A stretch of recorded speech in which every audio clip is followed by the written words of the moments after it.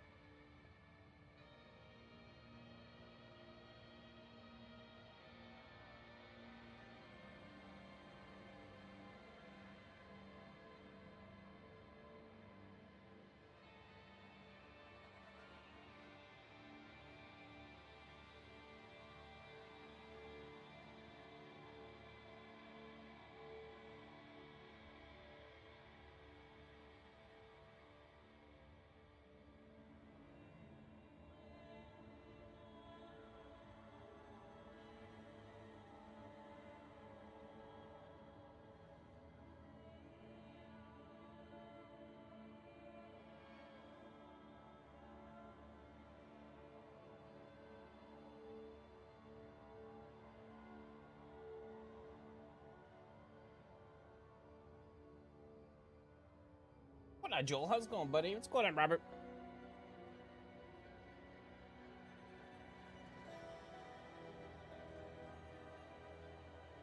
So I woke up late yet again. I've been debating for a couple weeks now. We're gonna just push the start time of the stream back to 9 o'clock like it used to be. That used to be our old start time. Because we're not on Facebook no more, and the only reason I pushed it to 8 o'clock was because it worked differently on Facebook. But it doesn't really have the same effect, as you could say, here.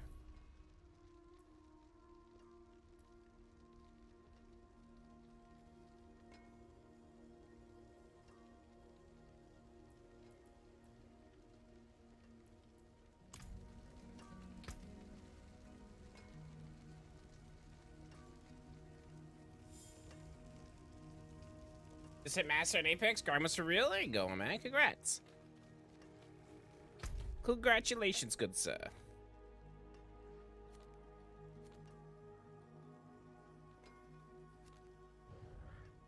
Oh, what do we do today? We had a level grind, obviously. It's gonna be the easiest way to do that.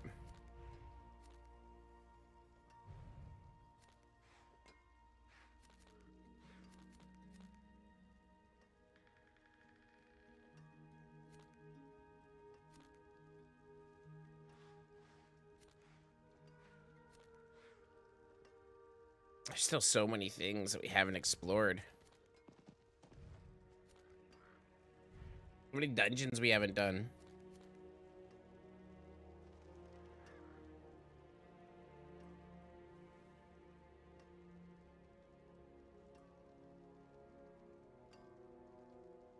I gotta mess around more with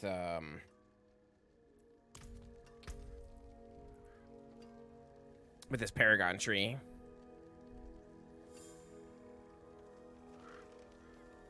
I'd actually probably try path towards close seconds. They prioritize damage, dexterity, and life or normal magic nodes. If radius as you level them up, therefore, if you cannot fulfill, skip allocating extra nodes for now.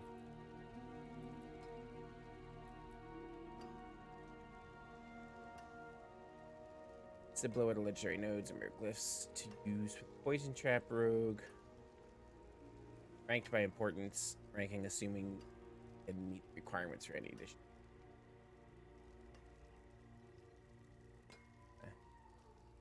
We're gonna reset our Paragon tree here.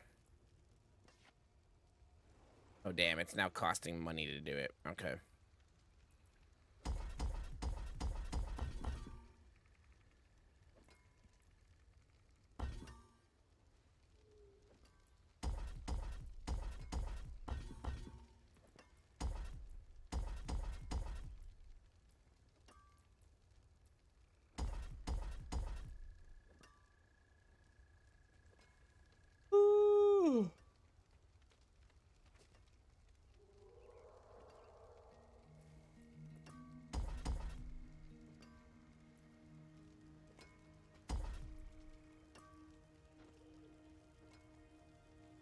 All right. Let's do this a little bit better. Add to the first glyph socket along the left side of the first Paragon board and insert tracker. Purchase all nodes providing intelligence in radius range.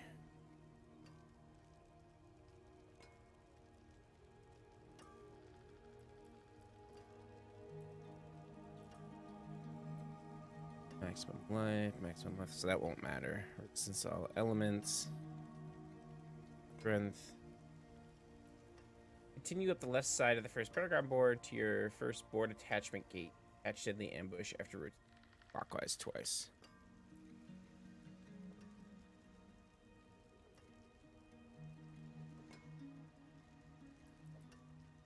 Okay.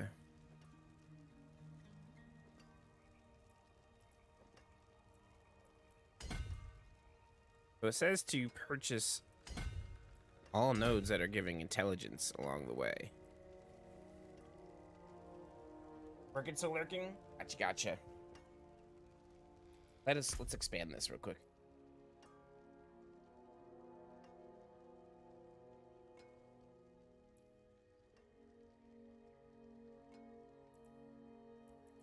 Strength, willpower.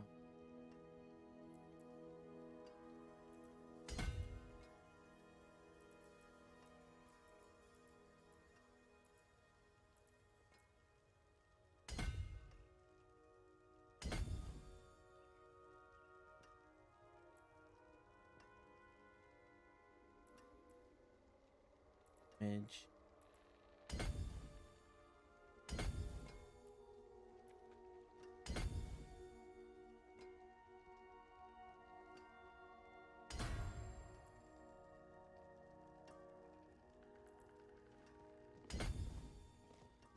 Endpoints left.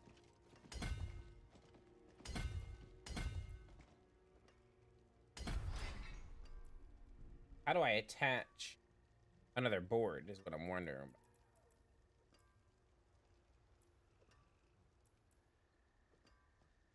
Board selection. All right, continue up the left side of the first Paragon board to your first board attachment gate. Attach deadly ambush after rotating the board clockwise twice.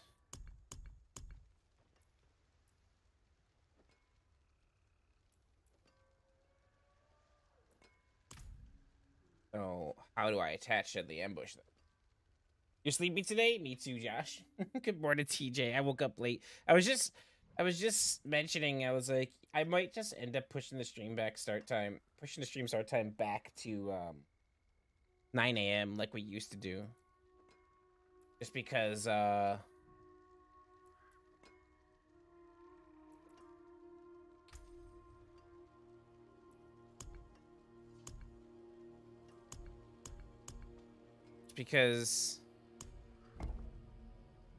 okay. It might be easier on us, and I only did 8 a.m. on Facebook. It's because it worked differently. So we rotated it twice.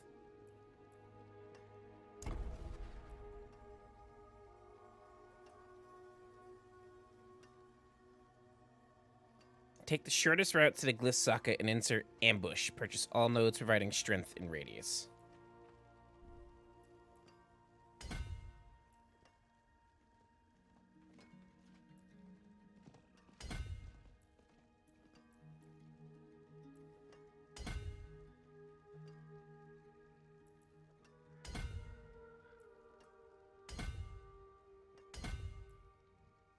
All right. It's starting to look more like the pictures that I've seen online.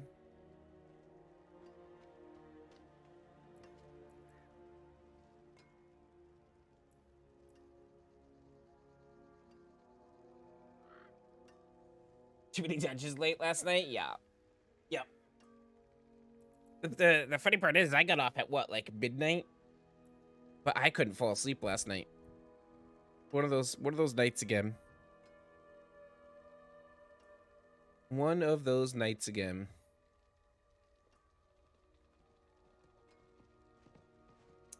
Maybe then you can start getting on early 20%. I don't know. I haven't made a decision yet, but I'm just wondering if it'll be better.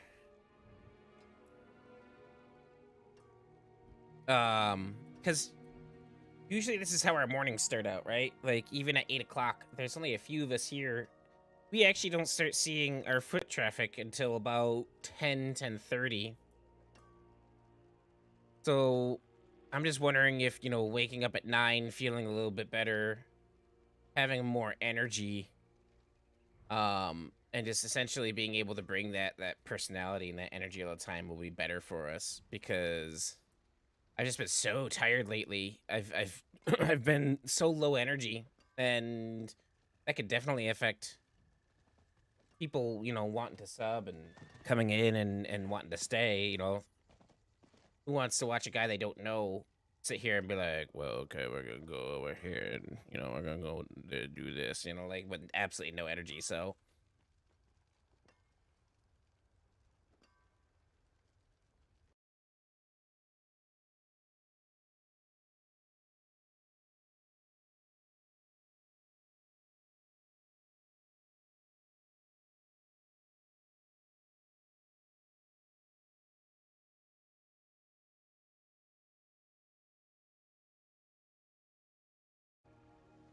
all right, so this is looking a little bit better, actually.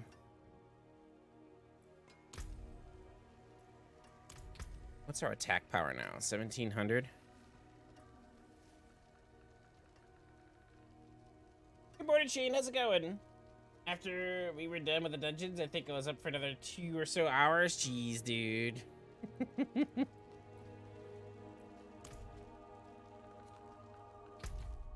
All right, we got lots more levels to do here.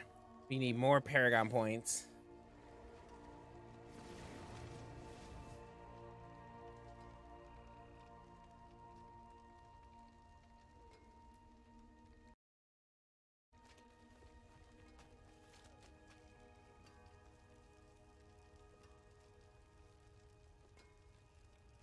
I want to say thanks for last night. Needed the downtime. Enjoyed it a lot. Hell yeah, brother. Hell yeah, my man. Which, Shade, I forgot, which one were you? Were you Auburn War Eagle, or were you the, were you the, were you the other guy that may have had Shane in your name? Can't remember. You're Auburn War Eagle? Okay. Got you. I can't remember who you are. It's hard when everyone's got different names. It's hard to remember who everybody is. I'm glad you enjoyed yourself, my man. I'm glad you had fun. That's what it's about. Well, it's about the community just coming together and having fun.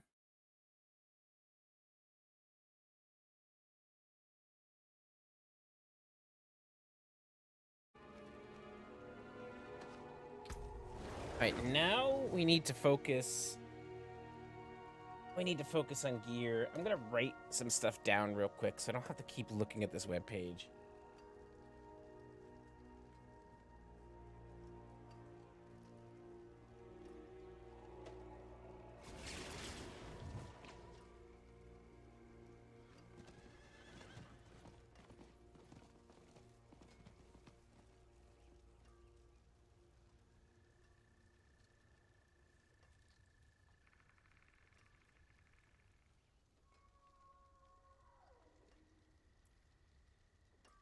Oh, let's see here.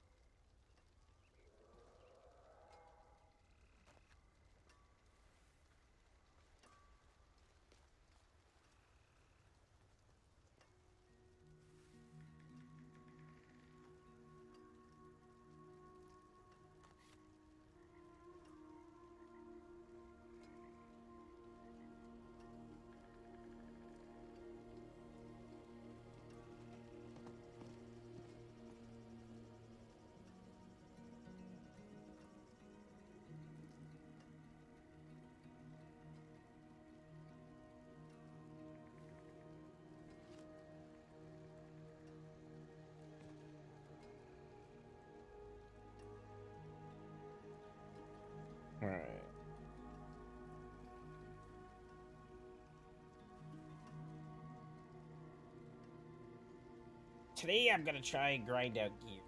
We need to do better as far as gear. What's going on, Mr. LaFaro? How's it going?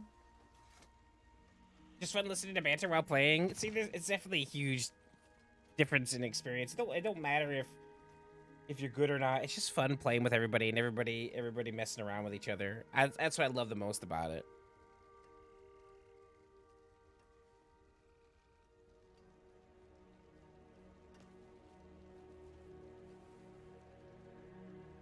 All right.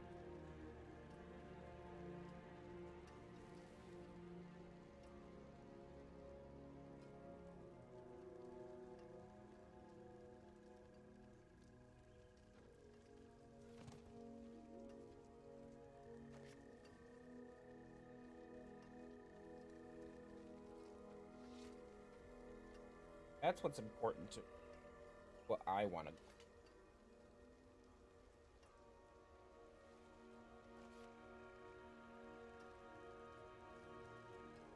Hence, focus on making enemies vulnerable. I'm gonna prioritize damage to vulnerable enemies. I want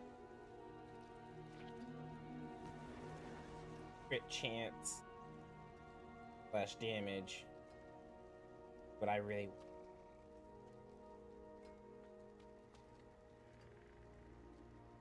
damage to poison.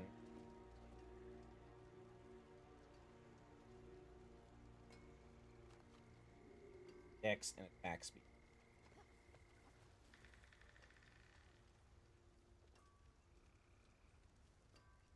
Aspect.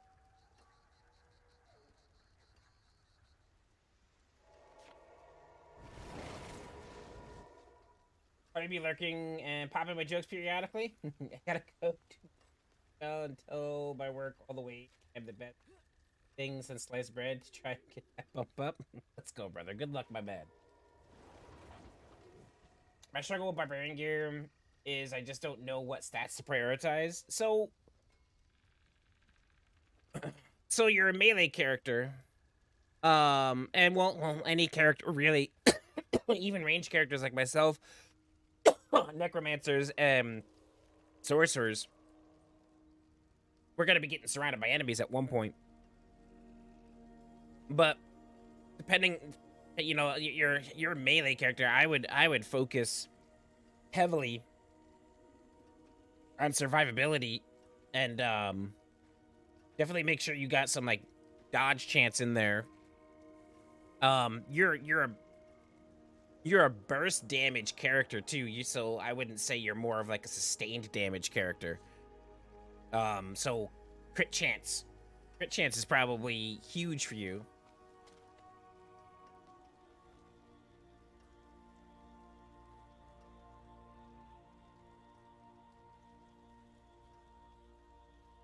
Listed below are all the best in-slot aspects found on legendary items that are important for the Poison Trap Rogue build. Aspects of the Codex of Power can be used. Cannot find the proper legendary drops, but they have weaker effects. Extract aspects from lower level legendary items and imprint them onto better rare items when with preferred stats. Alright. So what we should have on our range.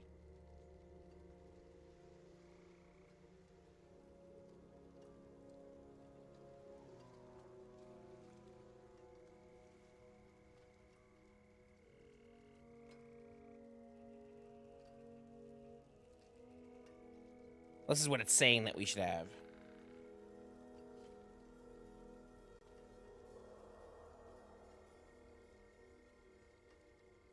Fire ricochet.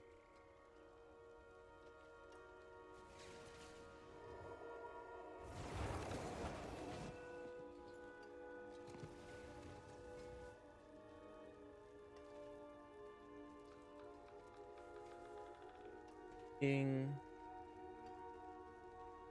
What's going on, Evan? How we doing, my man? You at work already? Let me go look at my stash here. Because today we're going to refine our gear and we're going to get our damage way up.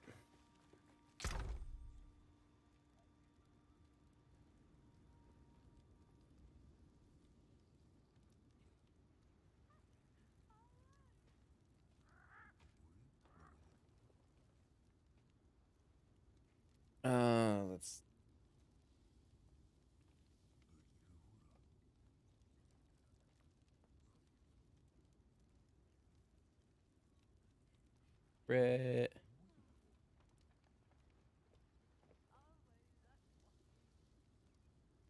Healthy.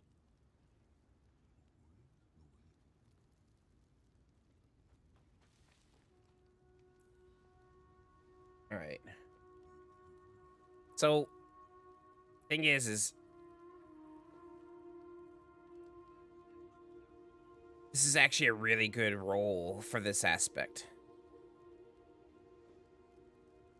Problem is we're gonna have to move aspects around.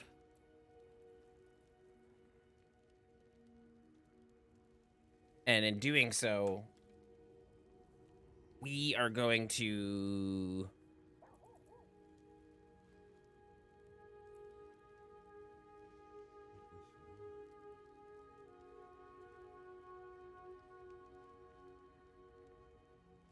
Critical strike with core skills increase your attack speed by 38%.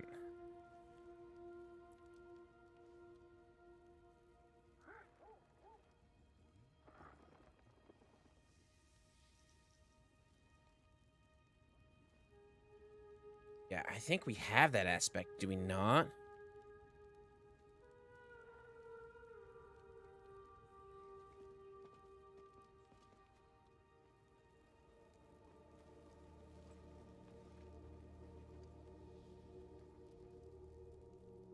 Not worried about the basic skill gain.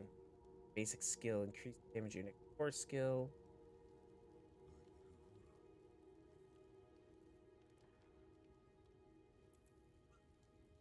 What one?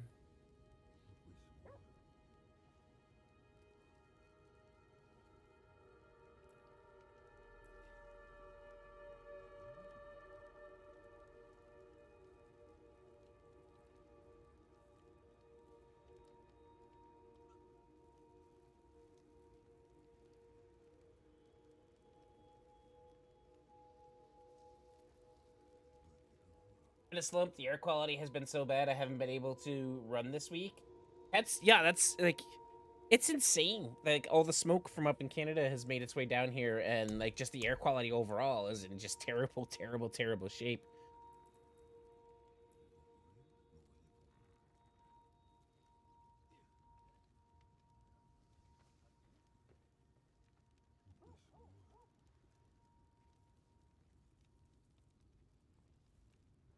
Oh wow.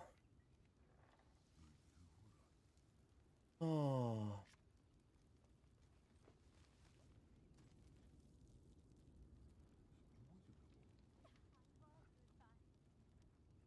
10% damage reduction.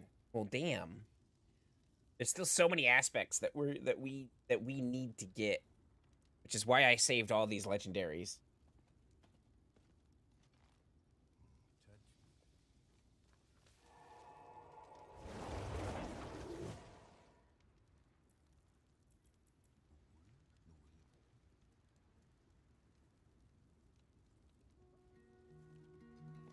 All right.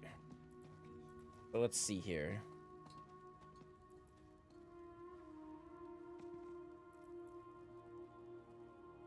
Attacking enemies with a basic skill increases damage to your next core skill.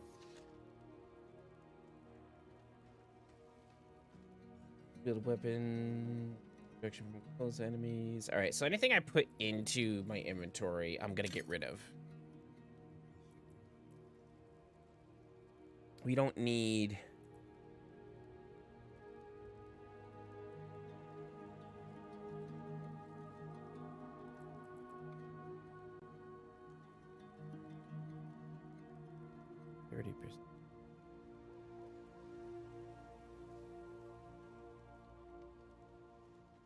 We want this aspect though. This is an aspect we want, so I'm going to extract the aspect off that one. We don't need that aspect. Okay, so anything I'm going to extract the aspect off of, I'll put over here. Anything I'm going to just get rid of for materials, I'm going to put over there.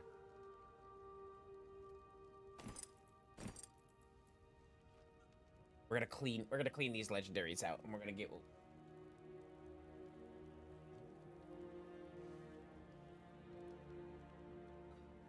Oh, we don't need that. Deal direct damage to enemies affected by trap skills has a 32%. seconds. Do we need that one?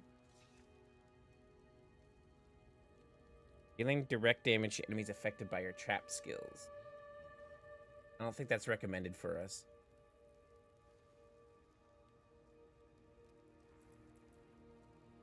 It is not. All right. So we're going to get rid of that. This bow.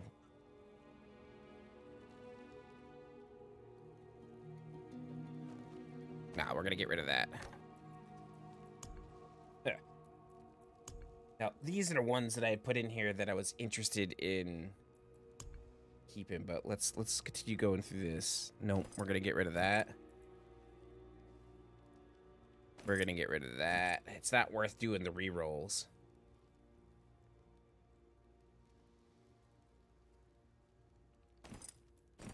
We are going to be on the hunt for just the right armor. It's going to take a while, but it's going to be worth it when we find it. Nope, we're getting rid of that.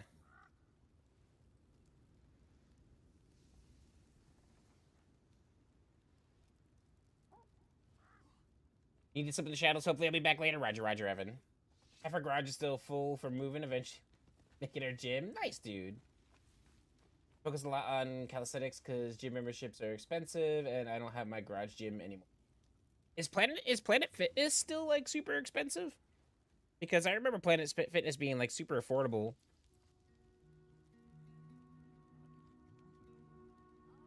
Moving stuff in your mind. Nice choice. Oh, I really love you guys. Let's try and buff it. Nope, we're gonna get rid of that. We're gonna get some nice materials from all this stuff. Damaging a chilled or frozen enemy. Nope. Getting rid of this.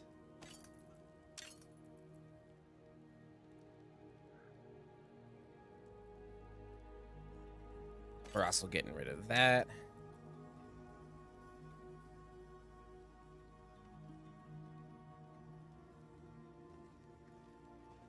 That is also useless to us.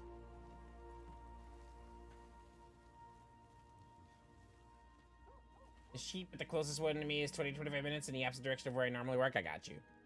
Planet Fitness and Crunch are kind of affordable, but PF is doing some sketchy stuff for weightlifters. What you mean? I haven't heard anything about that. Yeah, no, we're getting rid of that. See, this is what dropped off Lilith, and I feel like we kind of got gypped on its rolls. But I wonder if every time you go and you beat Lilith, if you get like another ring like this. I wonder if this is like something that always drops off of her. No, we don't need that. We don't need that. Man, we saved so many legendaries.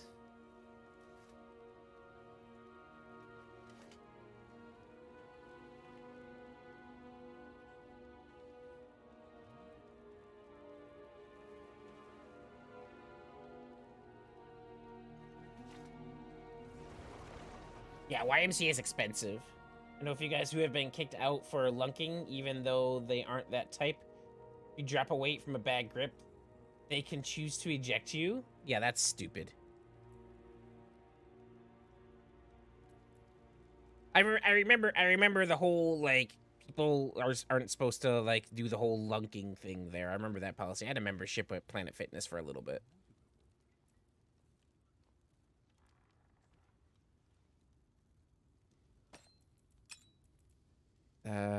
Roll one where you grants you energy regeneration.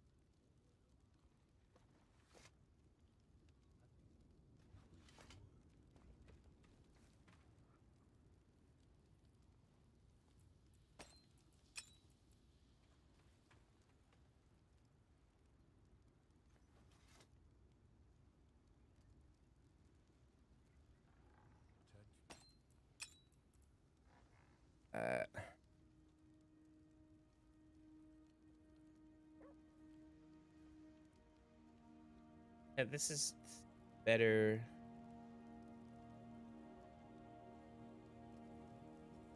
I don't want to get rid of that critical strike chance, though.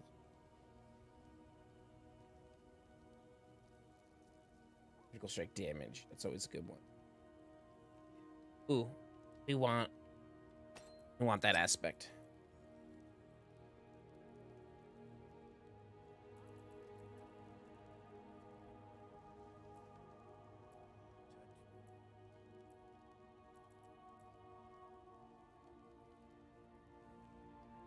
You beat Act 4 last night? Nice, Cameron.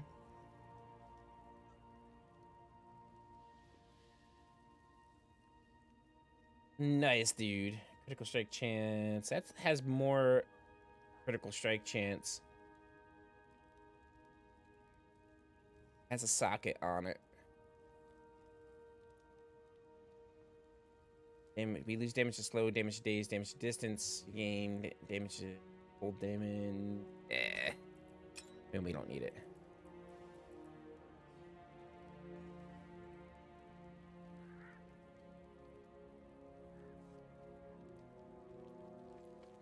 Has damage to poison on it.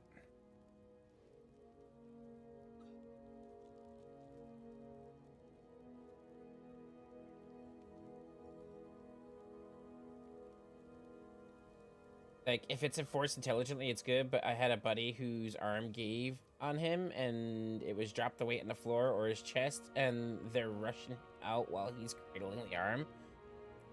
Yeah, it sounds like it's a case-by-case basis. And basically, the intelligence of the people that are working there.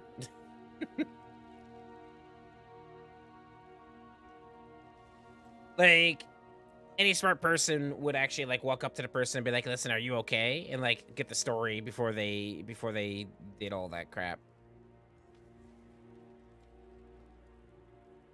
Yeah, this just has too many bad stats. We'll get rid of that. All right, let's go get rid of what we have for right now, and we're going to come back and we're going to finish clearing that out. Mr. Small Town 24-hour gym. Haven't been to a gym in forever. That looks worn. I can fix it. There's that.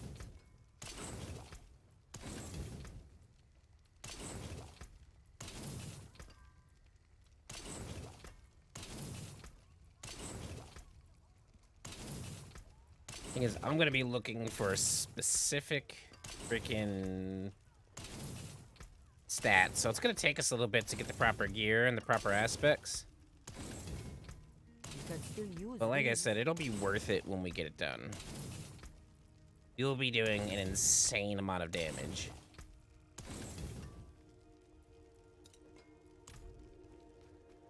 Oh, we gotta go over here to this guy, the Occultist. We gotta extract those aspects, because I want those aspects.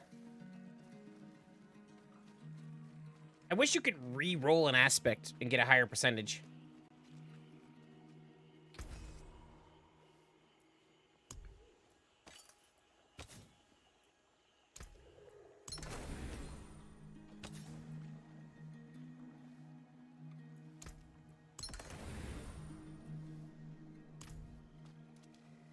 Good morning, Rob. How's it going, buddy? All right, so we got all that.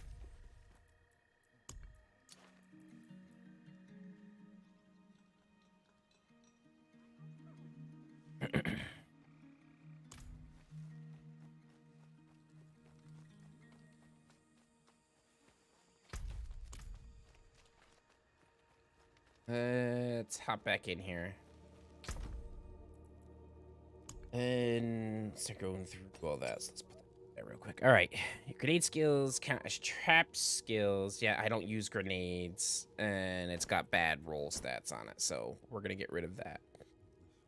While unstoppable for 4 seconds, you gain 90% increased movement speed. I don't think that's recommended for us at all. Nope.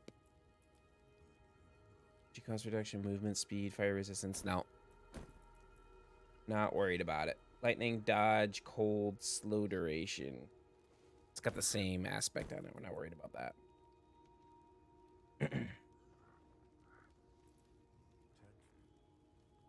Here's one of the aspects that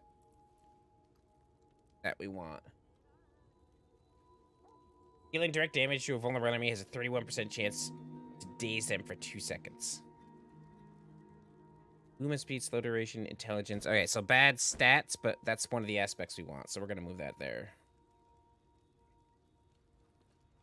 Damage reduction while injured, ranks, catch-ups. Nope, we're getting rid of that one. It's not worth trying to re-roll it. It's not an aspect that we want. And it's got bad stats, so we're getting rid of that.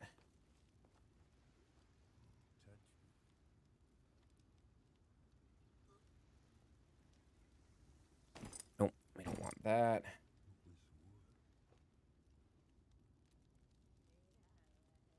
Getting rid of that.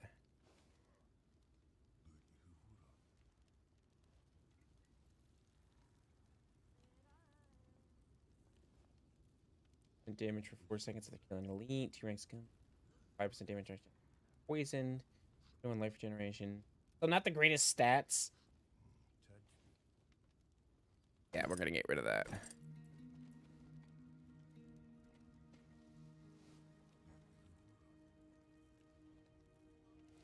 This is one of the aspects that we want. It's got a decent roll on that aspect, too.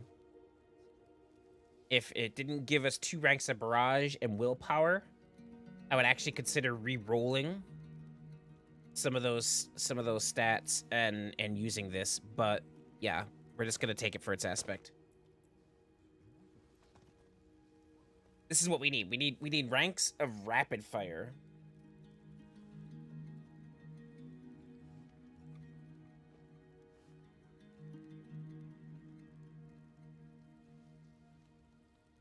Ranks of rapid fire, critical strike chance.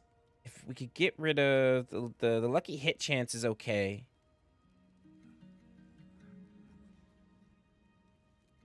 Could we re-roll this? I mean, we'd want to get rid of the 2 ranks of twisted blades and re-roll that to something else. The critical strike chance is fine. 2 ranks of rapid fire is awesome. The lucky hit chance is that's something that we really don't want. And we can only re-roll 1 stat. And we would have to we'd have to imprint a different aspect on it. Much as I want to keep it.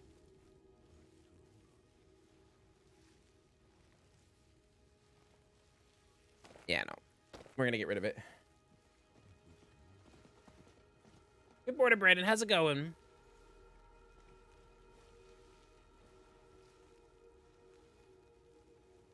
Alright, so this is an aspect that we want as well. Lucky hit chance, willpower, ranks, twists, and blades. Yeah, we're gonna take it for its aspect. There's another Grasp of Shadow that we got. Sacred Unique Glove. It's not as good as the other one.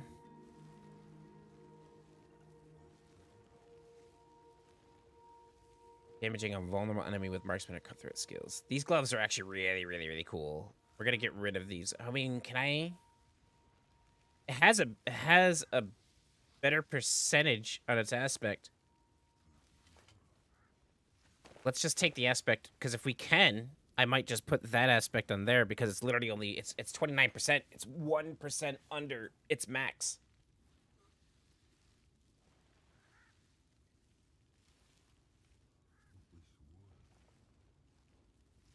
All right, let's see here.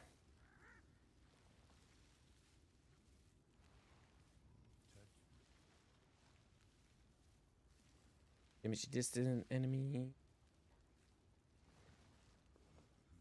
Better vulnerable damage by 1.5%. We're gonna get rid of it.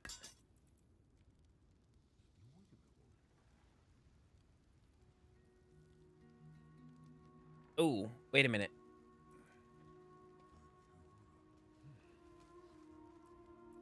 This is one of the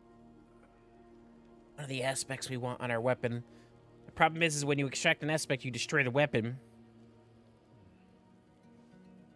Damage to close enemies, damage to poisoned enemies, damage to stunned enemies. Ultimate skill damage is better. Damage to frozen enemies.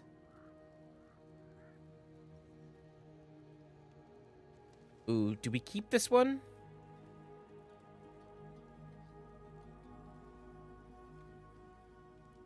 So,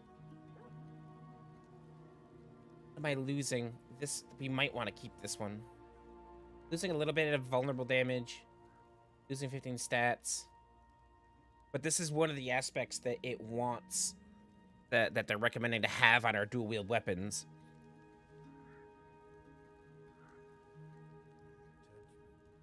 And then I can take the 44% chance of rapid fire off of the... I could destroy that one. I could take the 44% chance of rapid fire off. Because eventually that's going to go... Because we want to take the aspect off of that. Because I do believe they have different stats on different pieces of equipment. I think that's what we're going to do.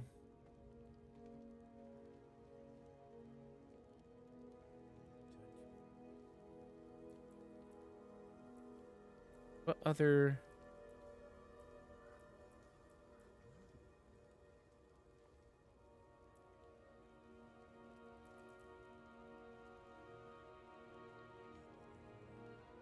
This was already imprinted. Do we have a replacement bow?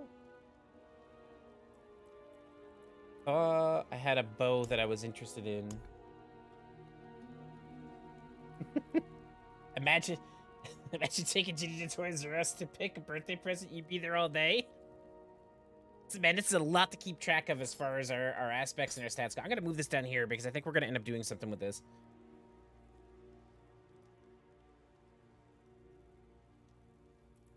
There was a crossbow or a bow that was giving me...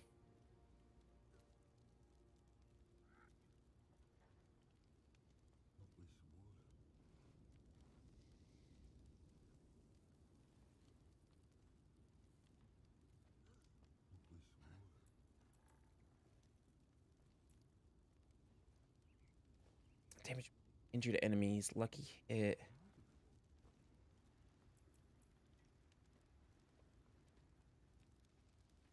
These 6%. Oh, this is actually the aspect that they want on our amulet. Good morning from Bonus Star. Good morning, Jacob. How are you doing, buddy? I like the He-Man, but he doesn't change into the transport truck, but could get 14 Hot Wheels for the same price. This is the aspect that they want on our amulet. And literally... Alright, hold on. Literally...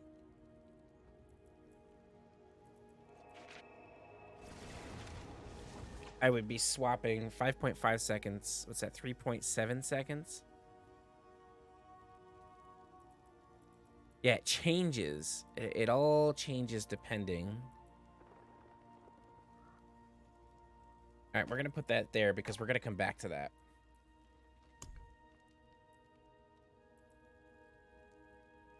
Good morning, Allie. How are you?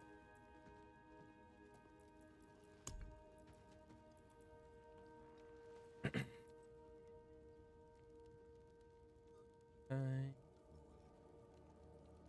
right, we're getting rid of that. Oh, wow. Rolled stats on that aren't bad, but it's less damage. We need more damage right now, so we're going to get rid of that.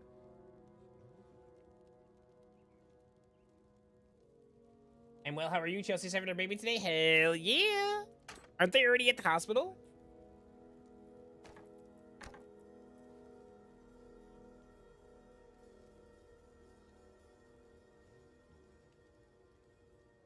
Oh wow, that's 88 dexterity. Damage to distant enemies. Lucky hit, up to 50% chance to execute injured or non-elite. Damage to slowed enemies, damage to frozen enemy. Oh. Also another good bow. But, no. That bow has a crap ton of good damage on it. More so than that.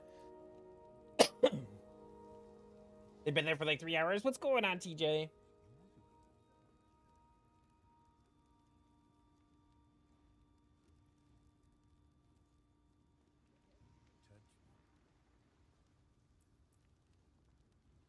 stash. So if I can imprint...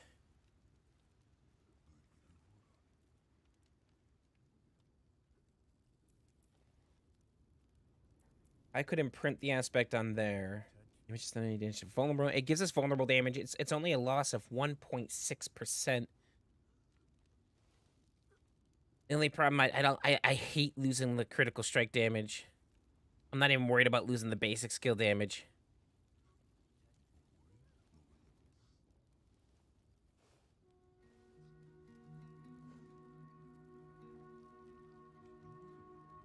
When we're solo, we don't really do crowd control.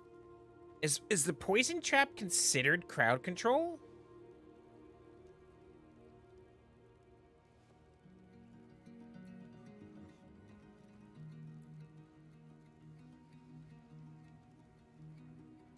See, crowd control to me is more like, you know, chilling them or freezing them. That's crowd control.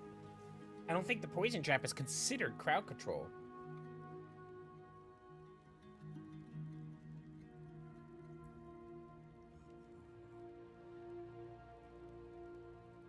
FYI, in the Hell Tides, look for the mystery chest instead of going for weapon boots, etc. The mystery chests are legendary. You might even get 5. So, I saw a mystery chest in another Hell Tide before. And... it disappeared. So, like, is the mystery chest only there for, like, one person? Or does it disappear after a little bit?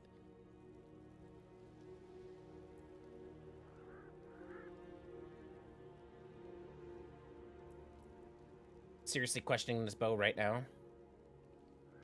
We're gonna put that down there. We haven't made a decision on that one yet. We're getting rid of this one.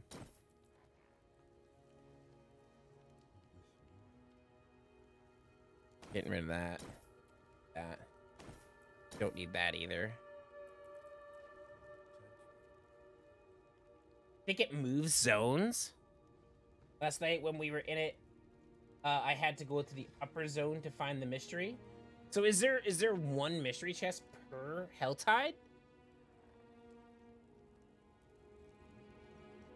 Physical damage, that's good. Physical damage, that's all we do pretty much is deal physical damage. 13% trap skill damage. It gives me 30 dexterity. It's better armor. If I could roll the thorns into something better on this chest, this would actually be better armor for me. We can imprint what we're gonna need on it, and then we can re-roll the thorns into a better stat.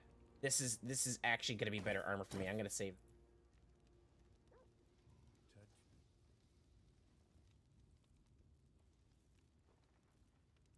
All the weapons and rings, etc., have multiple, but only one mystery, assuming since it's a guaranteed legendary. Got you. Now I'm gonna want to go. Now I want to go find a Hell Tide, and check that out.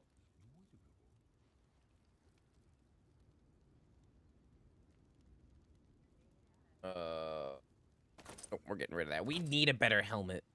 Our stats on our helmet aren't that great, and we don't have the aspect that we need on it. Need a better helmet. Oh, we're getting rid of that. We're also getting rid of that.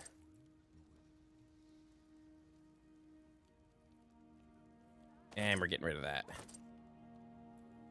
right, let's go do our thing with that stuff. Finally clearing out this inventory of legendaries and finding out what we have that's going to be useful for us to try and refine our gear here and make us as strong as possible.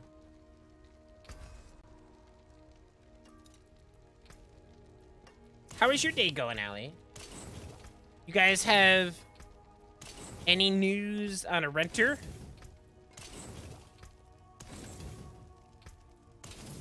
I can break that down.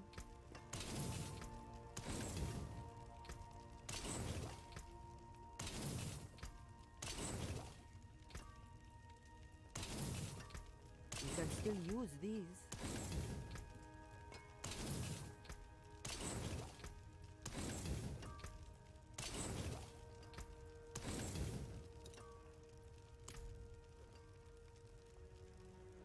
I'm good so far. No news.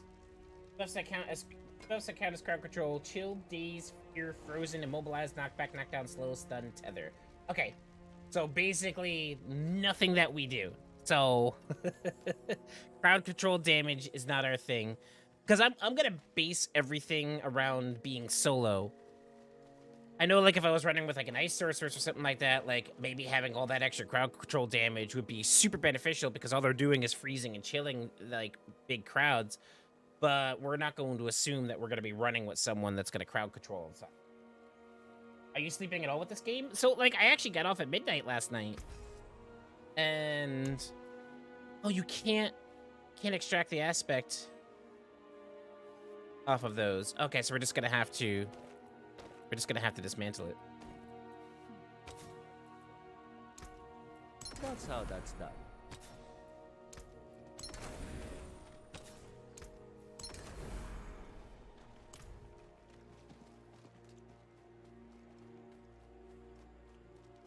So I actually got off at midnight last night, but I couldn't sleep. Like, I just did not fall asleep until probably about 4 in the morning, which is why I woke up late again. I've actually been, I was just talking about it, I've been debating going back to 9 o'clock start times for the streams, just so we could get a little extra sleep, have a little bit more energy in the morning. And because we usually don't get, like, I started a little late today. I started a little after 9, but there was only 5 of you guys in here hanging out until just about, what, 9 minutes ago. Now there's 16 of us. So we don't usually get our like everybody usually doesn't come in until about 10 o'clock anyways. So I figure start the stream at 9. Most people get here at 10. We're gonna be more energetic. So that's a plus, because I hate being super tired and just sitting here with such low energy, because who brand new coming into a stream wants to watch someone being miserable and have low energy? I don't want to watch someone doing that. So I need to have more energy and in a better state to essentially attract new subs to the channel. So I think it'll be healthier for me too, because I'll be getting more sleep, obviously. I think we're going to do that. I think maybe starting next week, we're going to push the start time of the stream back to 9 o'clock. Because I only did 8 o'clock because of Facebook, when we were streaming on Facebook, because the start time mattered on Facebook. I don't think it matters so much on YouTube. Okay.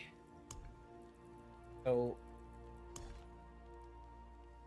let's do this here.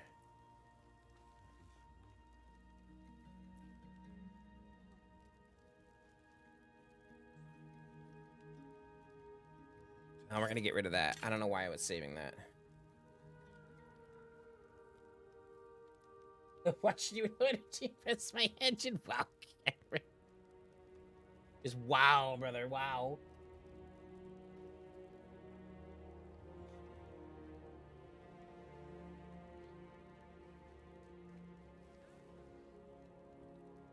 No, we're gonna get rid of that.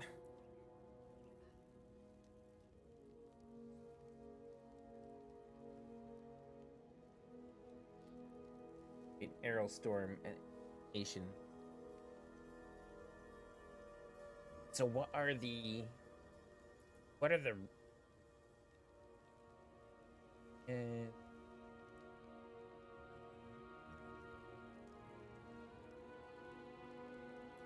Alright, we're gonna keep this ring. I think we're gonna end up using this ring. It's definitely better than some of the ones we have. You have increased critical strike chance against injured enemies while you are healthy.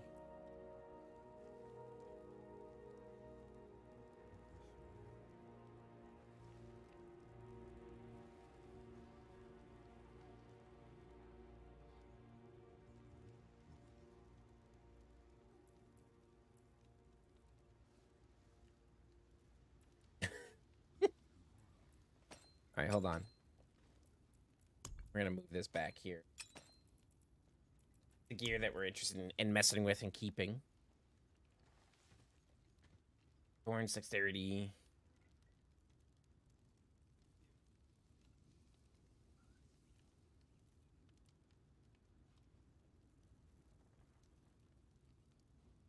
No, we're getting rid of that.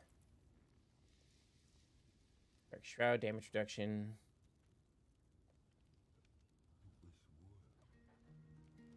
We're getting rid of that.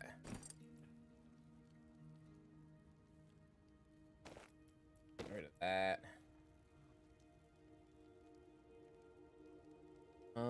Let's grab the aspect off of this.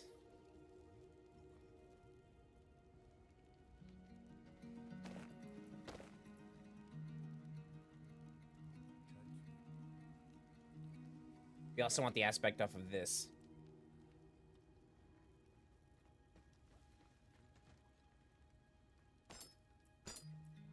Grab the aspect off that. We'll make sure we extract the gem first.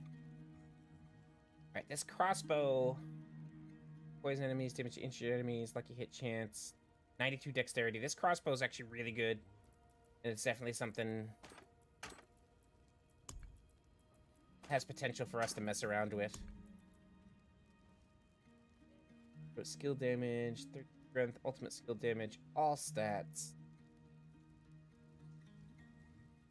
No, I think the armor would be better for us. Yeah, armor would be better. We'll get rid of this one. All right, perfect. This is all the armor that we're thinking of messing with and swapping aspects around. And rerolling stats, that's gonna be better for us. So let's go get rid of this stuff.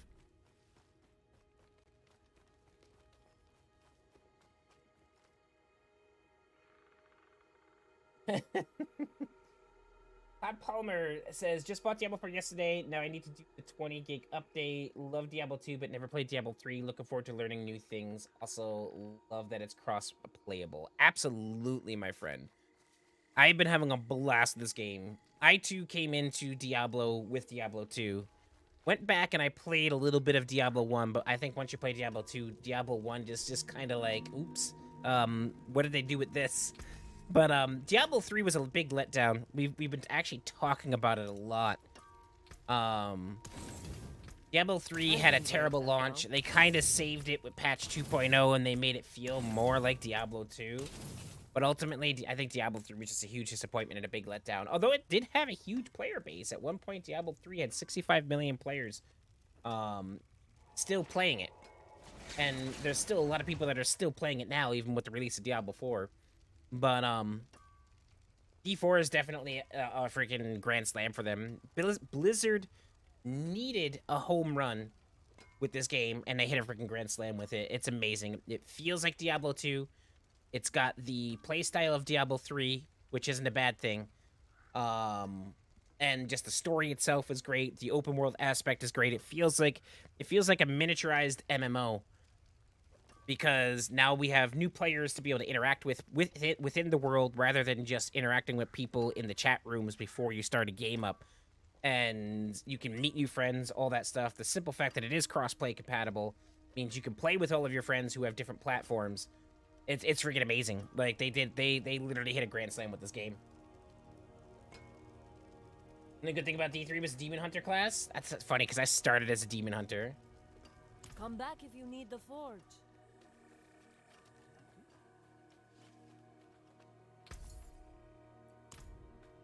Alright, we need to extract that gem. And then we're going to steal the aspect off of those.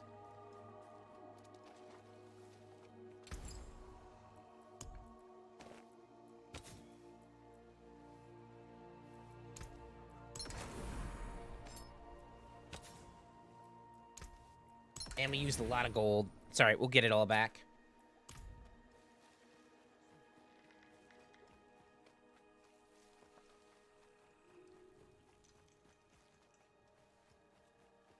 If you have any questions, my man, I am an open book on what I have learned so far. But the one thing I like about this game, though, is that this game is built for the casual player. It's got a pretty lengthy story that can keep people entertained for a while. But this game was absolutely built around the person who works 40 hours or more a week, comes home, enjoys their one beer in the evening, and has a couple hours to play games. The game was built around that notion. There is a lot to do in the game. If you're playing it every day for 8, 9, 10 hours, like some of these bigger streamers are, then obviously you're gonna blow through it. You're gonna be level 100. You're gonna blow through all the content very quickly. But the game was built around the casual player, and that's something I really like about it. It was built with taking your time in mind, and that's Blizzard's target audience, is the casual player for this game, because it's not a competitive game. I mean, there's a PvP aspect to it, sure, so there is a little bit of a competitive aspect to it, but the real competitiveness comes in grinding the ladders and the seasons. So if people want to be competitive in that way, it's all a PvE experience. So the game was built with casual players in mind, and that's Blizzard's target audience for this game, and they did a phenomenal job with it. Good morning, Brittany. How are you doing? Okay. Now that we got all of our legendaries sorted out and all the aspects that we want. Were you supposed to be playing Zelda? I was, and then I woke up late, and I was like, you want to know what? I feel like playing some more Diablo 4. So we're playing some Diablo 4. I literally woke up at 9 o'clock, and I was like, oh, crap. I was like, we were an hour late for stream. And I was like, I really don't feel like setting up everything and getting everything going for Zelda, so let's play some Diablo 4. All right.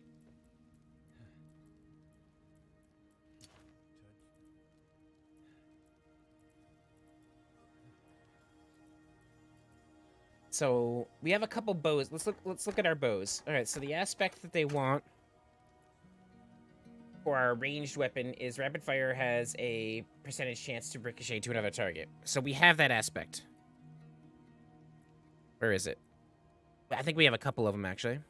And one of them is actually on one of our weapons. This one right here. So we're going to need to swap out this weapon to steal this aspect and put it on, because this is a 44% chance. It's literally only 1% away from being maxed out. So that's a hell of a roll. So we need to replace that weapon, which I think we were going to replace with this one. And this actually has one of the aspects that we need. So we're going to roll that there. Because we're getting rid of this one. We're gonna swap out our amulet. So we need to steal this aspect. We need to put it on a new weapon. And I think it's gonna be this crossbow. As much as I hate the slow attack speed of crossbows, this crossbow has really good stats, has really good roll stats on it. Or do you think it would be better to do one of these bows? I mean, this has 430 extra DPS, and it's got decent roll stats to it. Damage to stunned enemies. Maybe we could re-roll one of these stats. Damage to crowd control enemies, damage to stunned enemies. Maybe we re-roll the stunned enemies since we don't really stun our enemies. And we try and get like critical strike damage or critical strike percentage. So we could do that. We could re-roll that on the bow, and then we could put this aspect right here on the bow. Do we have enough? We lost a lot of gold. We could get a lot of gold really quick, though, if we go do one dungeon run.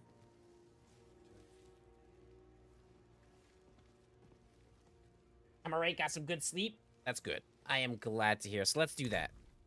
Let's see what we can do.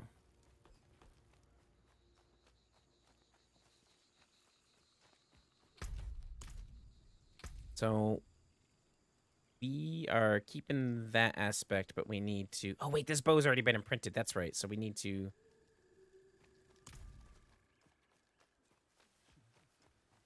Welcome back, Evan.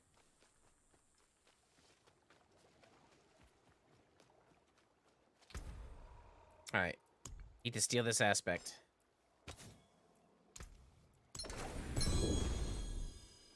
I'm carrying too much. Oh, crap. We have too many things. We have too many aspects. All right, so what am I getting rid of? Oh, we don't need this. Whenever penetrating shot, we don't need this aspect. It only sells for 35 gold. I'm just going to drop it.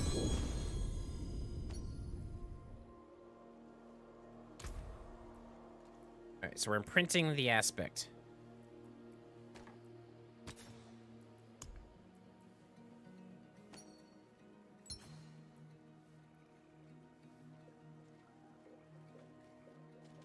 Wow. Being put onto the bow, it has an 87, and it goes from a 45 or 40 or 39, whatever it was high. It goes up to 87%. Holy crap. Yes, we're gonna do that.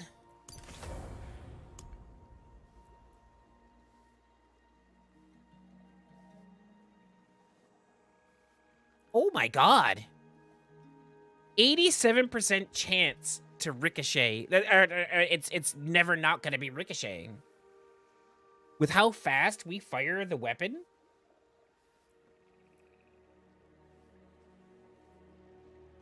I can't believe that rolled up to 87%. That's insane. Now, do we have enough money to enchant it? So I think we'll keep the crowd control on there just because when we are partying with people, they'll be doing crowd control. So I feel like we're not going to be stunning enemies way too often or be running with people who stun enemies too often. So let's re-roll the stun. We have just enough gold to do it. Hopefully we get a good stat. Ooh. Ooh. Ooh, ooh, ooh, ooh, ooh, ooh, ooh. Now, here's the dilemma. Do we do 42 to all stats, or do we do 88 to dexterity? That's huge. 88 to dexterity would increase our attack power by a tremendous amount. But all stats... 42 to all stats, so we would gain 42 more to intelligence, which would help our critical strike chance, which is also huge for us. Critical strike chance is big for us, but skill damage is also huge. Oh, we just literally got the luckiest 2 rolls on this stat that we could possibly get. And now I can't decide. Now I can't decide what we're doing. Are we doing 88 to dexterity, or are we doing 42 to all stats?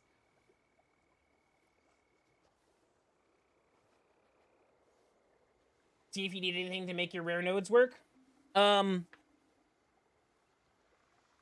Basically, the 42 to all stats would probably make my rare node, would probably automatically throw us into the bonus.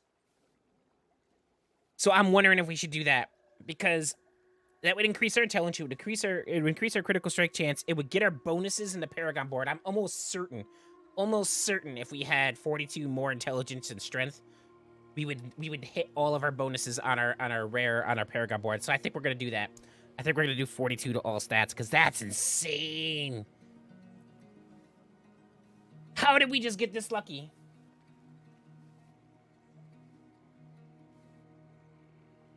It'll be more in the end, I agree, Josh. How did we just get this lucky, dude?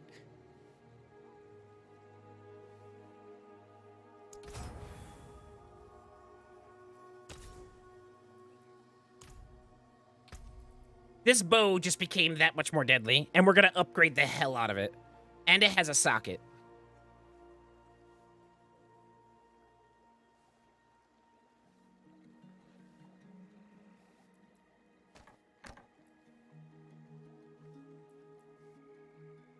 Holy freaking crap, man.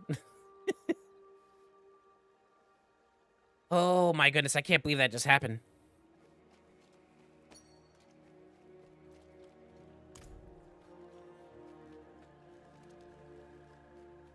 I am the only merchant with jewels like these. I literally can't believe that just happened. Let's check our Paragon board real quick. We should have hit those bonuses.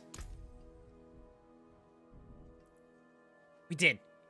Absolutely did. So bonus, another 4.0 resistance to all elements. And then, oh, we're actually really, okay, so we didn't quite hit that one. But it came close. And as we progress through the Paragon tree, we're gonna gain more intelligence. So we should hit the bonus.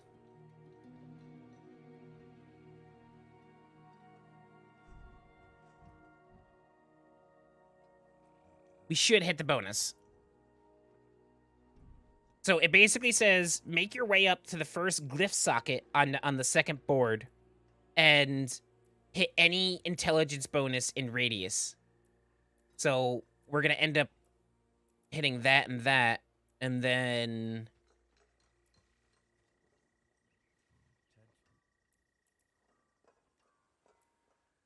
Gosh damn. I can't believe we just got that. That's insane.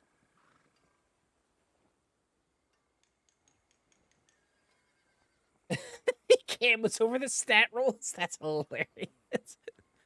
So basically, Robert, we re-rolled an unnecessary stat to have on that bow, and we re-rolled either +2 or +42 to all stats or +88 to dexterity, which is huge. The +42 is literally almost as high as it can be, so it's an incredibly good roll because the highest it could be is 44.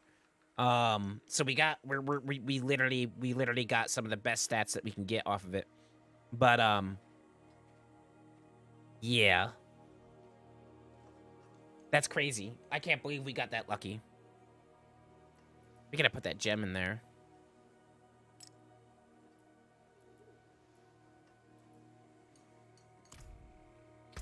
Now we can get rid of the other bow. Do I want that aspect? I do want that aspect. So actually, let's go back to the occultist and... Oh, wait, no. It's been imprinted. Can I steal an imprinted aspect or no? Speaking of aspects, I don't need this.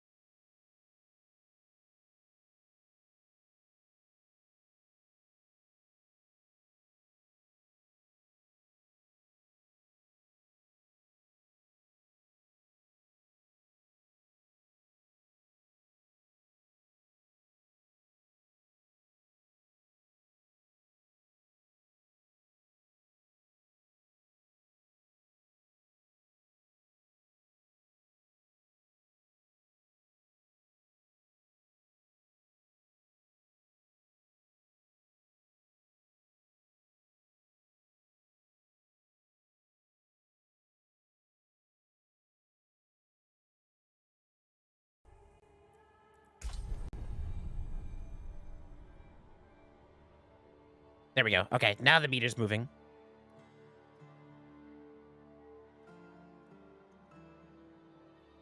That was weird. PC just locked up. I definitely think I need to get a new power supply. I think my issues are power supply related. Good morning, Walter. How we doing? I don't know if you saw my previous comment. Oh no, I'm sorry. I was geeking out about the stat roll. I apologize about that, Brittany. If you saw my previous one, but Dallas finished campaign and capstone last night, but he's level 47 or 48. I think he was 48 when I logged off last night, and was wondering if you'd help him run dungeons tonight to get him there. Absolutely. No, 100%. Let's do it. We will absolutely 100% run him through. We'll go right into World Tier 3. He'll get more experience, and we'll run him through some dungeons.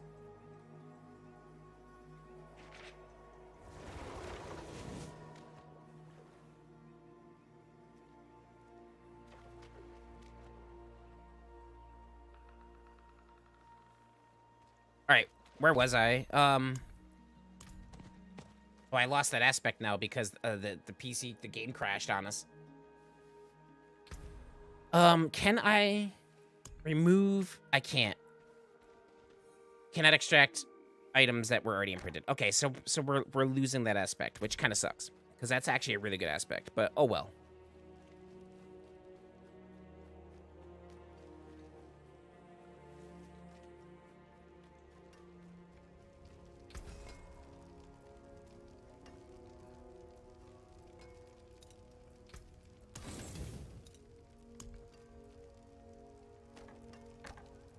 Never seen something finer.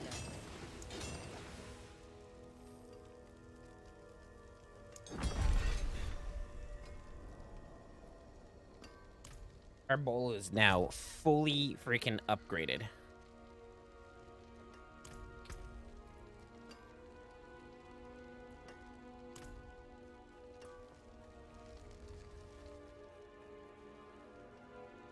Yeah, I think I'm going to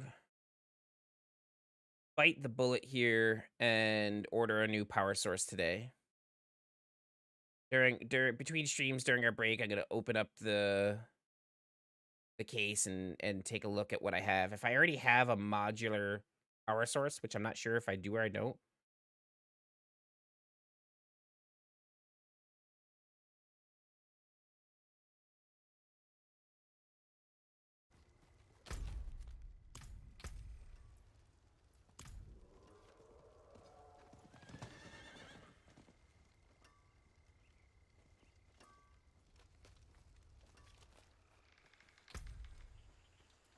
All right, what was I doing?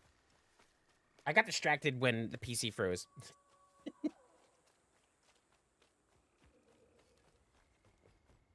All right, we're gonna need more gold to be able to do anything else that we want with these things. So, that's right. We were going to re-roll thorns on this to see if we could get better things.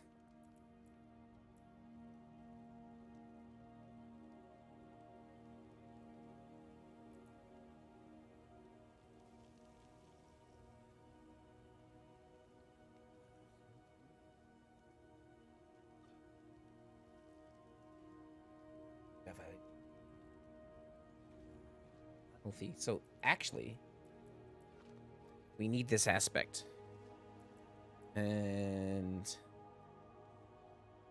we're gonna need a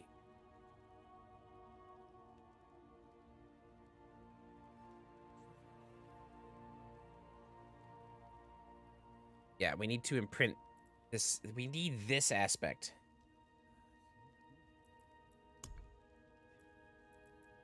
So we'll take this to extract this aspect, but we need more gold. I don't think we're gonna have enough gold, so we'll do that after we go run a dungeon or something.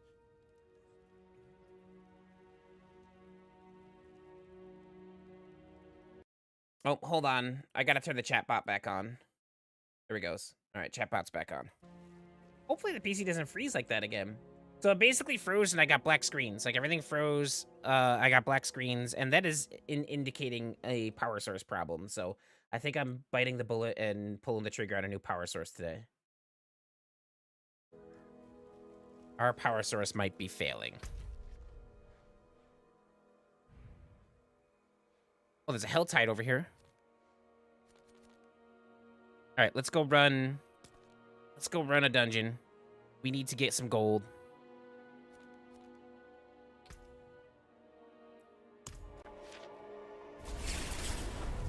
Your manager's watching me? Is your manager's name Chris? I forgot what your manager's name is.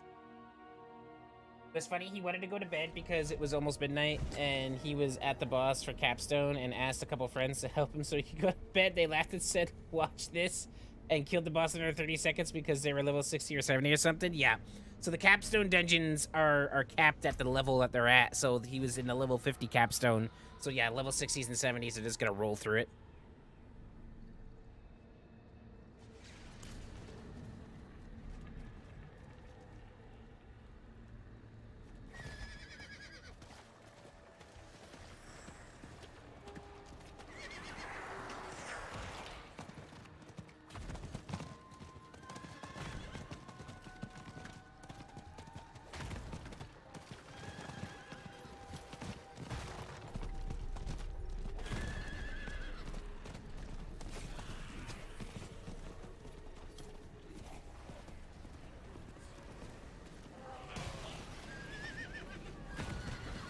Not paying attention.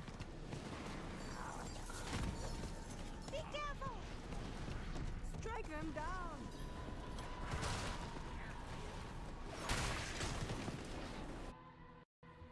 This is cool because this is gonna fill our Tree of Whispers bar, and we'll also get a lot of good loot out of here and get the gold that we need to be able to finish what we're doing.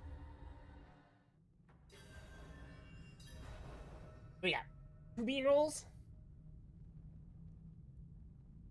Do that real quick before we start this dungeon.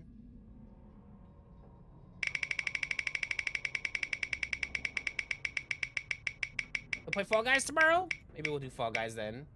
Oh, and you got a freaking critical.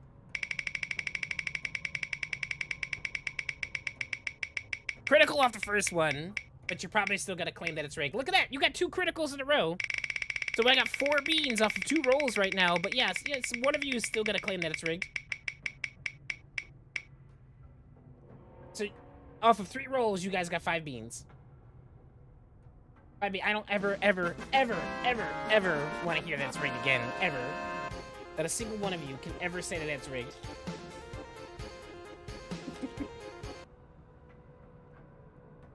How is that karma?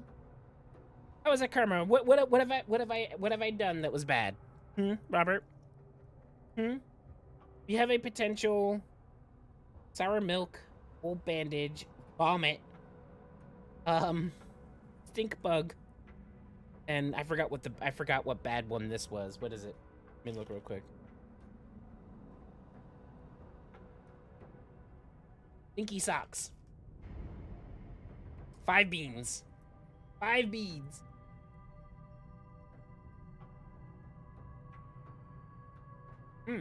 Bubblegum.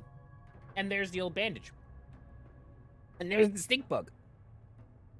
Oh god, bubblegum mixed with those doesn't taste good. It makes it worse.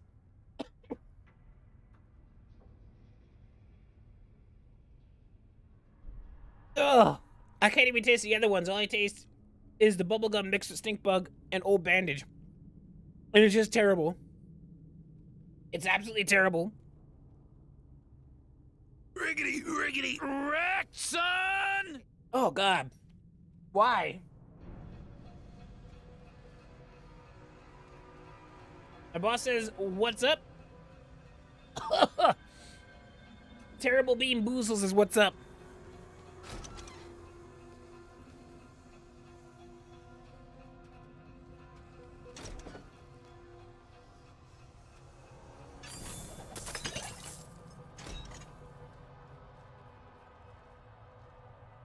Oh god, Chris is his name? Okay. Well, I hope you guys are having a fantastic day over there, Brendan. Heightens your senses for this dungeon. Makes me want to pass out is what it does.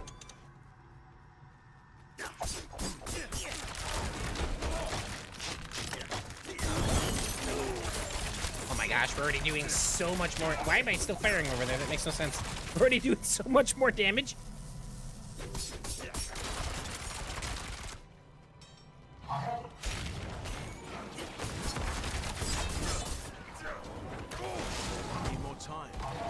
Oh crap, I didn't realize my poison traps weren't off cooldown. That's not good.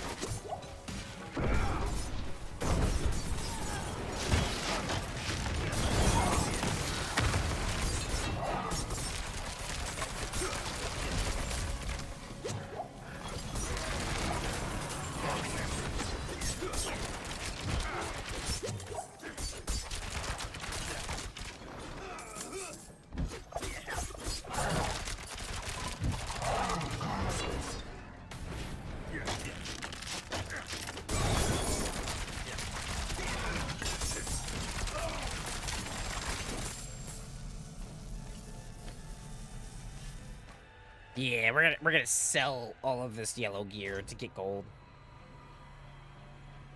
What's going on, Dan? How's everything going this morning? I'm doing okay. I'm really tired, but you know, we're surviving. We just got an insane reroll. Look at this bowl that we re-rolled. Not only did we re-roll an imprint and got 87%, which is only 3% under its maximum, we also got apparently plus 63 to all stats on it now, which I thought was 42, but it apparently got better. Oh, that's right, because we upgraded it. Everything goes up when you upgrade it. But yeah, this bow is absolutely insane right now. Like, we are doing an incredible amount of damage.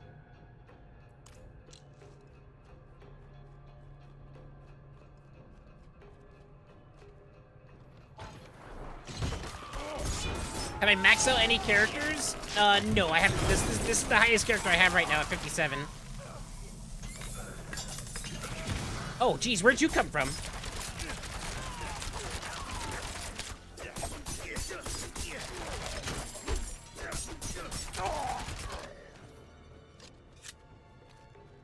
And I only have 3 characters right now. I have this rogue, which is my highest. I have a sorcerer that I'm playing with Mona. And I have a barbarian that I've just been kind of messing around with.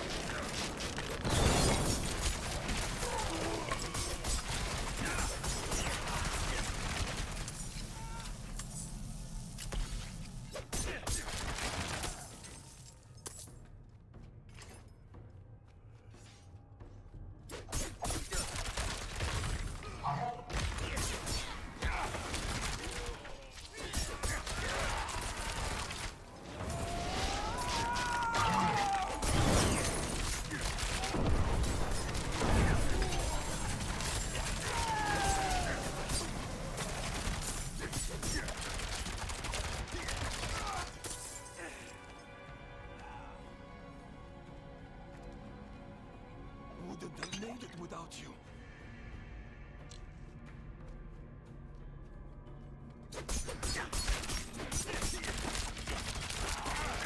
Need more time.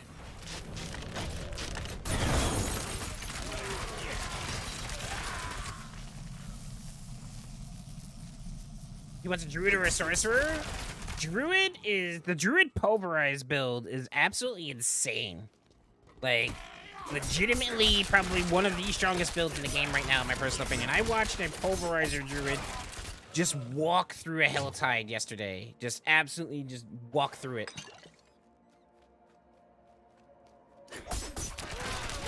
Druid, unfortunately, is one of those classes, though, that takes the grind to get them super powerful. Like, they're very slow to level, and they're very slow to start out.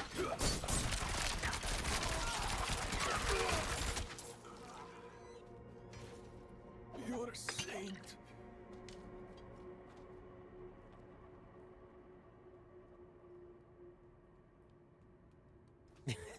Just Rogus ripped just some cash, okay? I love that you know that information or that you looked it up, Robert. One or the other. Is that a conduit shrine? It is a conduit shrine.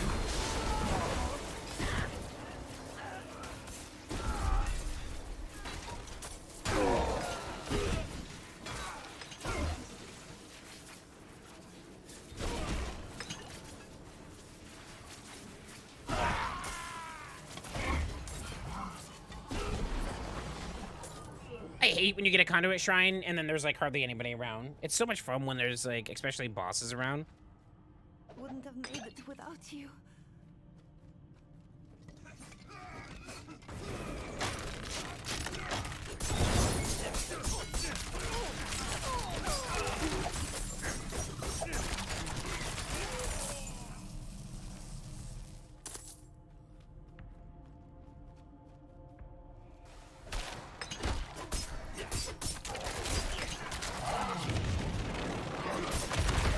Oh, geez, okay.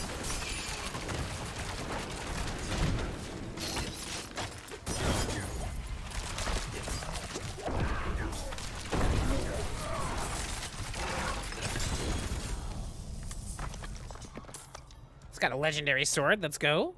What do we got? What do we got? Not the aspect that we need. It's a decent sword.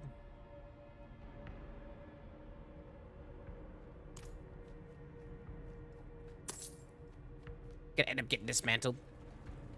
Dismantled for crafting materials. Because we're gonna need them.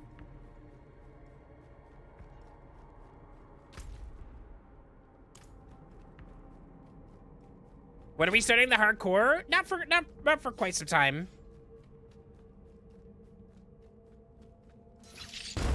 I wanna work on Need more time. getting this guy maxed out and having fun with people in the clan who are coming and leveling up, who aren't leveling as quickly as us first before I go into hardcore, because if I go into hardcore, then I'm gonna get sucked into it.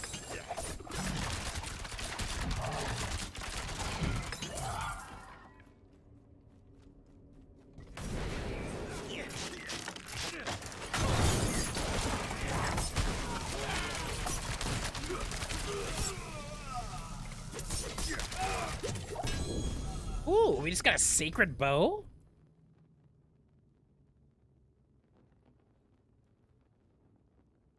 Actually doesn't have bad rolled stats on it, but it doesn't do nearly as much damage as this one.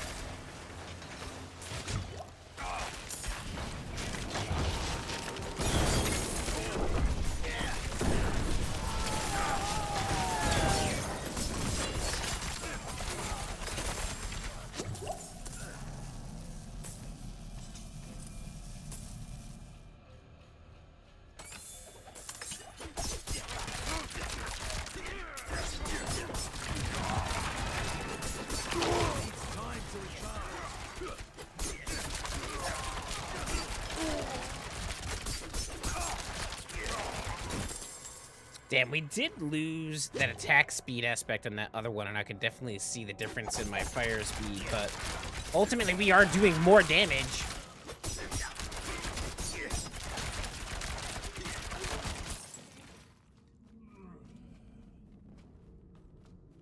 Once we get the attack speed all fleshed out, and we get all the proper aspects on this guy, we're gonna be unstoppable.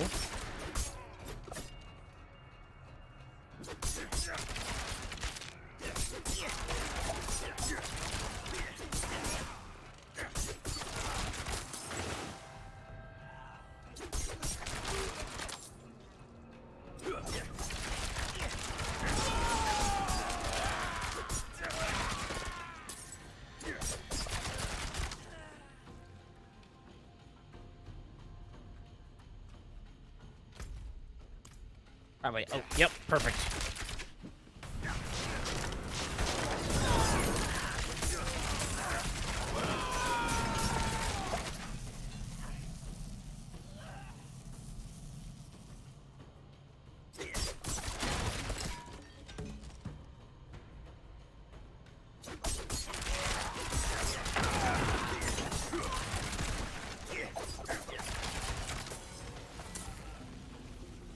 What's up, CV? How we doing, buddy? How's your day going?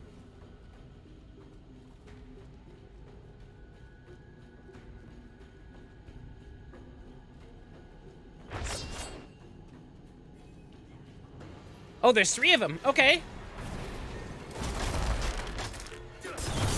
Why didn't the 4th trap lay?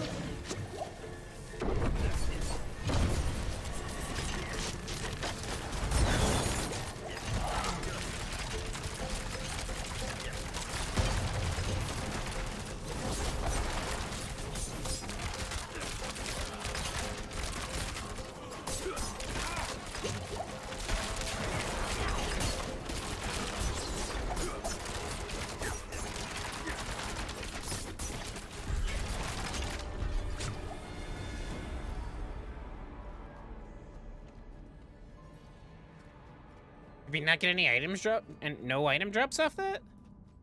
No chest, no nothing? Literally none of them dropped any items. I feel gypped. I feel completely gypped. Are you? You weren't scared? There we go. I was a little scared.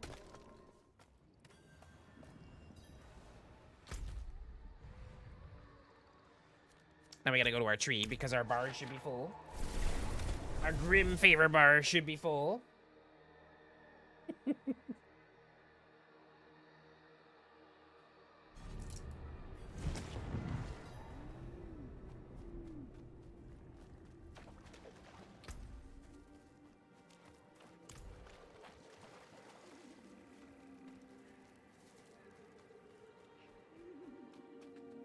It is done.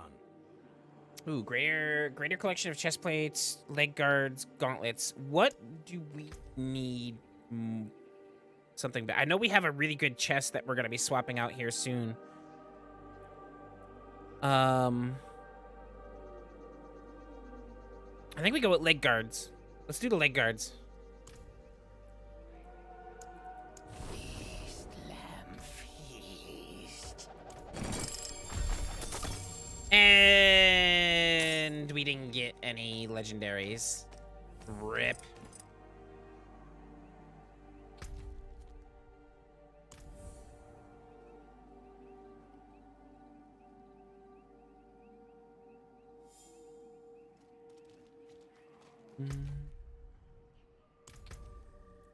Right. Back to town we go. Oh wait, no, we have a we have all the stuff that we need right here. Just do that real quick.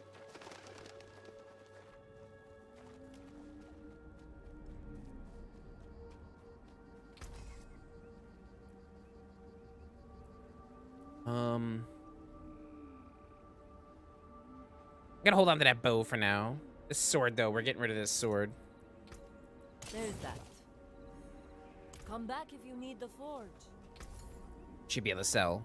Yeah. We're selling this stuff for gold because we need gold.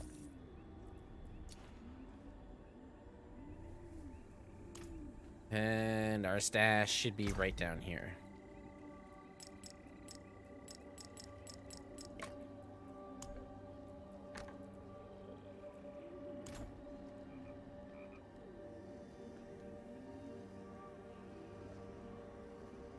Oh my goodness. Back to the living room for me. Roger that, Robert. Okay, so we need more gold, obviously. How much is left in this Helltide? 32 minutes? Probably not worth going in there. We're not gonna... Being solo, I'm not gonna get all the crystals I need in 32 minutes. However, what do we got? I guess we can run a couple more dungeons. I guess we'll go to the Forsaken Quarry. And while we're teleporting and loading in, I am going to use the bathroom real quick, so BRB.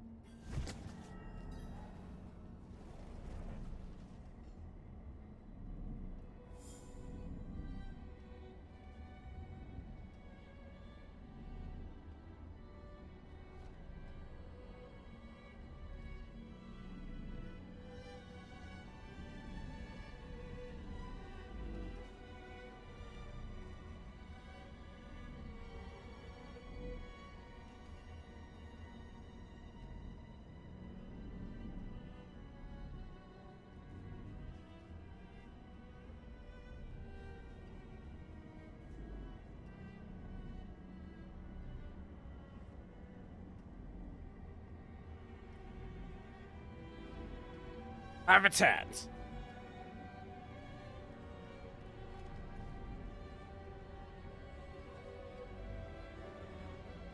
Okay.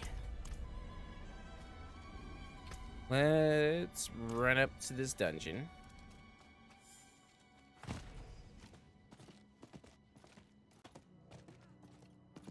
can't do that here.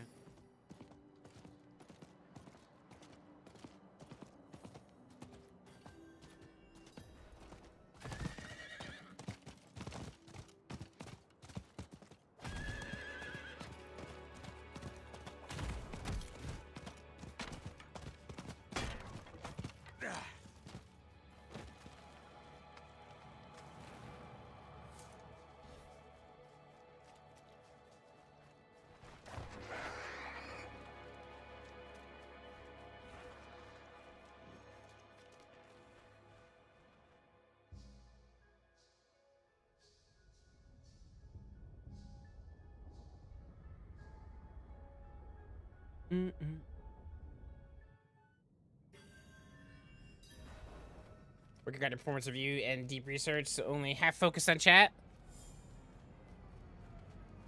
Only half focused, he says. Guarantee you though, the moment an opportunity comes up for a dad joke, he'll be fully focused.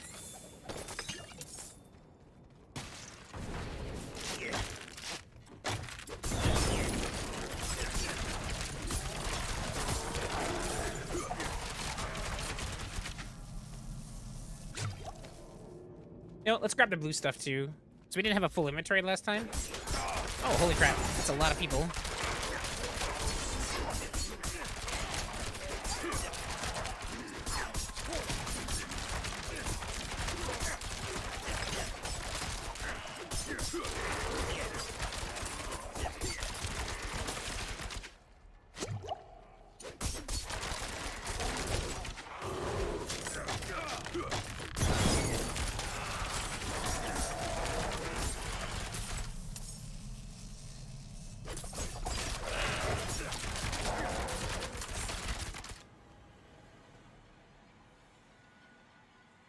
So I decided I'm moving to Georgia?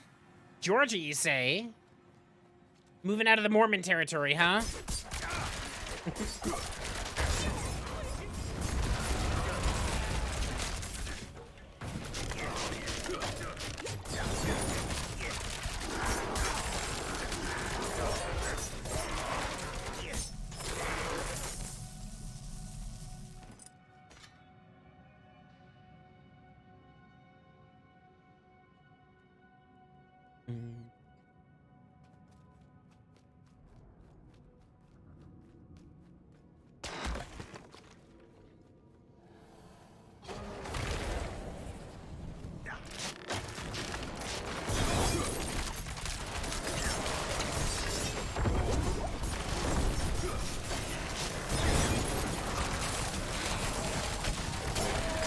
Woo! That's a lot of damage. Oh my god, we almost died right there.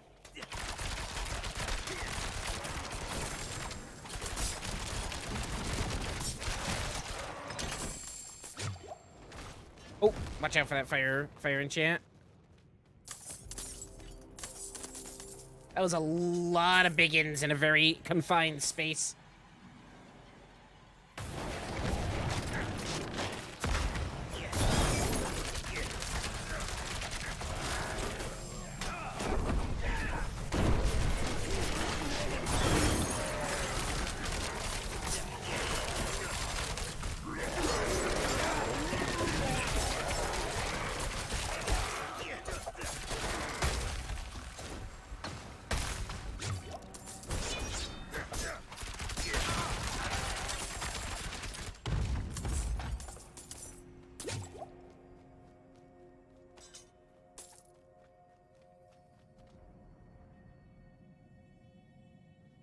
Hear about the two robbers who ate batteries and fireworks? They charged one and let the other off? That's funny.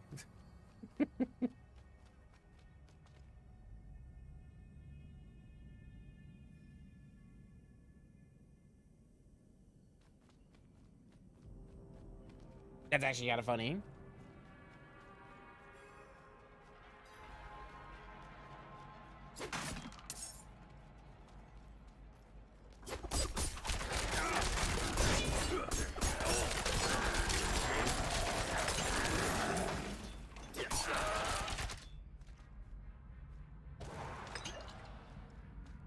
Free the prisoners. Couldn't have made it without you.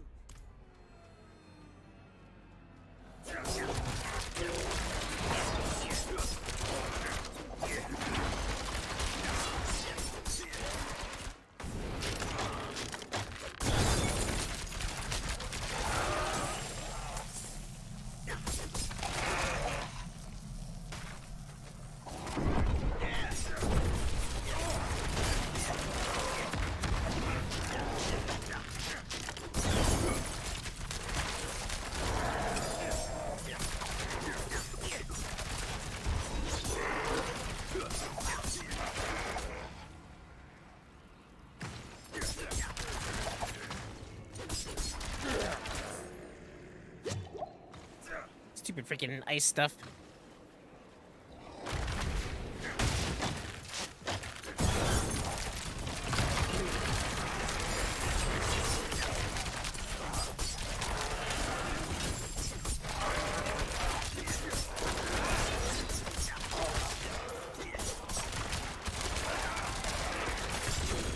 Ooh, legendary sword, let's go!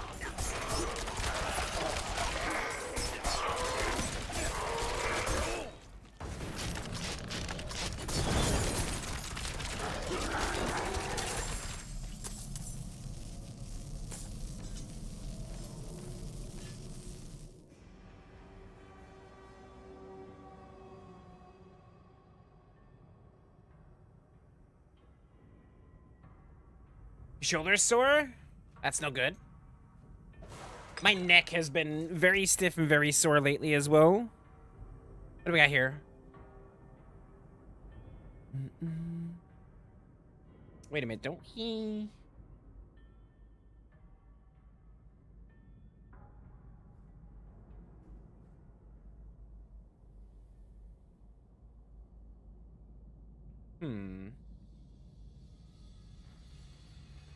This is more interesting. Okay.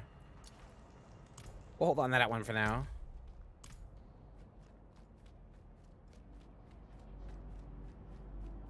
Grab that projection. Wait, is there gonna be more enemies up here? There might be.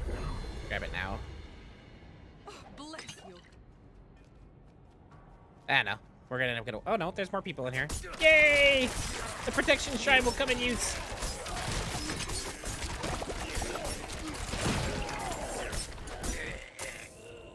Wouldn't have made it without you. Dude, I know the feeling. My neck has been sore. My left knee feels like it's 80 years old. I played way too much soccer in my younger years and damaged the hell out of my knees.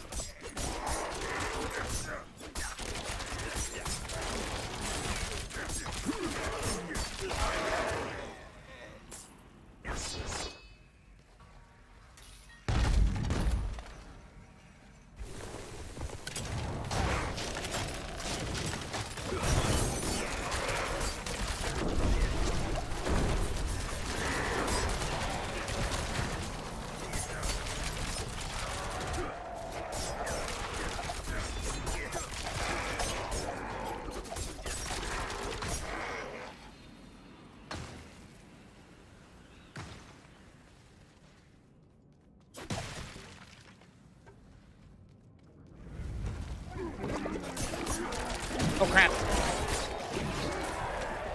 They're all gonna blow up.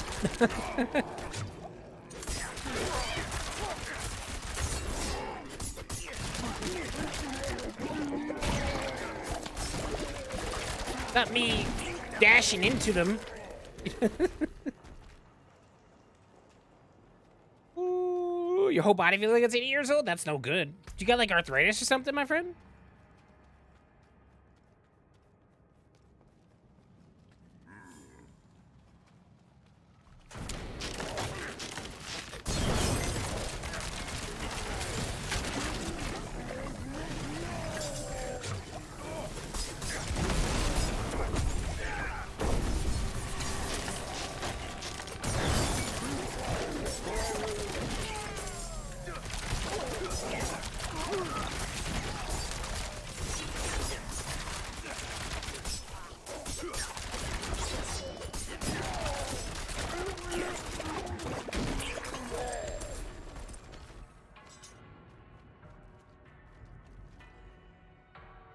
Me and Filthy are running this dungeon on hardcore. There's so many elites in there. Nice. Nice. I mean, I guess that's good for experience-wise, but, like, with all the elites, your chances of dying have definitely skyrocketed.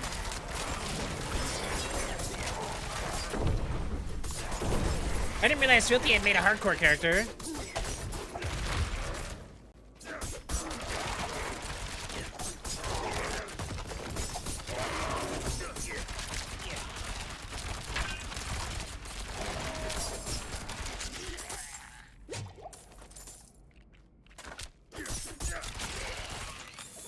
I wonder when they're coming out with the first season and their first ladders. That's what I'm curious about.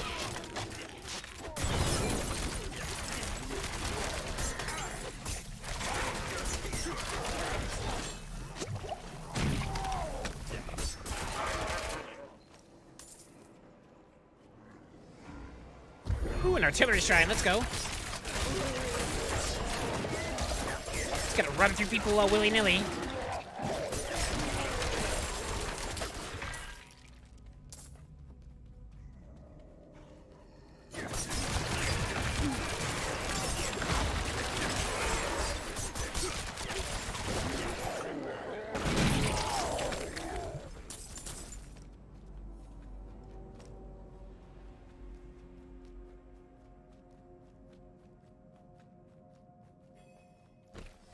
Oh, this guy.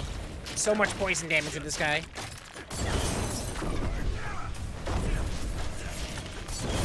But we can do poison damage too.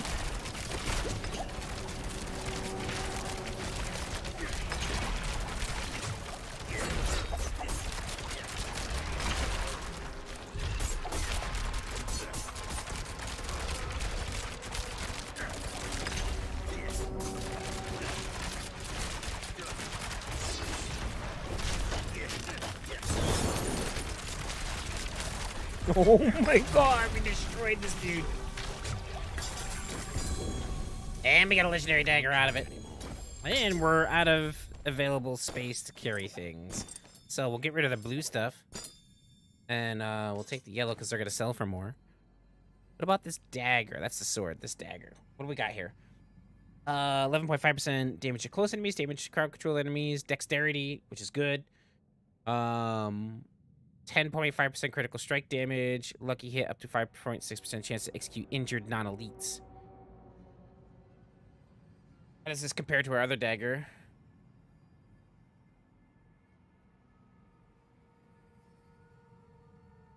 Oh, wow.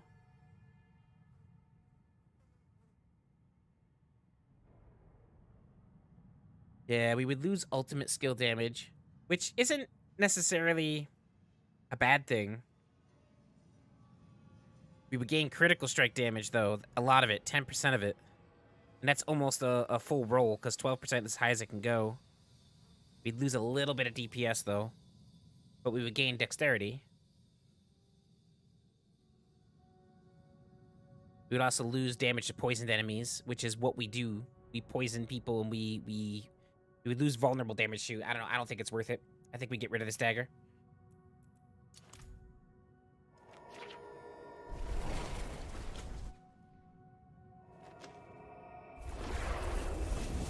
Sometime in July?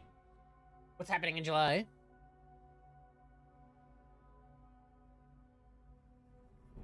Allie, when are you and Scott getting your PCs running so we can all game again? We miss you guys.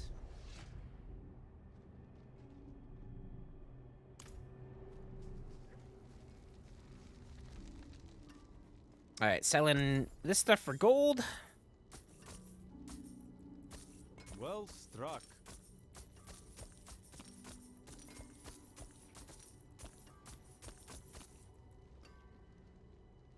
When I move to Georgia, are you guys, is that like a thing, or is that like, are you guys like actually looking to move to Georgia now, or?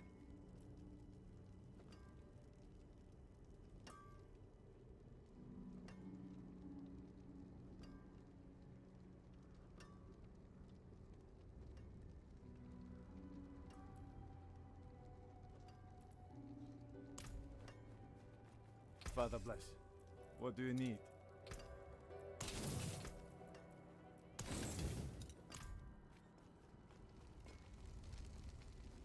Utah's just so dang expensive? I thought Georgia was expensive too. It's like literally, it literally is like right next to Florida, and Florida's really expensive to live in.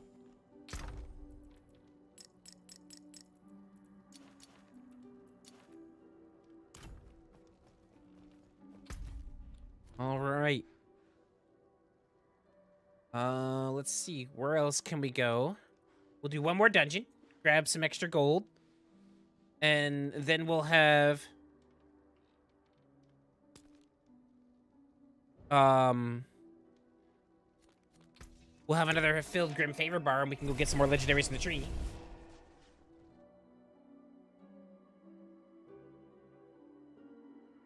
Oh, you think that's when they're running season 1? Gotcha. They usually do 2 ladders, right? They do a hardcore ladder, they do a regular ladder as well.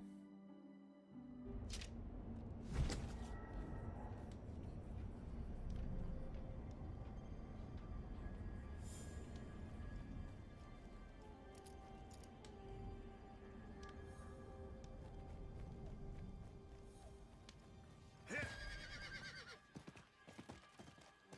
can't do that here.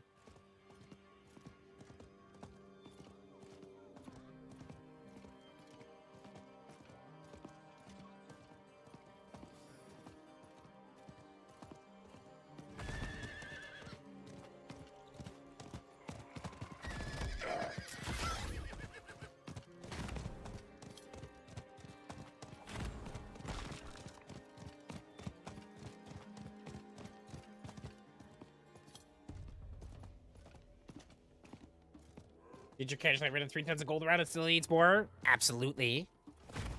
Can never have enough. It's never enough.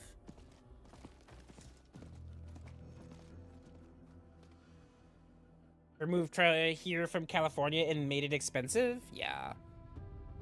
Everyone's fleeing the expensive states and going to blah blah blah blah blah blah. Less cost of living states. There we go. There we go. That's that's what I was looking for.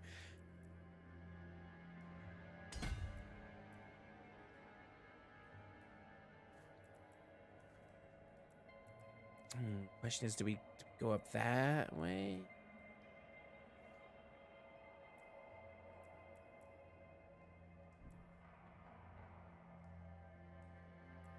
Ooh.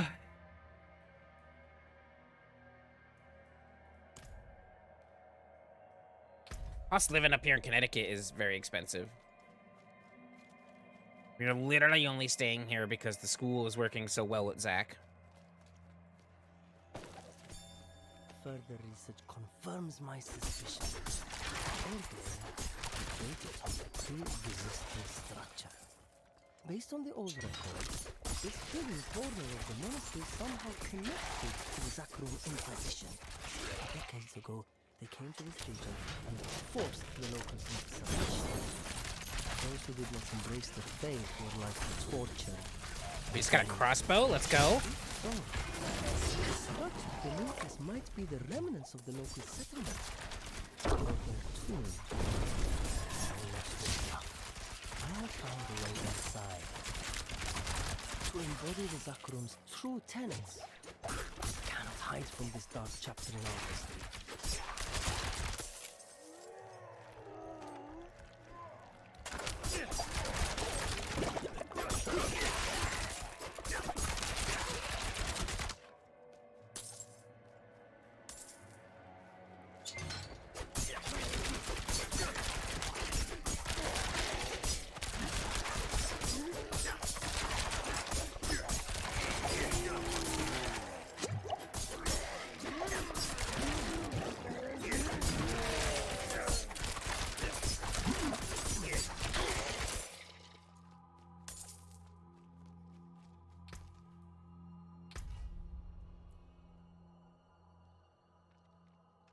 Does it tell you someone's playing hardcore? I think it should tell you if they're in hardcore or not.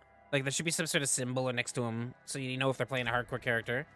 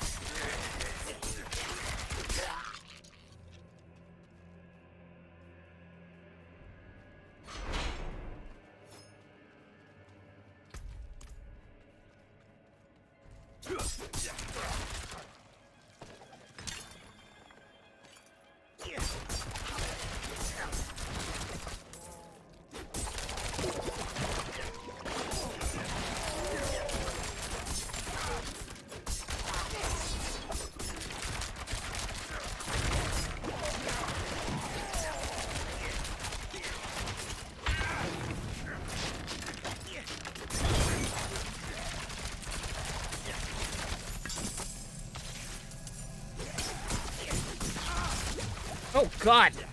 I was just soaking all of that lightning damage because I was right on top of him.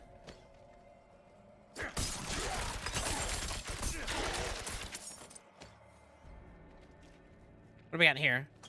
Reed Shrine?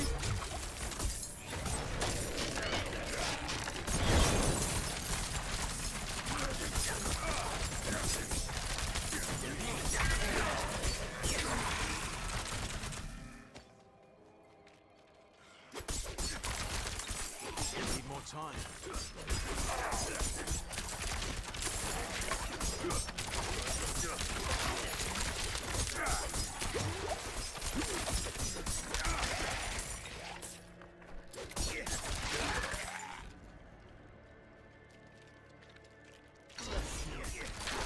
Got it off right before he hit me.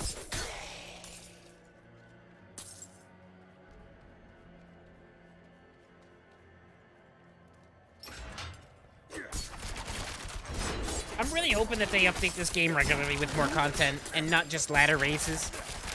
Because they basically turned Diablo 4 into an MMO, right? They have a lot of potential to expand this game and to add a lot of different content into it, and I really hope Blizzard's on the ball with it. That's been a big issue with a lot of games lately, is they're just not getting content out fast enough. And I'm hoping, with Blizzard being a AAA studio and the crew that they have working on Diablo 4, that they're able to pump out content on a regular basis. Because even though I was saying before, like, how this game is really made for the casual player, eventually, even the casual players are going to run out of stuff to do. And the mindless grind does get old after that. So I really do think that they need to pump out content for this, and they need to be on the ball with it. This game has potential to maybe even be Game of the Year if they can keep up with it.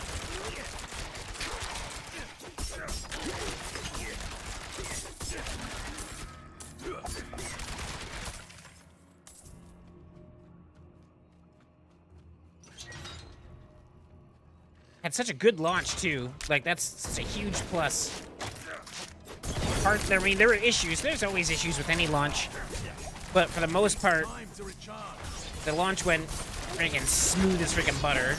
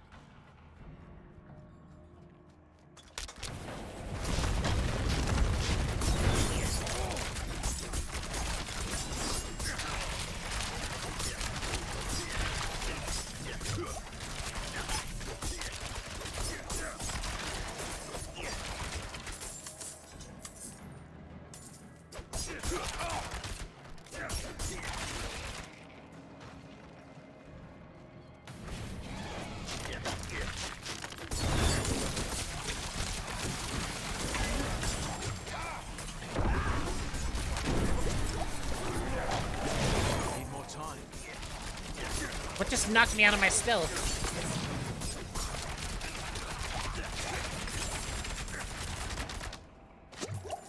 Something knocked me out of my stealth. I wasn't able to finish that. That was weird.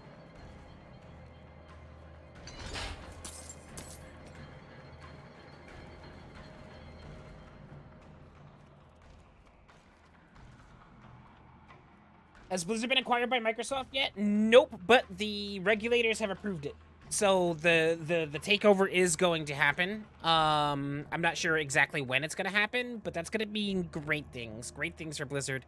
I have faith that Microsoft will get Blizzard back on track of being the once amazing studio that it was, and not only producing quality updates and quality games, but they'll fix all the internal issues that have been going on, and they're gonna get rid of the freaking CEO of Activision, which that guy is a complete dick. So getting rid of him is everything.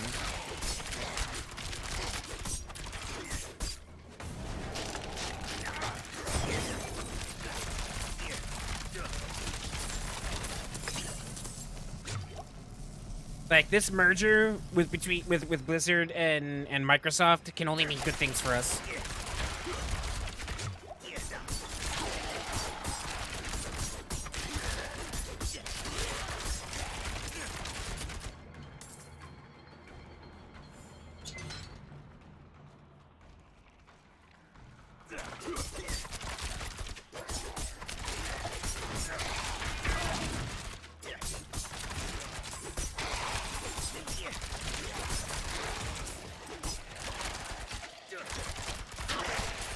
Maybe they'll actually turn Call of Duty around, and Call of Duty will actually be a good game.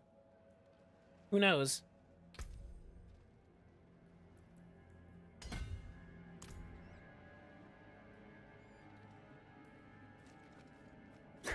Maybe this is Blizzard's way to show Microsoft they are worthy? Maybe. But I was saying earlier, I'm really happy that this game was such a huge success because Blizzard needed it. Blizzard needed a home run with this game, and they hit a grand slam.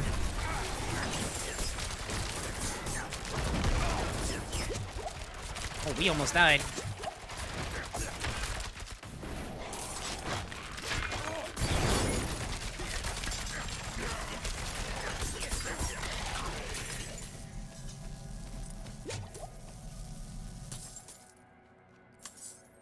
I mean, after the Overwatch 2 announcement that they weren't going to be doing the PvE content, which was the whole reason for Overwatch 2,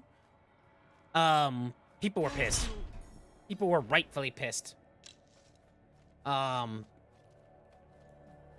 When Blizzard started losing, like, veteran developers, like, I know Chris Metzen's back, but, like, when he had left, and then,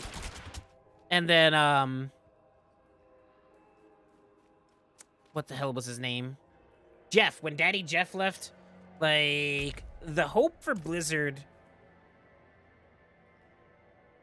really, really, really dwindled because they lost a lot of veteran developers, and they weren't just retiring, they were leaving the company for reasons. And, like, I hope that with this acquisition and the internal change-up within Blizzard and Activision will bring back a lot of those developers. Like, if Jeff returns to Blizzard and takes over Overwatch again, I will be ecstatic because Overwatch might turn into something good. Don't get me wrong, I enjoy Overwatch 2, but they really dropped the ball with it.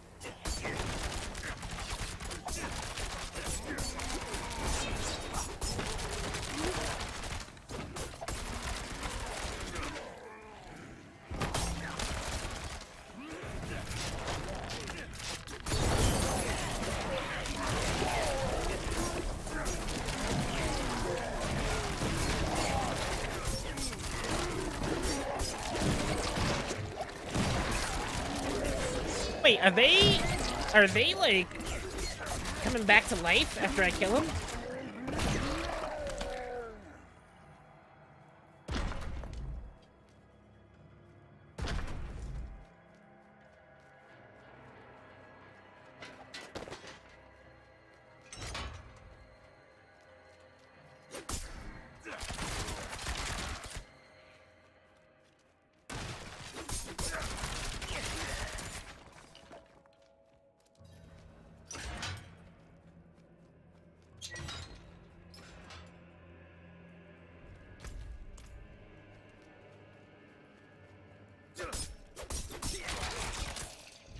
I do miss Papa Jeff. I was heartbroken when I heard he was leaving. he was such a vital component to their dev team and to Overwatch. Like, they had to have felt him leave. He was so well respected within that organization too, like by all of his peers.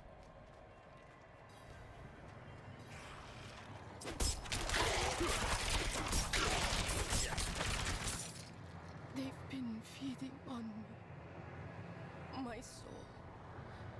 Please, take it back from them. Let it in.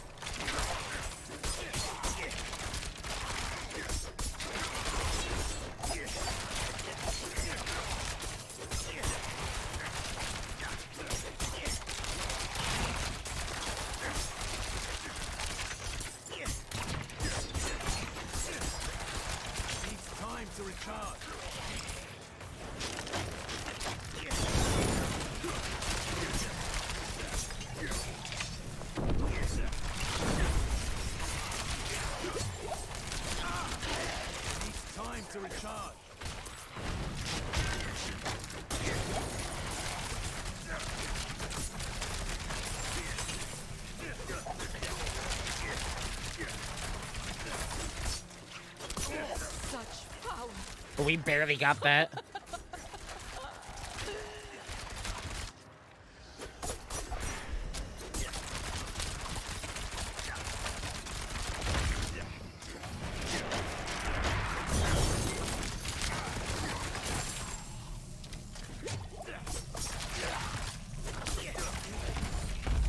But yeah, watching Jeff leave Blizzard, especially during that whole incident where all the accusations were going around and the employees were setting up demands and all that stuff, which they rightfully should have. Watching him leave was literally heartbreaking. I lost hope in Blizzard after Jeff left. He was such a huge part in World of Warcraft when it first came out. And then he took over Overwatch, and you could tell he loved Overwatch. He had such passion for its story and its lore. And he wanted to see Overwatch succeed like no other. And I remember like watching an interview he did where he was explaining about how the original idea of Overwatch almost didn't make it in. Because Overwatch was essentially formed from a failed MMO on Blizzard's part. So a while back, shortly after WoW had such huge success, they were like, we're gonna make another MMO. And it was supposed to be a sci-fi MMO. It was codenamed Titan. And they were explaining about how everything went wrong with it, essentially. Like, it became too big for itself. Like, instead of working together as a development team, what was happening was everyone was kind of branching off and doing their own thing and trying to add so many different components into the game that it eventually just wasn't going to work, and it ultimately ended up failing. But Tracer was one of the first characters created for Overwatch, and she was actually one of the classes in the Titan MMO that got canceled.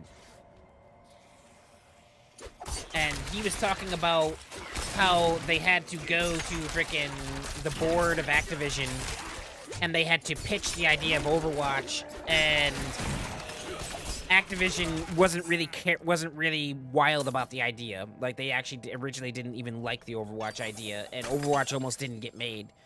But Jeff was a big part of it being made, with the pull that he had within the company and what he was doing with Overwatch. He basically showed them that Overwatch. Oh, holy crap! Overwatch should be made. And then we ended up getting Overwatch from what it was, and it was almost like a spin-off from the failed MMO. And Jeff did such a great job with Overwatch, and he had such passion for it. He always talked about how, like, people who played the game needed to feel like a hero, and he was huge into the hero lore. And that's what made Overwatch Overwatch, was because he focused on the players more than anything else. carrying too much. And when he left again, I was super sad because I didn't have hope for Overwatch after he left. And look what's happening to it.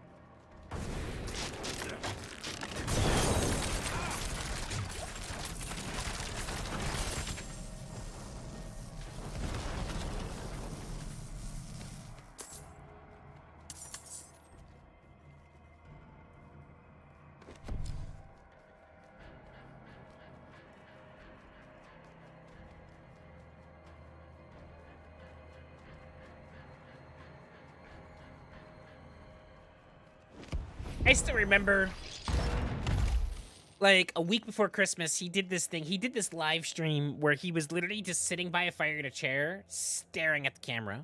Like literally just staring at the camera for hours. And he was just, like, munching on some peanuts and, like, a snack or something. And it was hilarious. Everyone was like, what's going on? They're like, what do you want? What are you doing? What are you trying to tell us?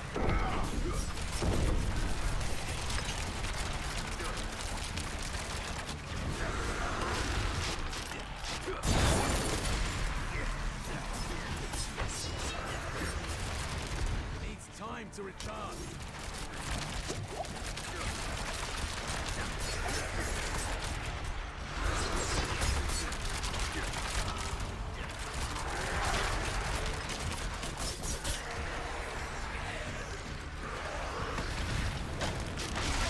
Oh, you son of a bitch. You moved out of my poison traps.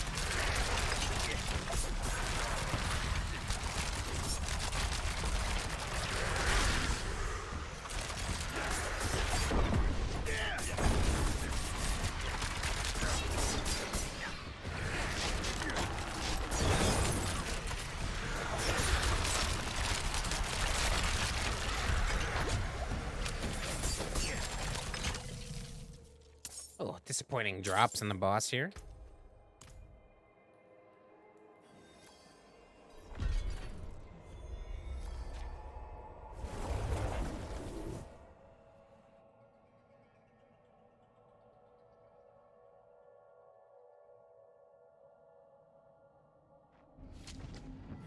Yeah, there was nothing better than old Blizzard games, though. Like, old Blizzard games were freaking fantastic. I know we've talked about it a lot of times before. In a while. But, like, Blizzard used to be the company that was like, hey, the game's ready when it's ready. Stop bothering us. And then they released a freaking bombshell of a freaking game. Not only was it polished, it was amazing. Like, the game was just, that's what we expected of Blizzard. And I feel like they've really fallen off that track. This game, Diablo 4, gives me hope that things are getting better and things are going to start improving.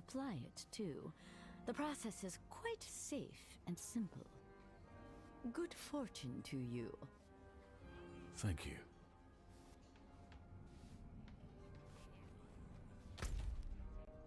All right, we need to sell our stuff.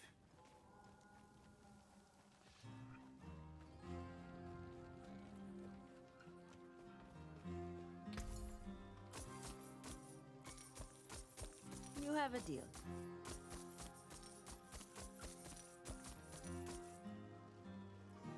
After work, have a good day, everyone. You too as well, Brittany. Take care. Have a wonderful, wonderful, wonderful day. All right, are we going to do anything with this crossbow? 4 skill damage. Damage to shield enemies. 32 all stats. Damage to crowd control. Nah, we're going to get rid of this. Oh. Lag, lag, lag. My skill is unmatched. You'll see. Right, now we can go to the tree. We should have enough money to do the swaps and everything that we wanted to do now.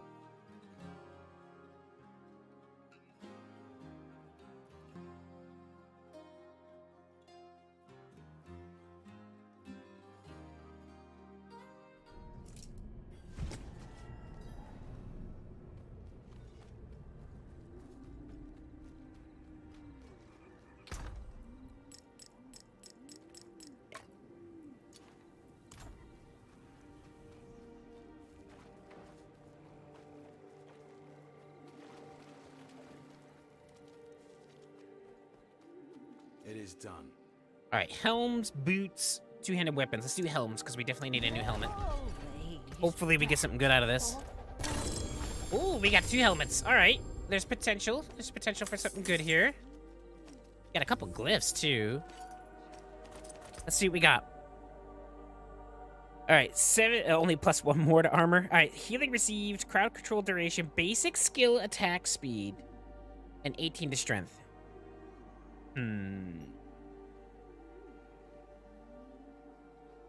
Aside for the loss of resistances, it actually probably has better actual stats than our last one. We might re-roll the strength.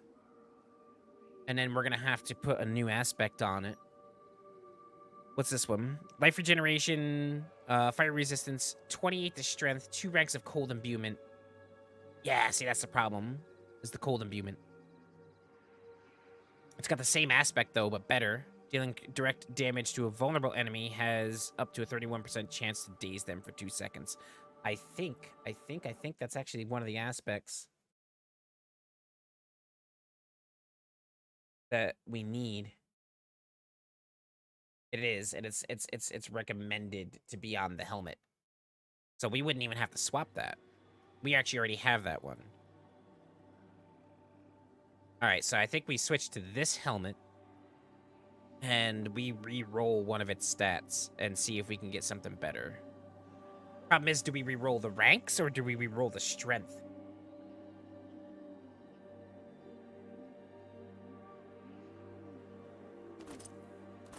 This is only going to get better when we upgrade it, too. Because this helmet was originally a level 43. The new helmet's level 57. So we're going to get higher stats off of it when we upgrade it.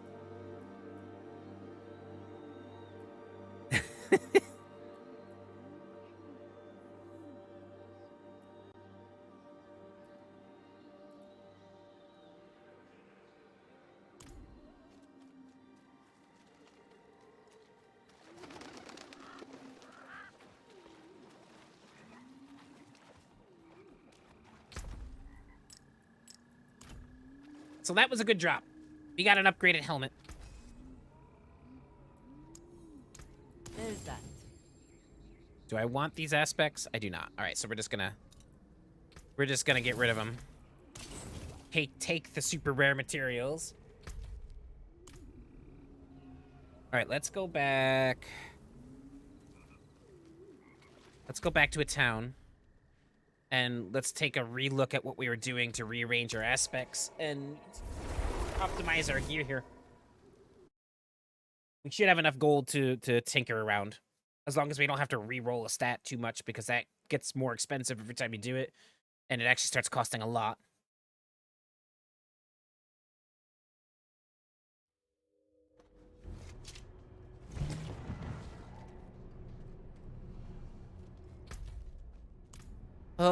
All right. Now, what were we doing? Because I completely forgot what we were messing with.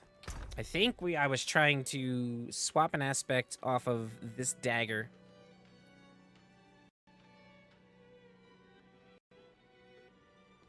Yeah, I was gonna take the aspect off of the amulet. Oh, wait, no, don't I have... Because the amulet, they recommend that you have the increased critical strike chance against injured enemies while you are healthy. And I think I have that aspect somewhere here. It's not that one. We don't need this flurry aspect. Just gonna drop it. Because we have a lot of aspects that we're just not using. I do want to keep that one. That's a good one. I might actually... So it recommends to have that on weapons, rings, or gloves. Eventually, we're going to replace this dagger. So I don't... We're looking for a new dagger. And do we have enough obols? Oh, no, we don't have anywhere near enough obols. I was going to say I might just go down to the curiosity vendor and see if we can get a better dagger off that. Because this dagger's only level 44. So we need to replace that dagger. Your imbuement skill affects 30% increase against vulnerable and increased potency. Yeah, we don't use imbuement, so we're just going to drop that.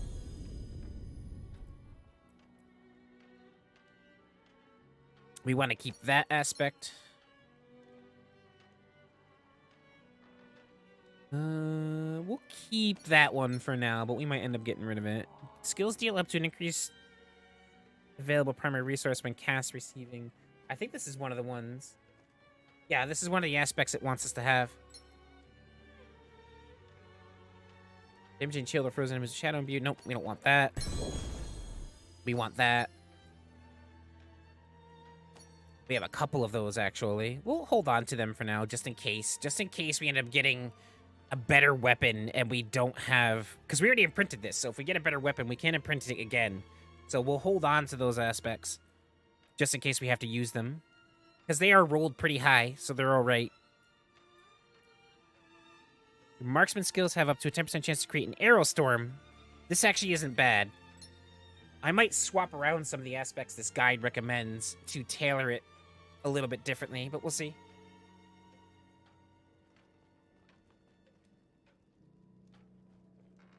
Given the current spot price in USD and my previous calculation, Ginger is carrying about 295 million. I wish, man. I wish. Hell, I've already said this a couple times. Give me 50 grand. 50 grand would solve all of my problems right now. I could wipe out any debt that I have. I would be debt-free completely, and then I would take the rest of it and I would put it in... I would invest it wisely in something that's going to make the money grow.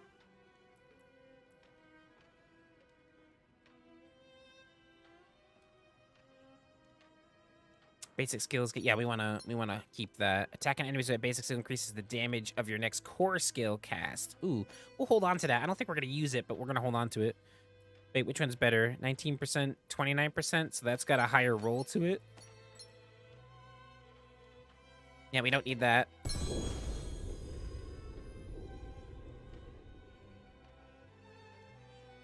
We're gonna hold on to this just because it's useful.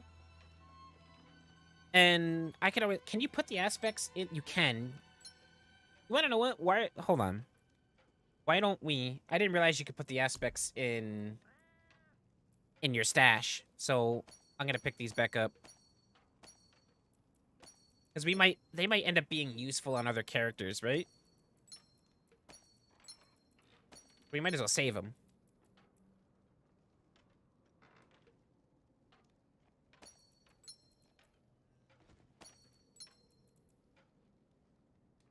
Becoming injured.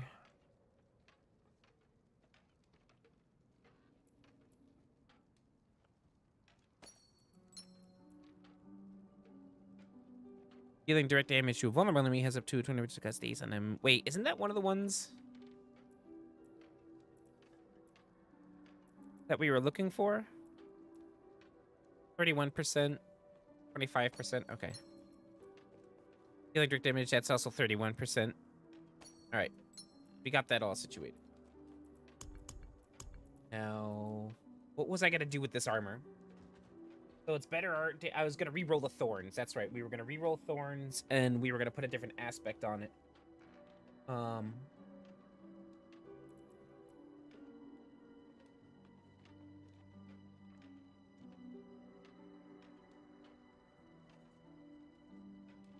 We already have that one. We're good there. You have 20% increased crowd control duration.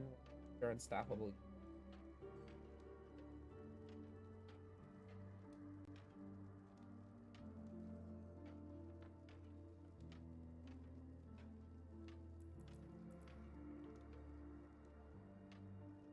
Another aspect can be put on the critical strikes. Your core skills increase your attack speed by 20%. I might put that on there. Oh, wait, no, it wants that on the rings. Okay.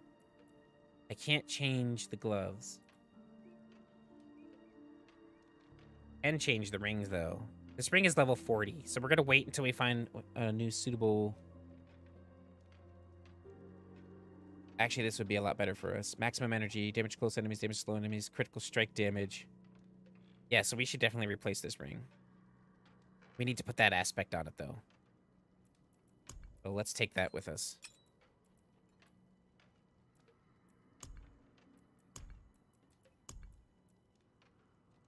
The core skills. Okay. Perfect. So we got that. So that's going to go on the ring.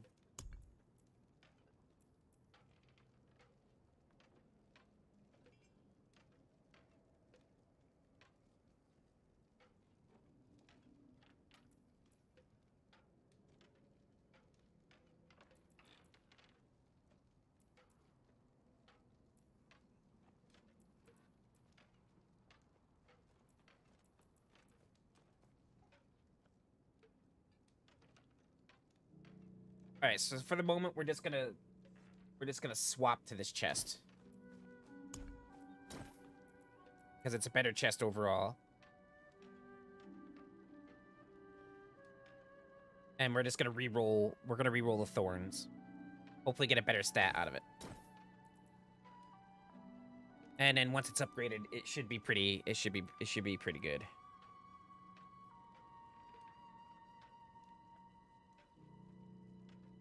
Increase critical strike chance against injured enemies while you're healthy.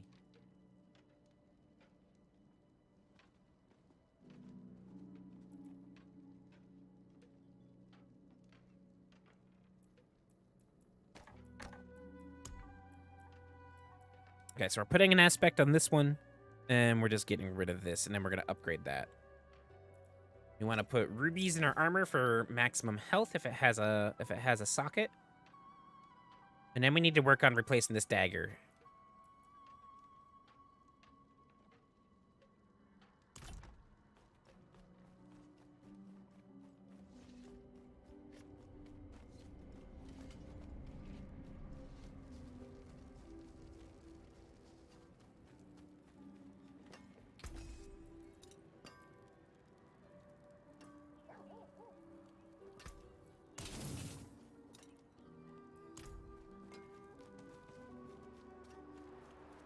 The Occultist is up this way. Okay.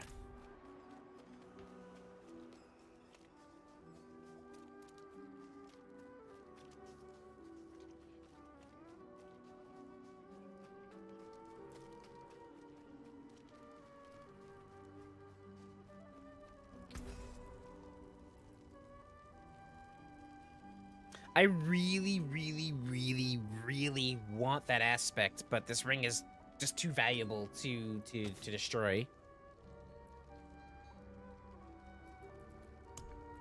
Which one were we putting on there now? Critical strikes, core skills increase your attack speed. Wait. Yes. That's the one we're putting on there. It's 20%. That's not bad. All right.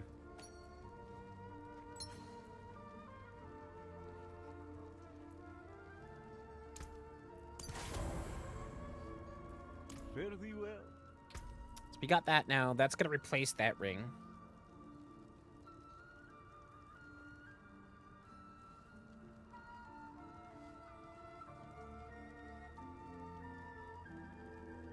We're not gonna have our cool little shadow clone that dashes, but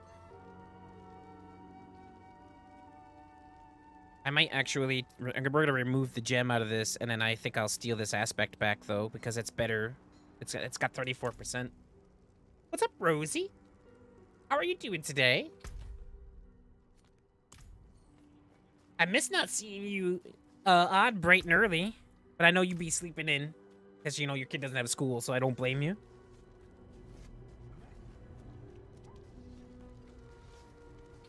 Oh wait, the jeweler's up this way.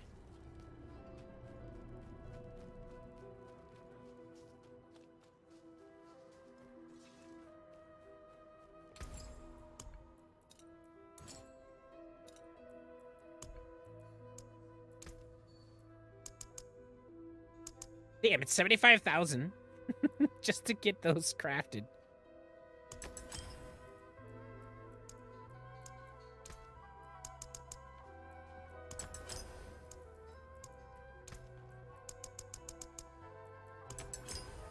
We might as well, though, right?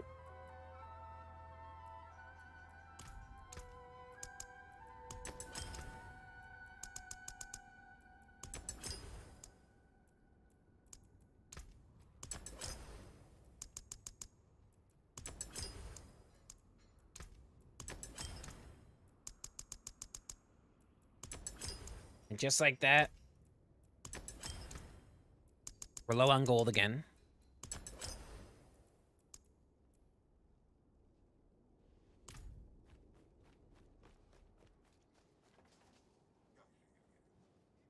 Hey, Reza, you been missing all the mass fun we're having with Ginger's Golden out? It'll be short-lived, trust me. I'll be back bright and early before you know it. It's all good. You gotta do you. Robert is explaining with how much gold I have and like how much real-life money I would have based on the current USD of that's worth in gold weight. Actually kind of amusing. Oh wait, no, we gotta go back to the Occultist because I want to steal that aspect. Or was that ring imprinted? It wasn't, okay.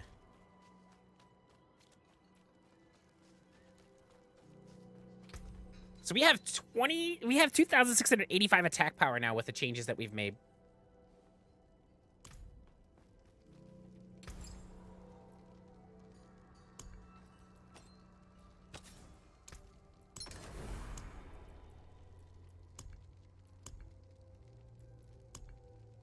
Father bless.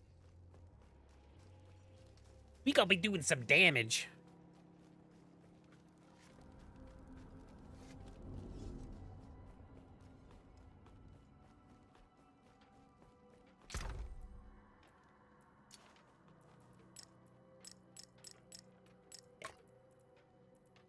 So, did they get rid of the essentially the higher ranks of the jewels? Because I used to remember when you would get amethyst, it would go into like flawed amethyst, and then it would go to like perfect amethyst. Did they get rid of those? Are we only getting 3 tiers of jewels now? I mean, it would make it simpler. What's up, James? How you doing, buddy? How's your workday going? Did you just spend 3.5 tons of gold on upgrades and enchantments? That's funny. Give me a hot sec. It's about to get cold in here because this AC is running. I'm going to put a sweatshirt on real quick. BRB.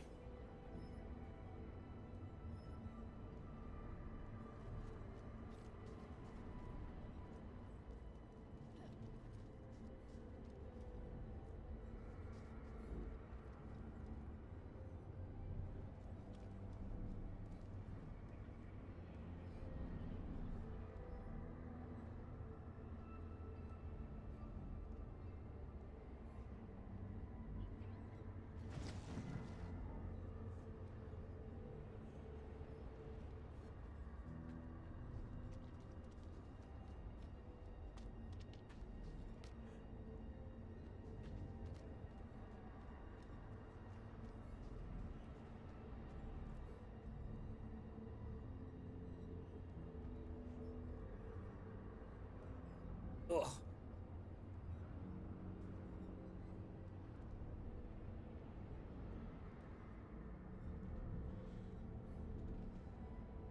Think the other tiers of the gems will come later? Gotcha. Air quality is horrendous? It is. Absolutely is. Okay, we can move that over there. We don't need that anymore.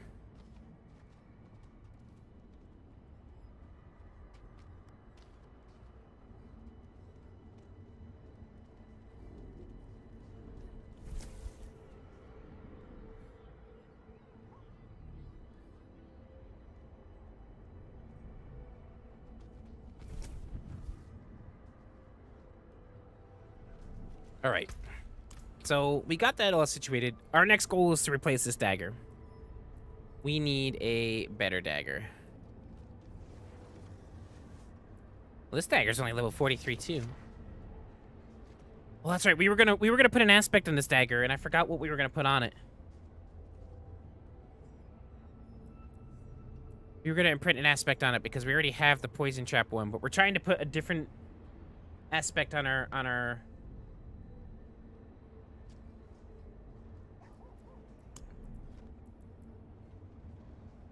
Oh, we need to replace the amulet first. That's right. Because, yeah.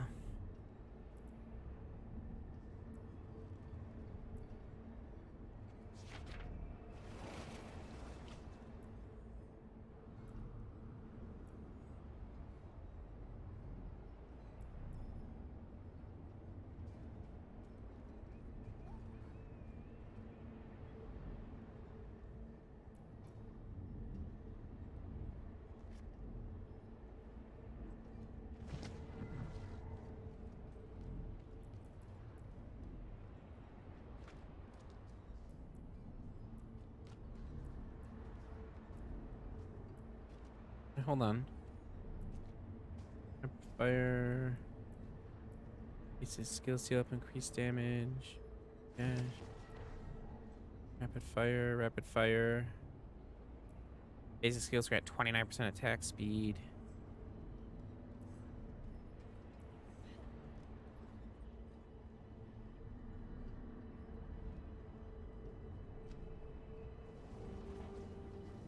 Oh damn, okay. I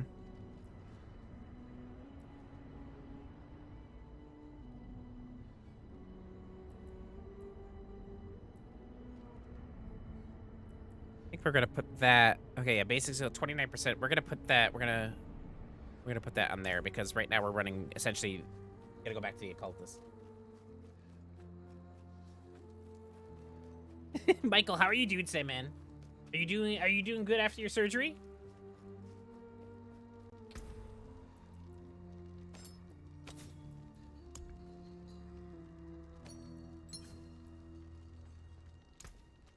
Ah, good fortune that is.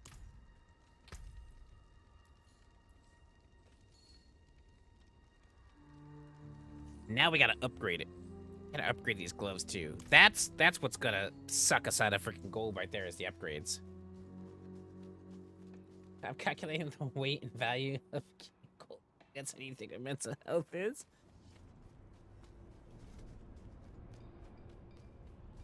Listen, Robert, listen.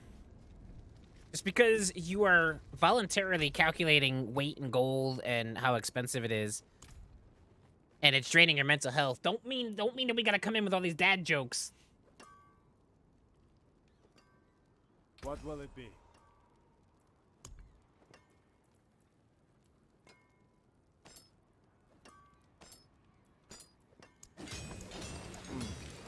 Unexpected.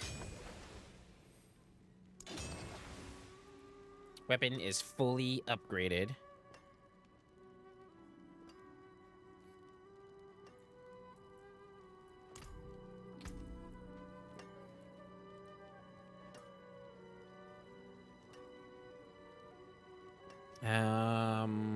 Should upgrade our armor as Need well. something forged?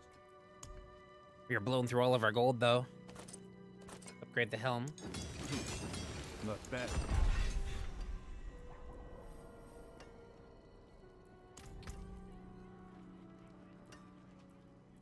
Father bless. What do you need? That there is worth the coin.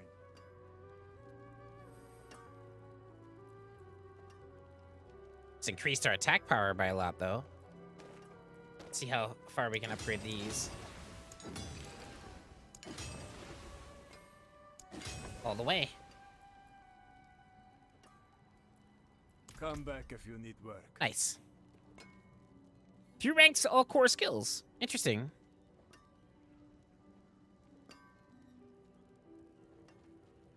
I want to re-roll the shadow clone damage on this because we don't use the shadow clone. We have an ability that creates a shadow clone for us.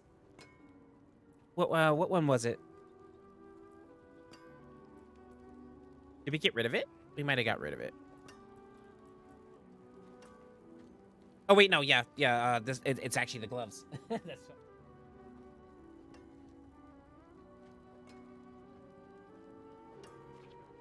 Is there a way to change the location of the lower HUD on the console? I'm not sure. I thought I saw somebody running a HUD off to the side, which was weird. So maybe there is. It'd probably be somewhere in gameplay, right? HUD configuration centered, left corner. Oh, so yeah, you can. Let's see what it looks like in the left corner. That's actually kind of neat. So yeah, I would assume somewhere in the options, James, that you would be able to do something like this. I don't like it over. It looks neat, but I don't like it. We're gonna put it back in the middle.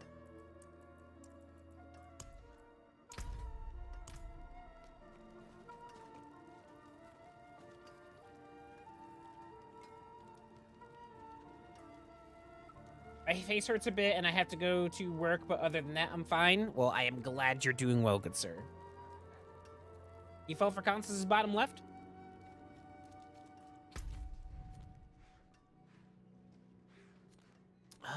How much longer on this Helltide? Or is the Helltide over with? I mean, it's still red like there is one, but I don't see the actual, like, icon for it.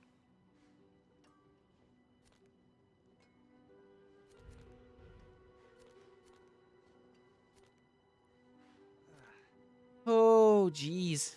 I think we just keep doing dungeon runs and see if we get some good weapon drops. Hey, we got one right up over here. It's got an hour. It's got an hour or something left. Yeah, let's go to it. It's actually right by the tree, so perfect.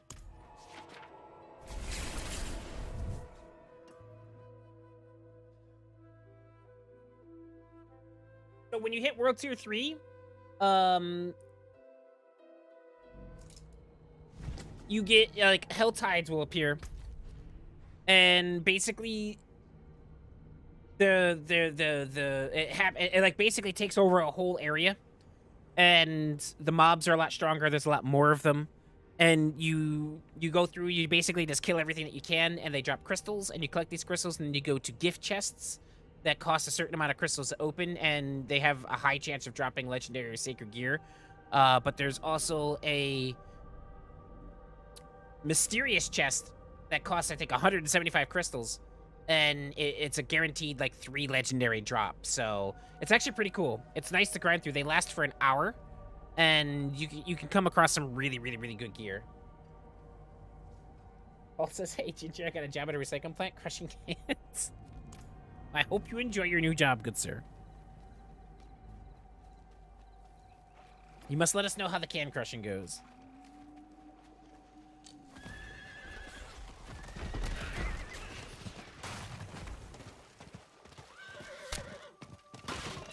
Damn it.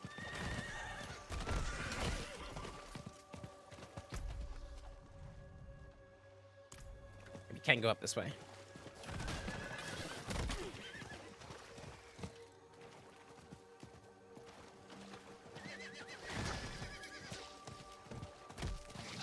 I knew that was going to turn into a dad joke. I knew it. I just knew it was going to turn into a dad joke.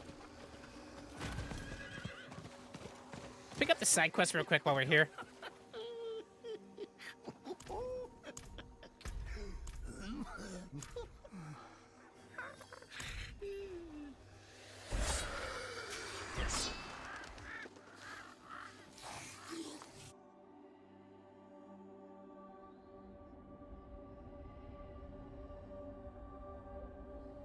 But the Helltides are pretty cool. We I was running a Helltide last night with Josh and Trent.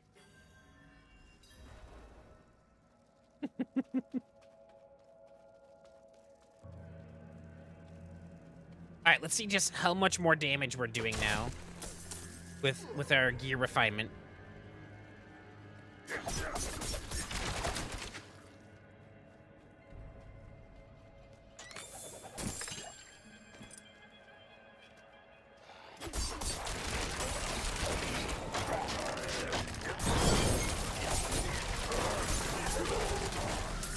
Oh my god. You're doing so much. Let's go.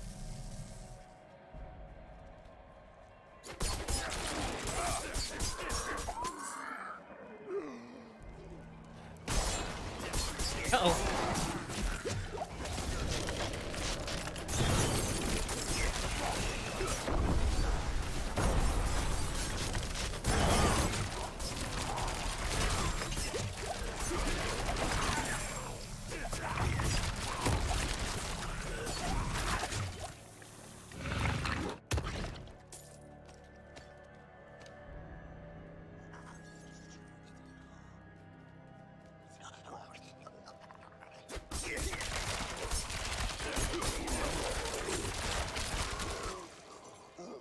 Oh, treasure goblin. We're probably gonna die because he's gonna run us into so many different mobs. Oh, actually, we're doing a really good job at killing him.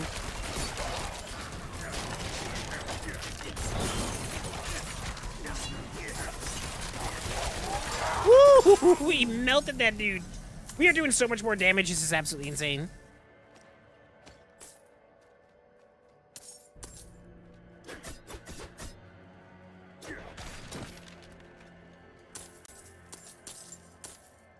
You think taking a night off last night was the right decision? That's the way it goes, my man.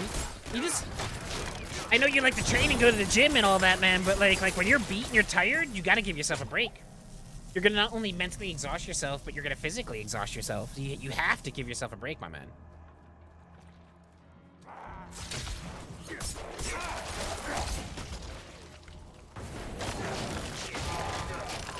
I hate when that bubble pops and it pushes them out of my traps. I want to get rid of that aspect, but oh crap, wasn't paying attention.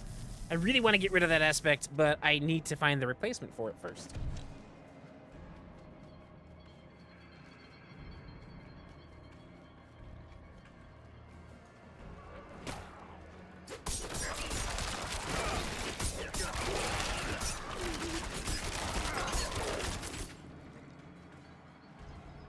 Oh my goodness, like, I feel like the damage that we're doing right now, we could definitely do World Tier 4, but we have to grind up to, I think, what is it, level 72? And we can do the capstone dungeon that unlocks World Tier 4.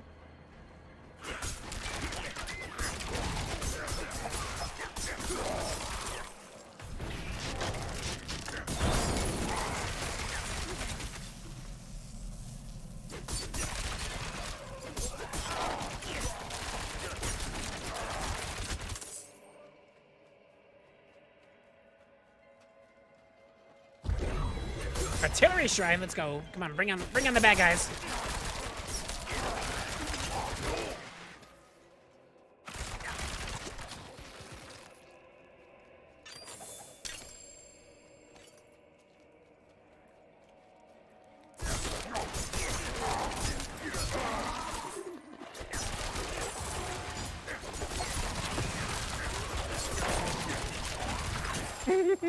Just walked right through him.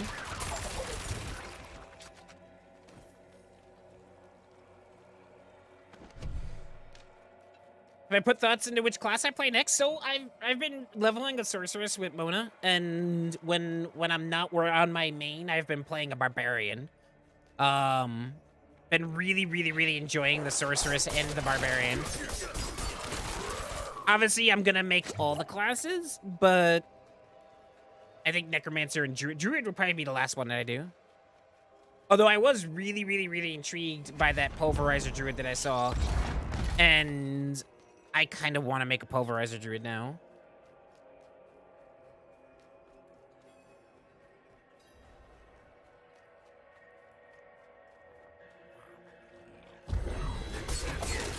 Oh my god, we got a lethal shrine? Where are all the bad guys?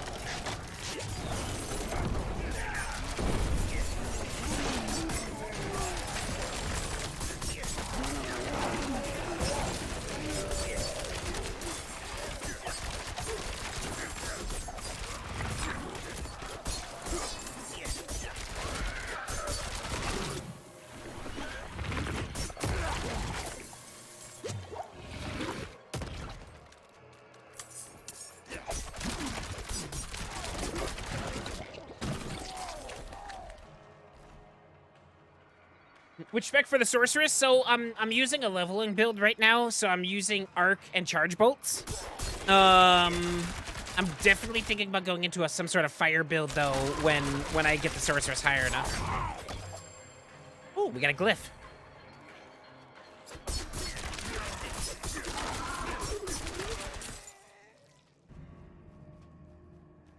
Could you give me an explanation of each class and how you would play them, like mid to close range or long range? Oh, that's a lot, Brandon. So they all play differently depending on how you build them, dude. Like I could make a melee rogue if I wanted to. Like you can make melee builds of ranged characters. So it really all depends on the kind of build that you want to play and the kind of playstyle that you want to play. I prefer the mid to long range rogue. I'm really enjoying this rapid fire build.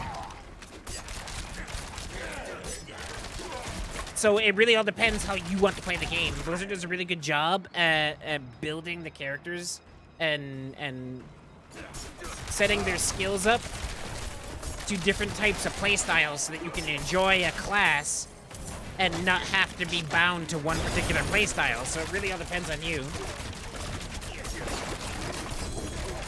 Oh, we got a helm. Nice. Oh, I am almost dead.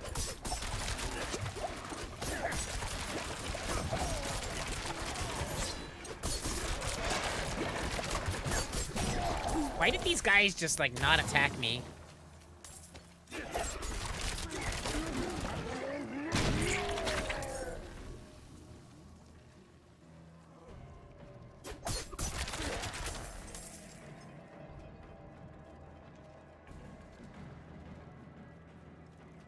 Okay, skill and build development.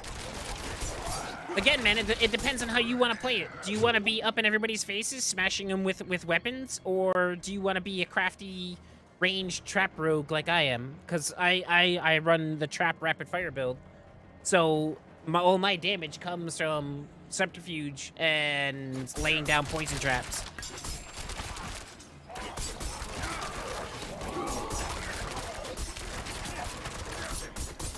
Like, if you were to play a Necromancer, you could focus on being a Zookeeper, which is summoning all your minions and having your minions do your work for you.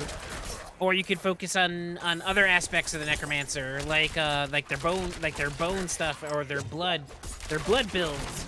You know, it really all depends how you want to play, so it's really hard for me to give you sort of an explanation.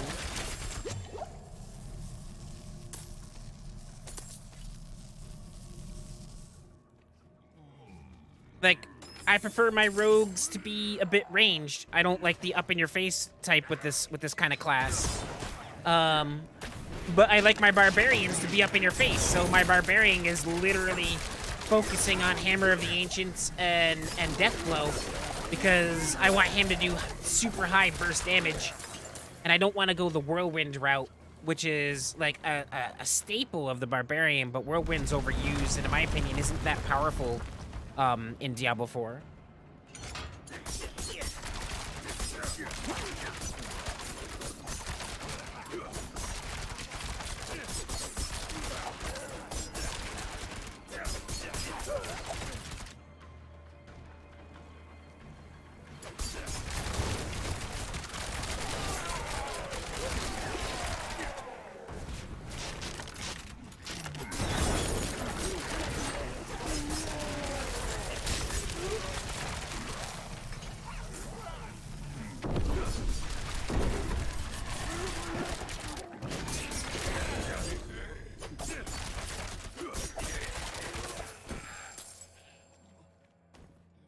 What's up, Garrison? How you doing, my man? Ooh, we just got that sacred chest armor. Nice.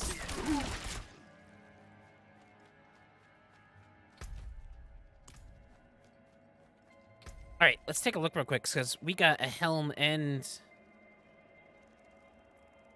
Wait. Where did that chest armor go? Did we not pick it up?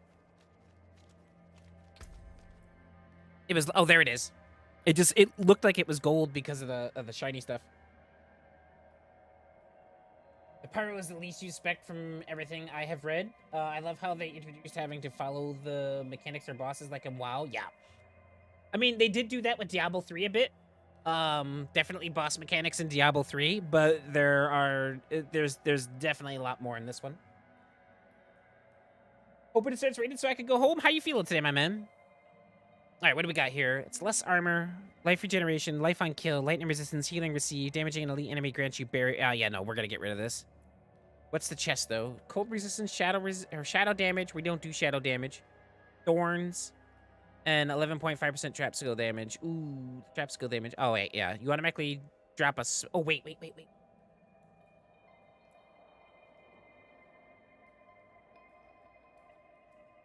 We need this aspect. You automatically drop a smoke grenade at the end of Dash's dash cooldown, or at the end of Dash. Dash's cooldown is reduced by 0.28 seconds for each enemy dazed this way, up to 0.84. We need this aspect. That's so awesome that we got that. That's one of the aspects we're looking for. So we're gonna get rid of the helm and then we're gonna steal the aspect off this. How are the rolls on it? 0.28 to 0.35. That's not bad. It's kind of in the middle. And it's kind of in the middle for the day's duration too.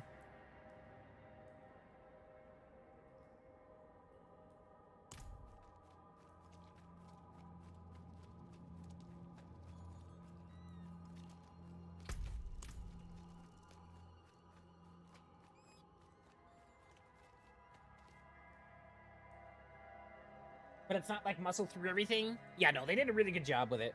Mental fog is gone. I'm just tired. Haven't been sleeping well. Still dealing with that tooth at night. Most of the day it's fine, but soon I go to bed, it kicks.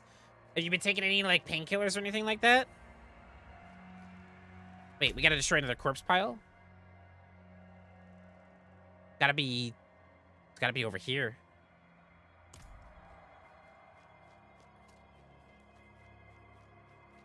I'm glad the mental fog's gone, dude. I hate brain fog. Brain fog sucks.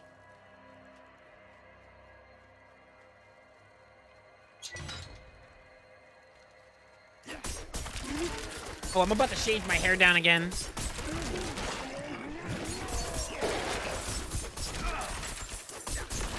more time.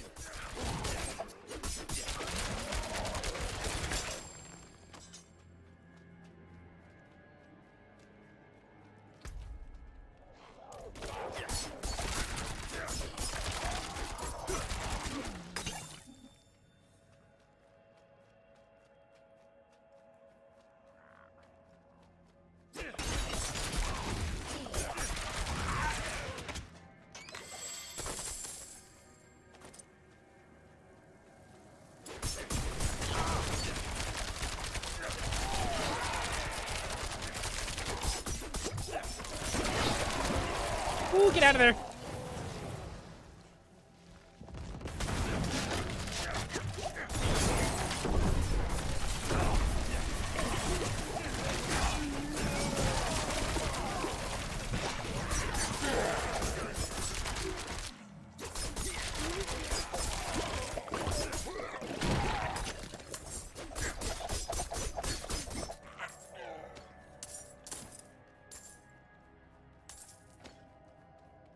All the dentists are 5 weeks booked out, and yes, taking meds for it. Well, hopefully you can get an appointment, and then get that taken care of, man. Because mouth pain sucks. Mouth pain absolutely freaking sucks.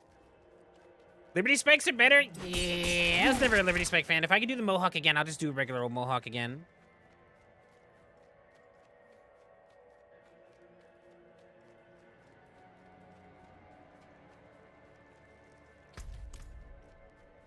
I would do Liberty Spikes if we hit some crazy donation goal or something.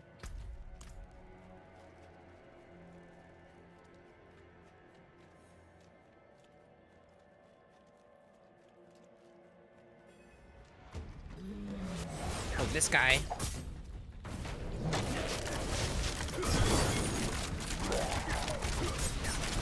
Oh, yep, we gotta dodge that. That's bad for us. That bubble actually saved me.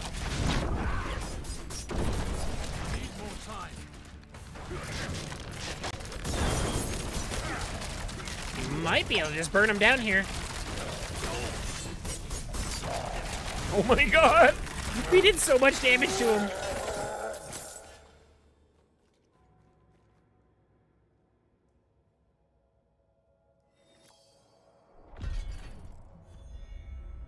I just need to bring myself to pull it out myself. It's definitely loose enough for me to just rip it out. You gotta be careful with that though, man, because you get an infection. An infection in your mouth is no bueno.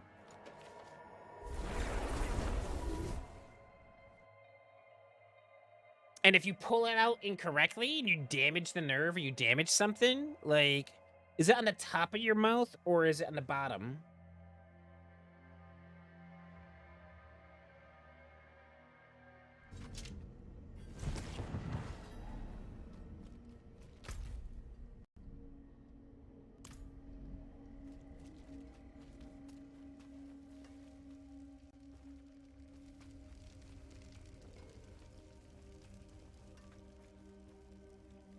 It's not. Well, no, I'm just saying, like, because if you rip it out yourself, it could get infected because you're essentially creating a hole in your gums, and even if like you wash your hands, you don't have like all the sanitized stuff that the dentists have.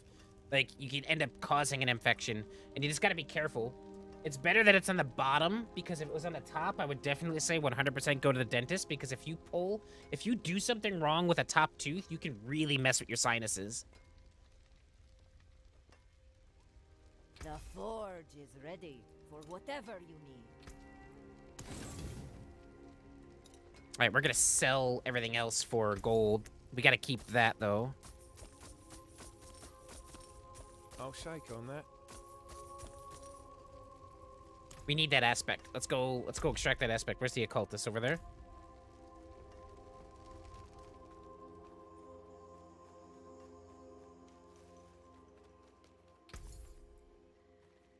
Nope. I need to talk to you.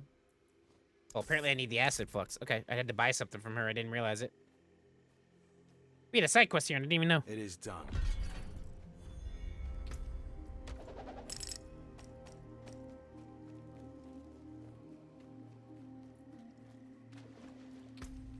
Oh, yeah, absolutely have been. We need to take this aspect. Very good. Nice. Still intact.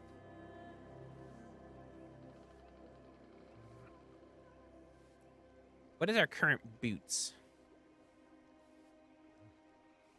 Oh, perfect. I kind of want to find new boots, though.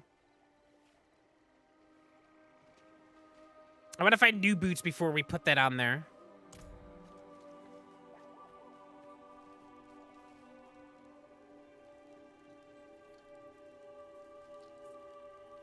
Oh.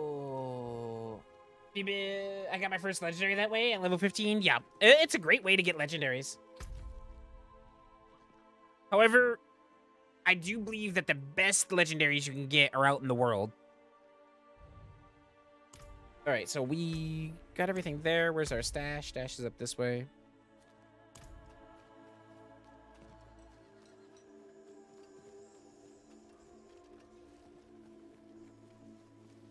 Brandon, you need to go to the dentist then, dude.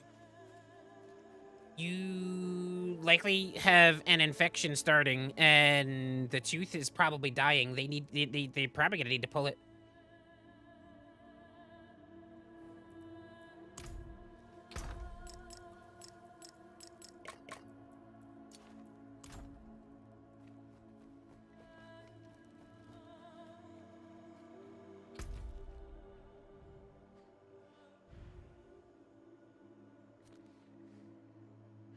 Nope, once I had the infection on the molar that I had to get removed up here, I did a crap ton of freaking research on that stuff, and I learned a lot about freaking why you don't want to neglect your mouth. What's going on, Sam? How you doing, buddy?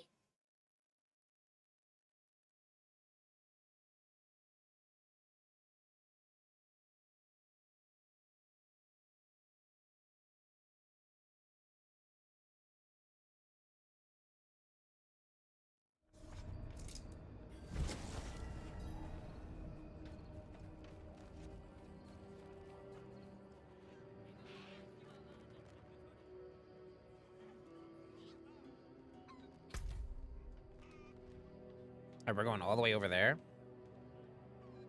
Oh, we haven't even been to this area yet. Cool, at least we're gonna uncover this whole area.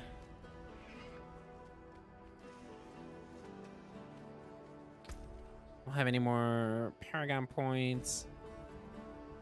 Have we hit the bonus for this yet? Oh, we did.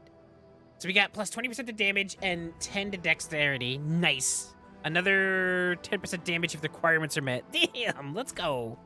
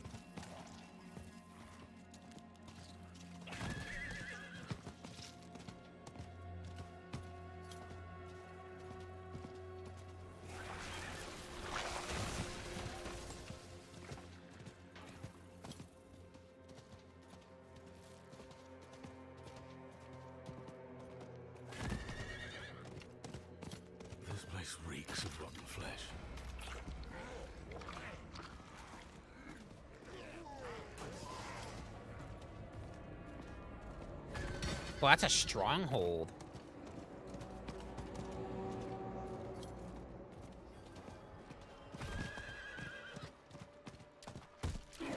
Wait, what is that?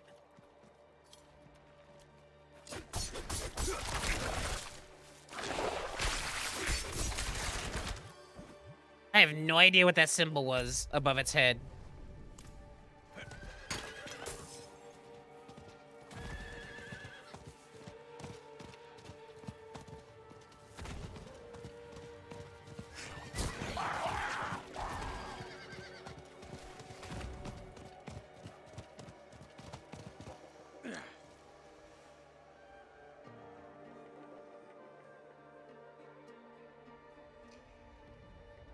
Don't you have dental insurance, Brandon?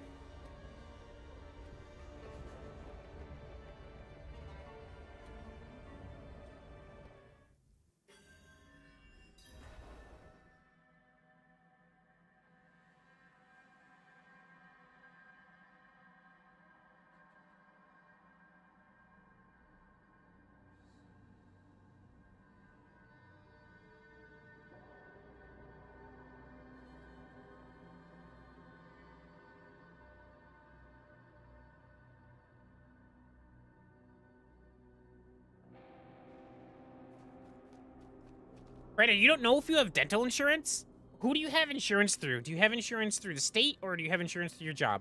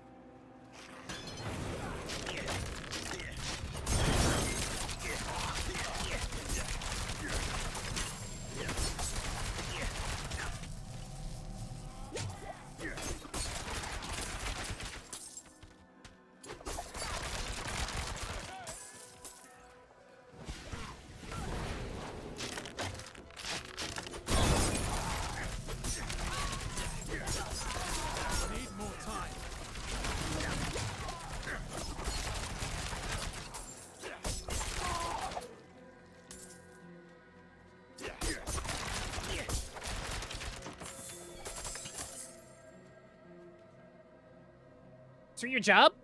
So you should have multiple insurance cards then from your job. You should have your primary care insurance, which is like your normal doctor visits and all that stuff. And then you should have a dental insurance card as well. That should be separate. Or you can always just check with HR with your job to check your coverage and where all that information is. But like, you should know if you have dental insurance, my man. I'm not criticizing or anything. I'm just saying it's like super important, because if you got coverage, man, then don't even worry about money. You might have to pay some like copay bills, but all of your stuff should be covered.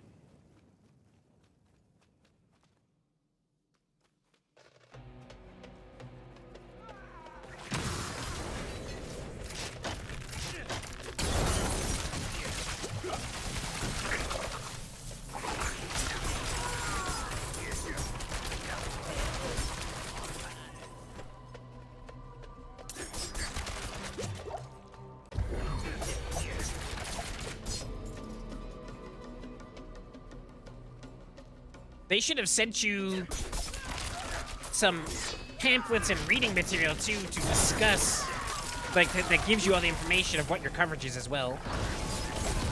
Need more time.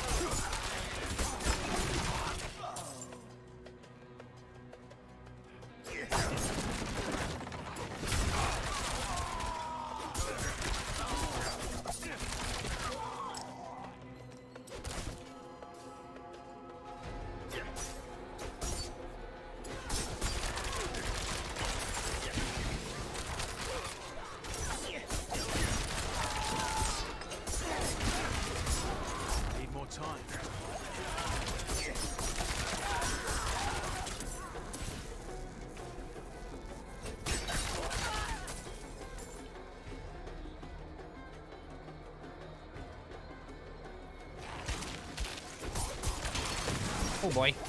That's not good.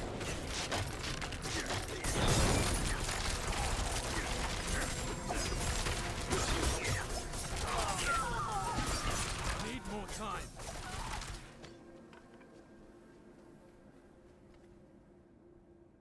I guess I do not have health or dental insurance with the new security company.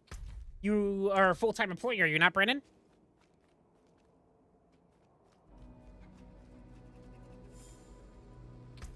Brennan, I'm about to freaking blow your damn mind.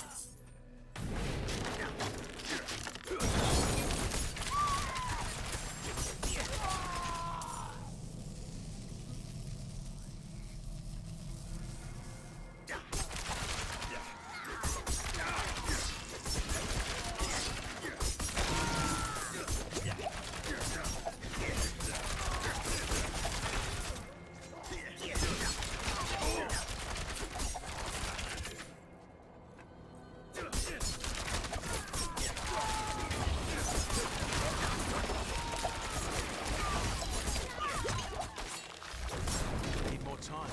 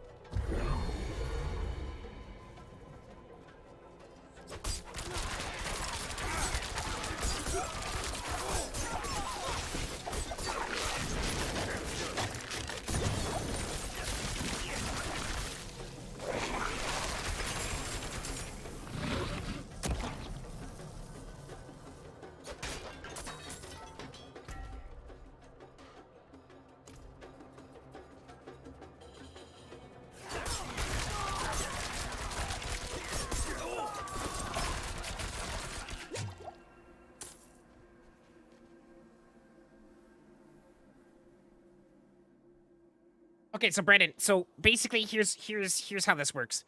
Your employer by law is required to provide health insurance for you if you're a full-time employee. Different states have different hour requirements to be considered full-time, but if you are in any way, shape, or form classified as a full-time employee, they are required to offer you health insurance immediately. Like, there usually isn't a 90-day, like, waiting period or anything like that, as if you give full-time, you get health insurance. So they should have gone over that with you upon getting hired, and you should have filled out paperwork. So when you leave another employer, you don't transfer your insurance from them. Your employer has their own separate insurance deals worked out with whatever the provider they have worked out with. So you won't transfer that insurance. When you leave your employer, you lose that insurance. Nothing transfers over. When you get a new job, you gain that employer's insurance policies and plans that they have worked out.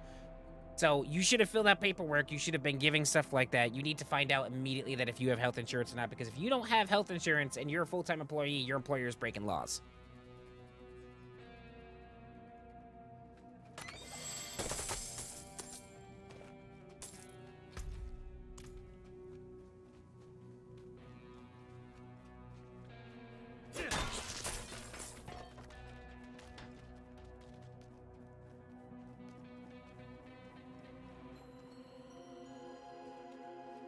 You have to be 90-day full-time employee in Mass. Some companies offer it right away. Some state laws require other things. So it varies state for state. But you've been there for more than 90 days, have you not?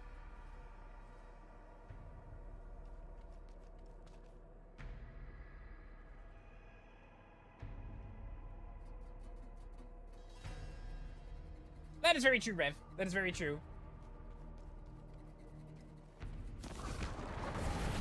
I forgot about smaller employees. I've only ever really worked for very, very large companies. Oh, that's gonna blow up.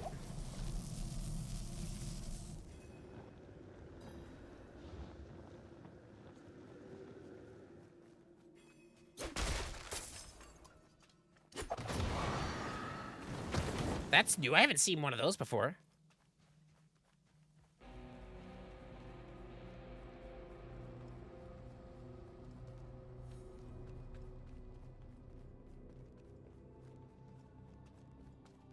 Yeah, I would definitely send him an email, man. Get it situated, because as soon as you hit...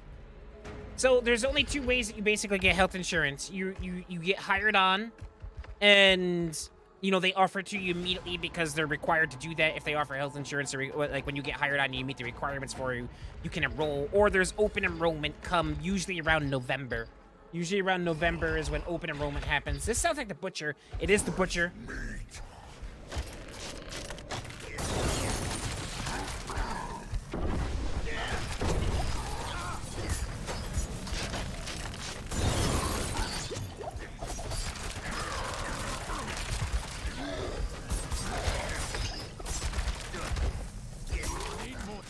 Ooh, he's a pain, but we are burning through him though. We're not doing bad. I'm gonna steal that.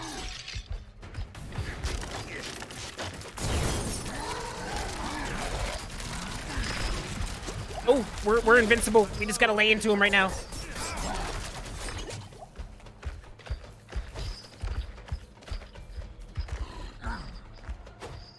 I'm not ready yet.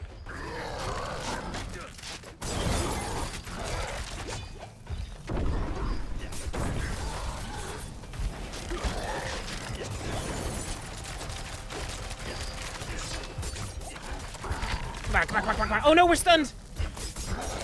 Woo, we got him. Oh man, he is such a pain.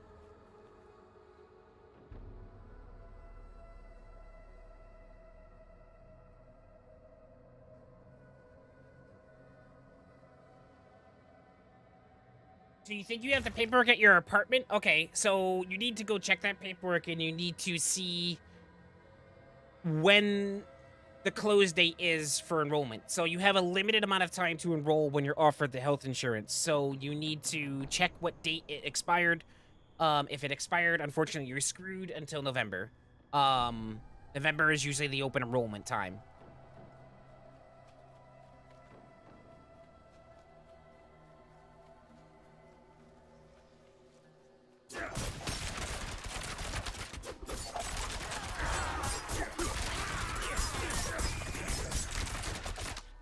But welcome into the stream, Rev. I haven't seen you around here before. I appreciate you swinging in with the information that you have. Hopefully you're having a fantastic and most wonderful day, good sir.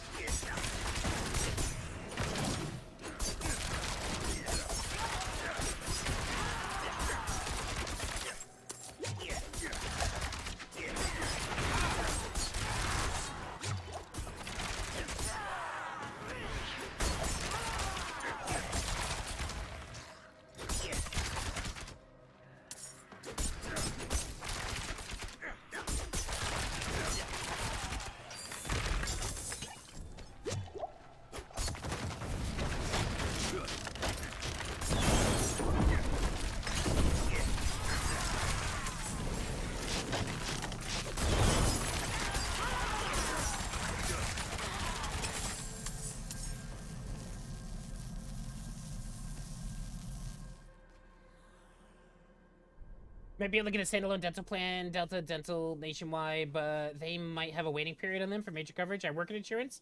Thanks. You're kind of just subscribed. I appreciate it, man. Well, welcome in. Welcome to the Legion of Gingers, good sir. Please make yourself at home. But hell yeah, brother.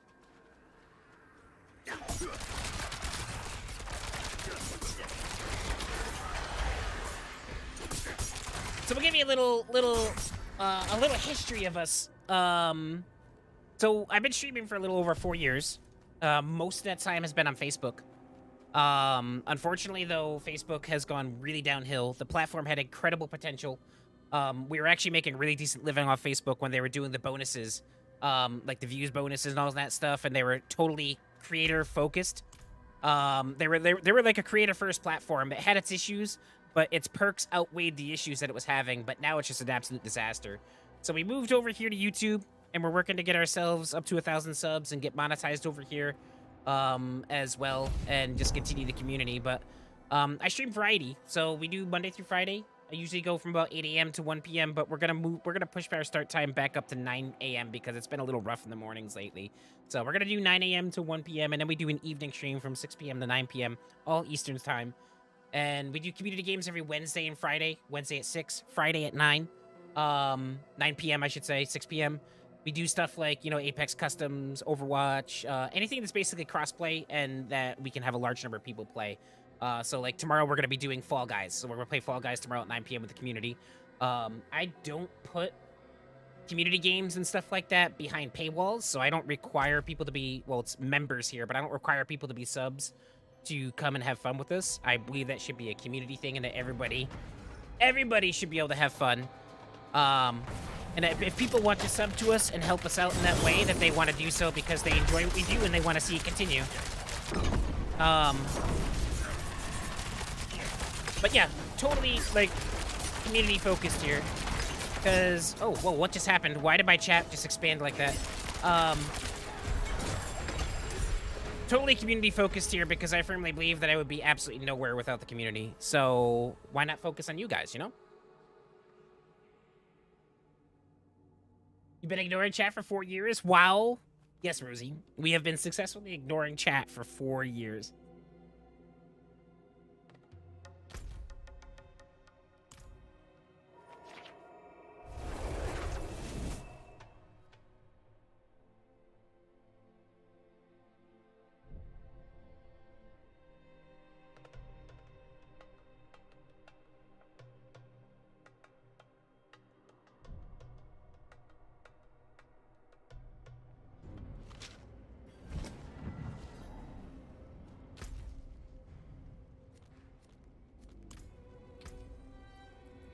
All right, what do we got here? We got this crossbow. Let's see what we have. Ooh, a little bit more vulnerable damage. Lucky hit, damage to dazed enemies, damage to poison enemies, damage to frozen enemies. Yeah, no, we're gonna get rid of this. It's not worth it. Our bow is definitely better. Ultimately, we probably want to have a crossbow because they're gonna deal heavier damage. I'm just seriously not a fan of the slow attack speed.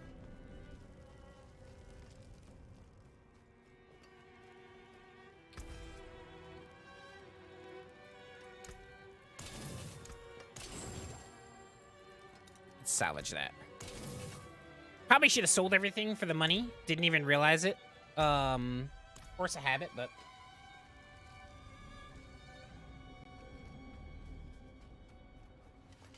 It's been really laggy in towns lately, too. Like, holy crap.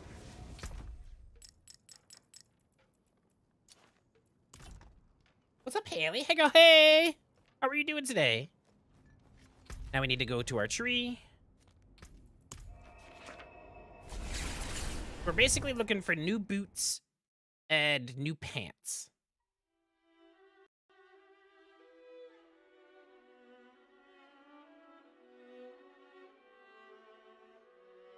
Enjoying the cool weather. Temperature like here right now. Oh, it's not bad. It's in the 60s.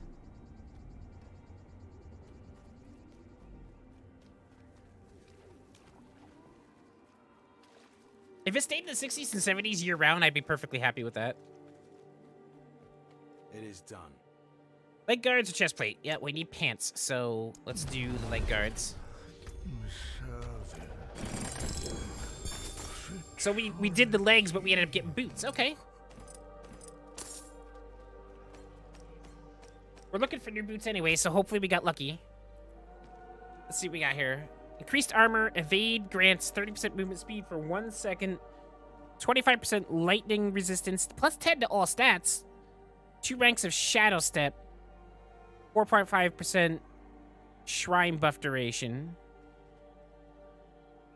Lucky hit dealing direct damage to a vulnerable enemy has a 43% chance to daze them for 2 seconds. I don't like that we lose the max evade charge. I don't like that. I like the plus 10 to all stats.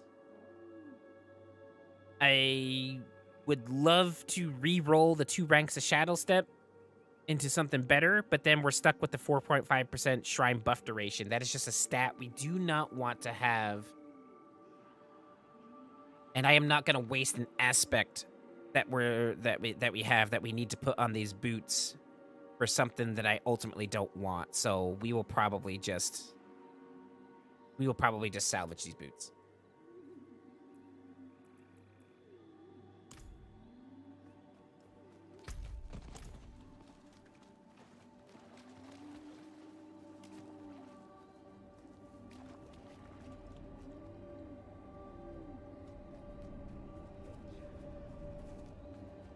How can I help? Oh, rare. Can Durr. still use these. At least we're reclaiming some of the materials that we used, because we did use a lot of materials to upgrade everything earlier. We are almost level 58. What's over here? Oh, hey, world boss. We go to the world boss? Let's do it. Sometimes he drops some really good gear. Let's go to the world boss. We'll try him out in world tier 3. I think we're doing enough damage. We should be able to do it. Got 12 minutes to the till he spawns. Let's do it.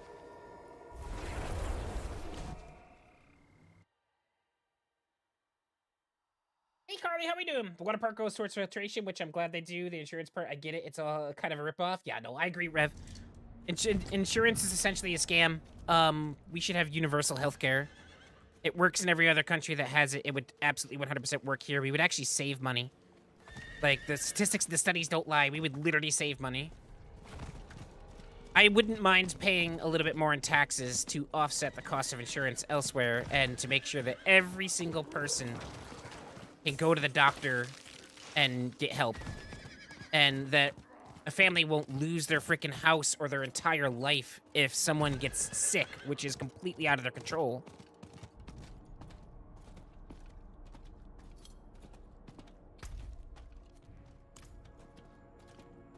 We all live on this planet together, and we're all in it together, whether we like it or not. So we should start acting like we're in it together, and we should help each other out.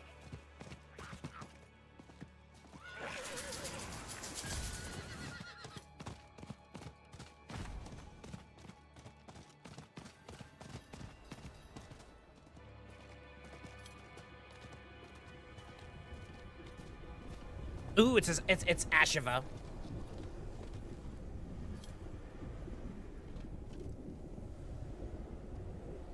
We can definitely take this guy down. Rev says I'm about to play Diablo 4 for the first time tomorrow. Any recommendations of a starter class? Very familiar with the other games. Okay, so I'll explain it this way. So you're familiar with the other Diablos. So you know that Blizzard does a really good job at making every class feel important, and that one class doesn't really entirely outshine any other class. Like the different playstyles and the way you can build them. All classes are capable of doing an incredible amount of damage and what they need to do to be able to survive and all the in-game stuff, right? So I think it really comes down to what you like to play and how you like to play it. If you're more melee-based, I would definitely go with a Barbarian. You can make the Rogue melee, too. They got some really, really, really nice Rogue melee builds. Like the Twisted Blade builds is a nice melee Rogue build. Where is it? It's over here. But, Barbarian's a lot of fun. The Druid is very, very slow to start. But he scales incredibly well as you level him up. So the Druid is one of those classes where you have to put in the hard work to get him to where you want him to be. He's not like the Sorceress, which is kind of OP throughout the entirety of everything. But if you put in the work with Druid, I watched a pulverized Bear Druid walk through a Helltide in World Tier 3 yesterday. Like, he just walked through it. He wasn't having a problem. He was only like 2 levels higher than me, but he was murdering everything as he ran through it. The Druid looks like it's a lot of fun. And if you're a ranged person, the Sorcerer is pretty OP right now and is pretty fun throughout the entirety of the leveling experience. Starts out pretty powerful, starts out really fun, and kind of just stays that way throughout the whole thing. The Barb is arguably one of the most powerful classes right now. I think he already got a nerf, but when people were leveling up the Barbarian, they were just absolutely shredding everything. So I would say it really just depends on your style of play as far as that goes. I can't really recommend a starter class because Blizzard does a really good job at keeping them all pretty much on par with each other. So it really just comes down to your choice of playstyle.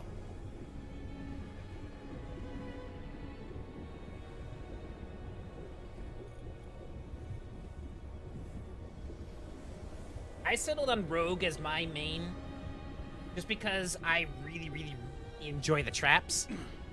I tried Rogue. Rogue was the first class I made in the beta, and I was having a lot of fun with the poison traps. So that's why I started there, but I also have I have a sorcerer that I'm leveling, and I have a barbarian that I'm leveling, and I'm really enjoying them as well. So again, it's just, I can't really recommend a class. It comes down to how you like to play the game.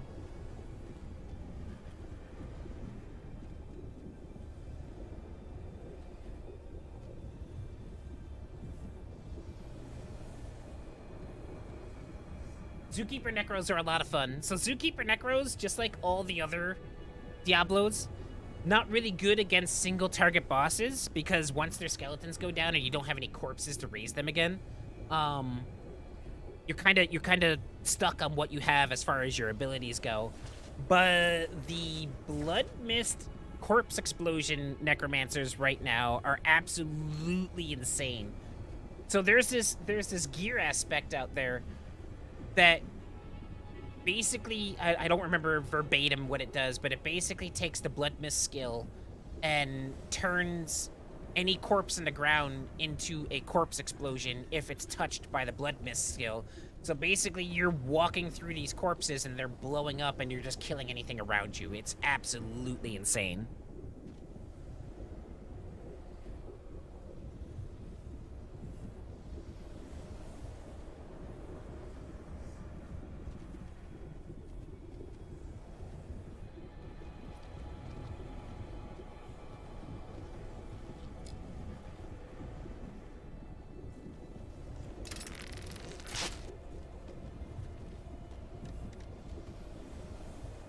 That popcorn sound when they're all exploding? Oh, they made it even better in Diablo 4, man. They made it even better.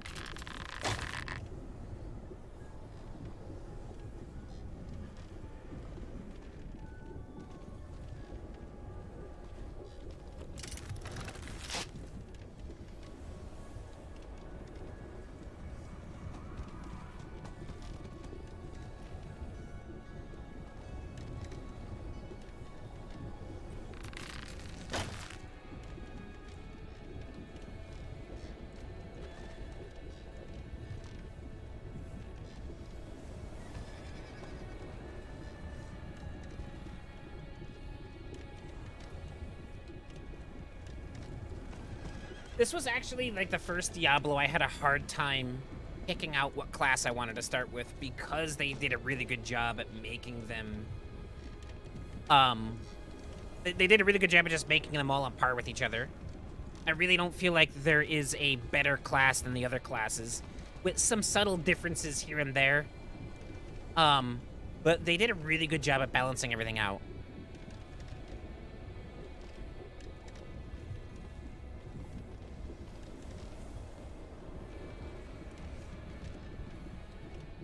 Lunchtime, I'll see you all later. Roger that, my man. Have yourself a fantastic luncheon. I appreciate you swinging by with the sub. Welcome into the community, good sir.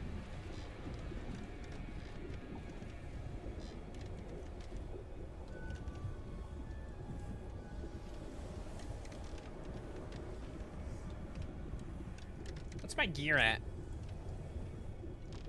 Okay, we're good. Our durability is solid. So just in case we do end up dying several times, we should be fine as far as gear breaking goes.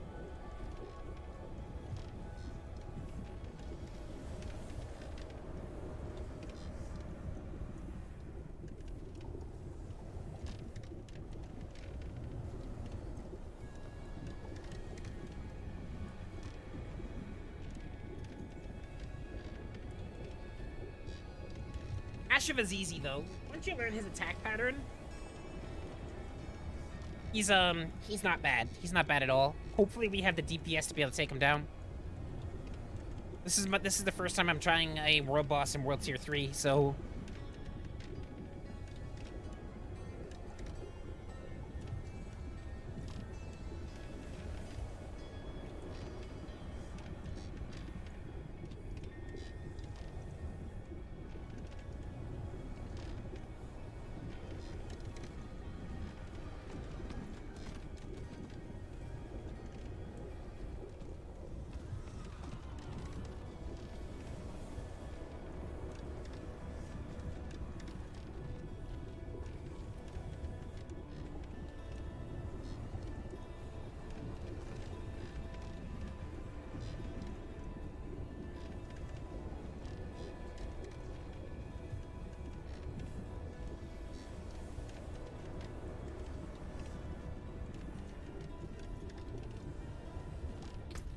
What level is Amp?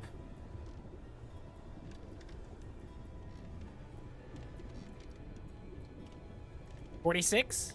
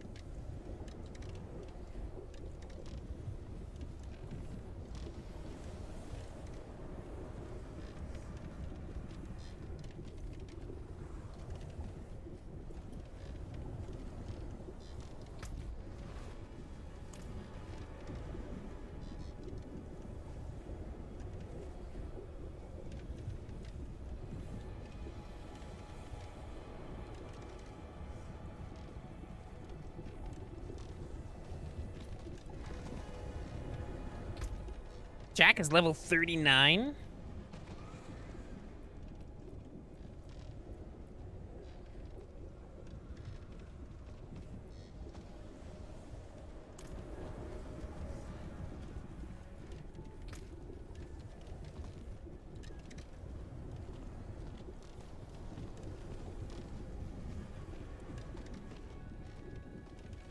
How many people do we have here? 1, 2, 3, 4, 5, 6, 7, 8. That's including me. Ooh, we only have 8?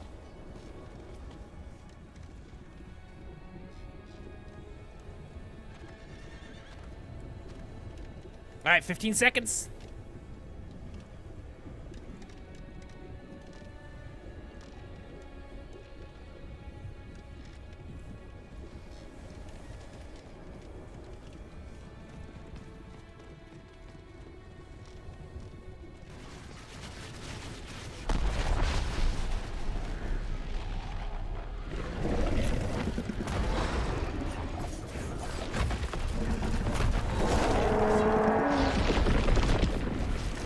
Oh, damn it, he already jumped away?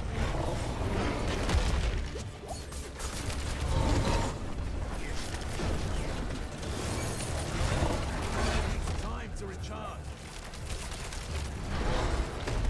Holy crap. We're already murdering this dude. Alright, so he's doing his little AoE 360 there. So we just gotta make sure we stay right underneath him. Oh, avoid that chomp.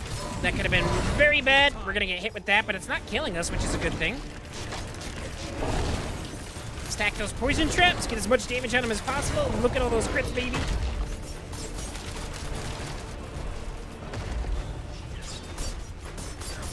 Hit our ult, it's gonna recharge our poison.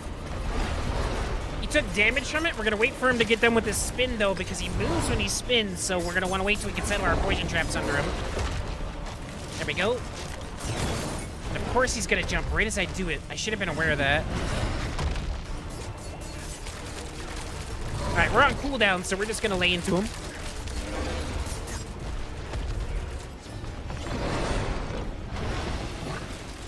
with this guy is literally to just stay underneath him.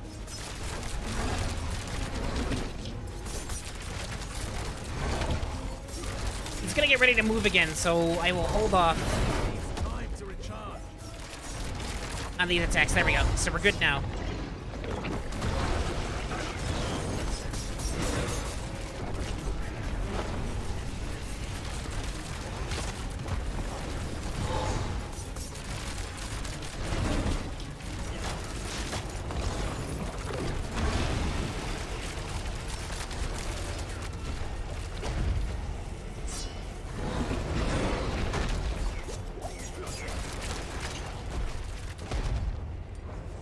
I need those health globes. Oh, this could be bad.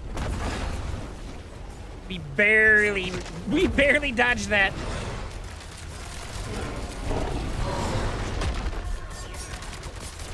Need more time. All right, he's gonna jump. Oh, he's gonna rake. He's gonna rake.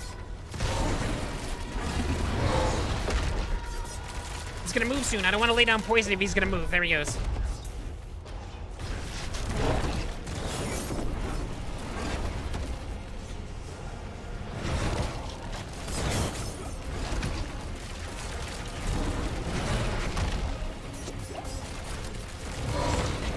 He's raking. Gotta get directly behind him. There we go.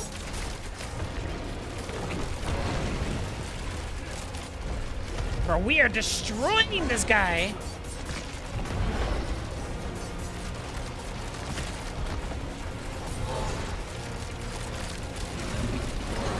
Here comes the ground pound. Here comes the jump. All right, and we're off cooldown. Lay into DPS. Here comes the rake. We should be good. We're in a good. Oh no, we got hit by that. That was weird. I thought we were safe, but apparently we weren't.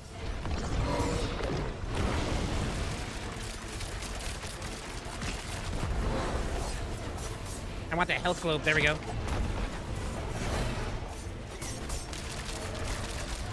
He's gonna jump. We can do poison traps. Here comes a rake. We should be okay. There we go. Ground pound. He's gonna drop his health globes again. Off cooldown. In 1 second. All right, here we go. Crap, he moved. We're all right though. We're all right.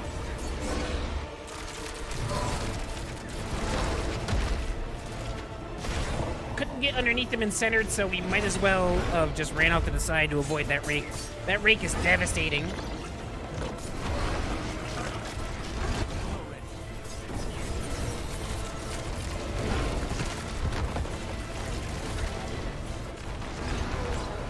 Holy crap, we annihilated this dude in less than 5 minutes.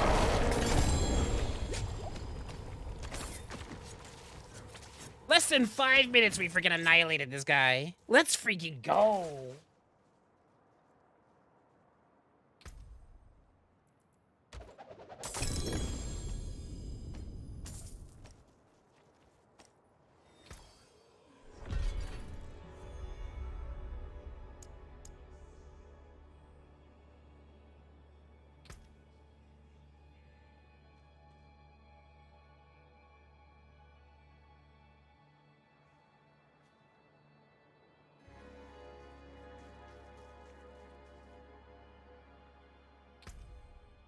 I can't believe we dropped him in less than 5 freaking minutes.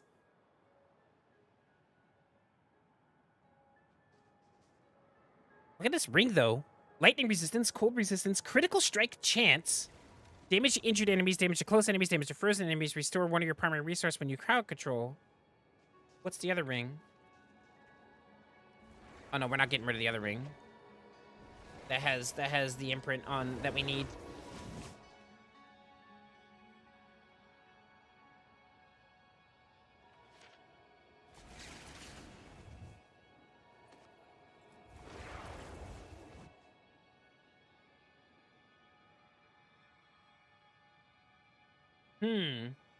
So what are we losing? We're losing overpower, which is fine.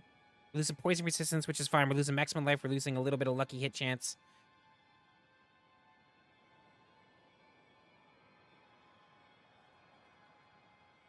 The ring that we have equipped. Hold on.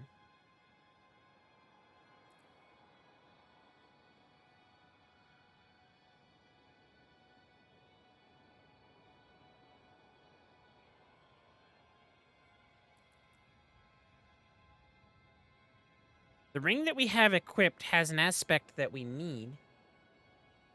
But that's the aspect that we want on our amulet.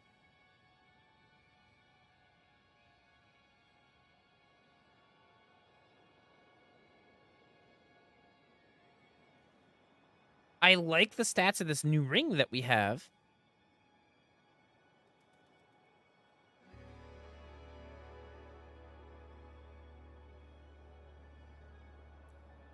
We're going to save this ring. What do we have here? Cutthroat skill damage. Ultimate skill damage, shadow resistance, and 3.5% damage. And it has the freaking aspect that we had just got from the other piece. It might be better too. The only problem is this chest piece doesn't have the trap skill damage. And we lose dexterity.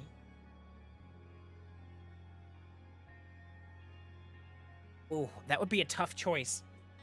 This has a lot of good extra damage on it, but we lose dexterity and we lose trap skill damage. I don't know. We're gonna hold on to both of those, and we're gonna decide what to do with them later.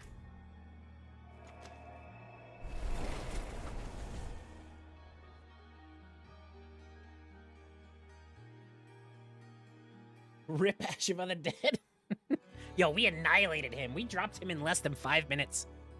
There was still 10-12 on a timer left when he fell, so we got him in 4 minutes and 48 seconds. We were just absolutely annihilating him. That was World Tier 3.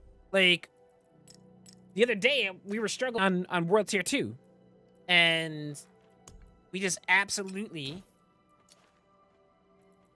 destroyed him on World Tier 3. That's insane. It's amazing what a little bit of tweaks to your freaking armor and everything can do. Like, we are literally, we doubled our DPS output. Actually, no, I'm gonna sell for gold, because we need gold. Dark days upon us. Well struck.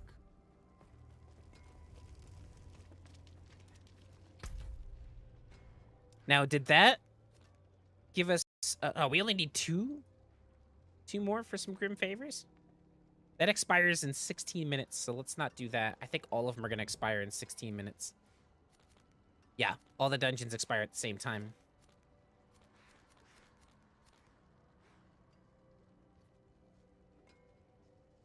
How long are you playing today, or are you going to do Diablo tonight too? We might do Diablo tonight too. I had planned on playing Diablo tonight, but then again, I had planned on playing Zelda today too, so... we'll see. We shall see.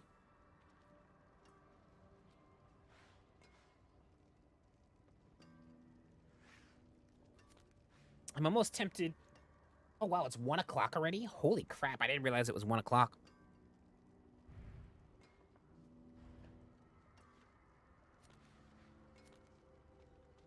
We need, what, 2 Grim Favors to be able to...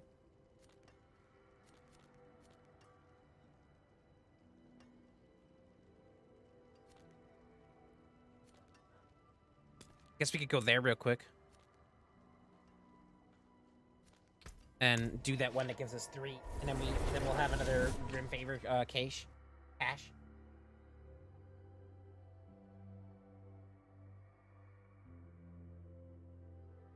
We'll see what today brings, pretty much.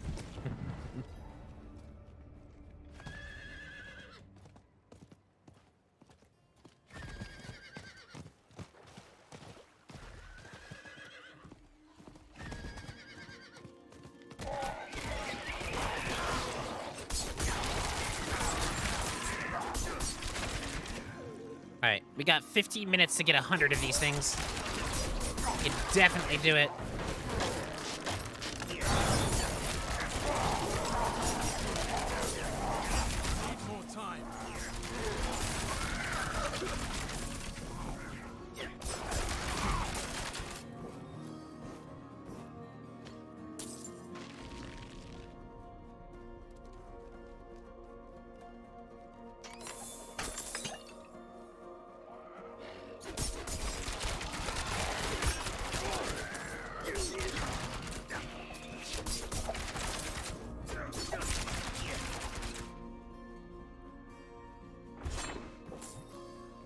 We're already at 46. Yeah, we're good.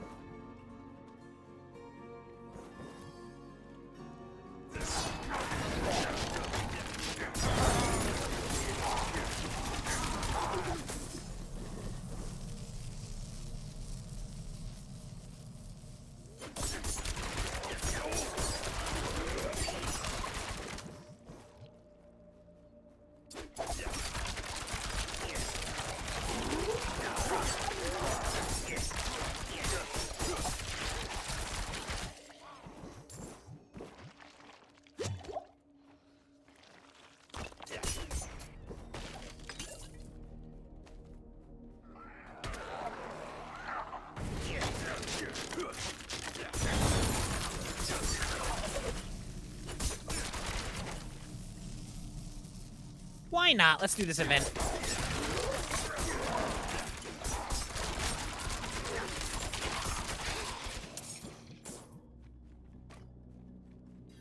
Internet so far has been behaving.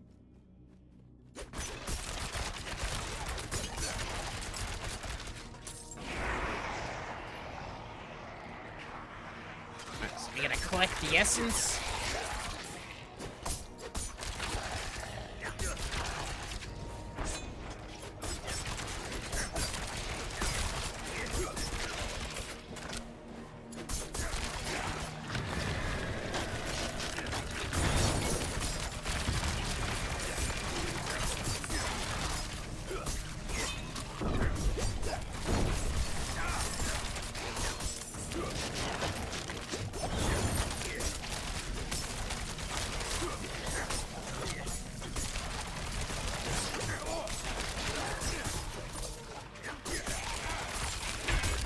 Time to recharge.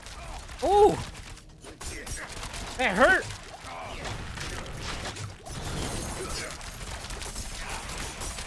Need more time. I think we got enough. We should be good.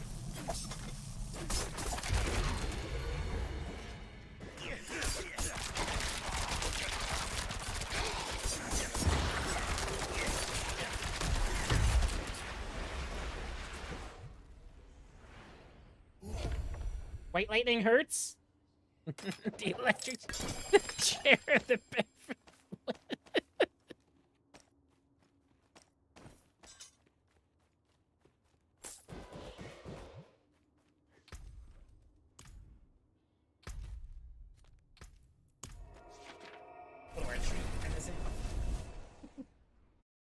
How have you been enjoying Ghost of Tsunami or Shunami or whatever it is? Haley. That's due out for PC soon, isn't it? I thought it was supposed to be on PC really soon.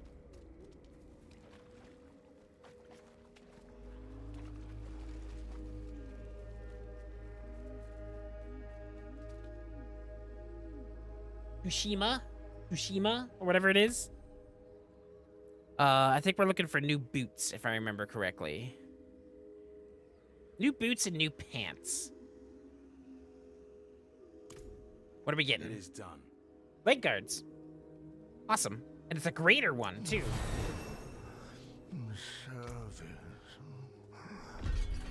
How much experience did we get off that? 122,000? It's not bad. Ooh, we got 2 pants. Hopefully it's something good.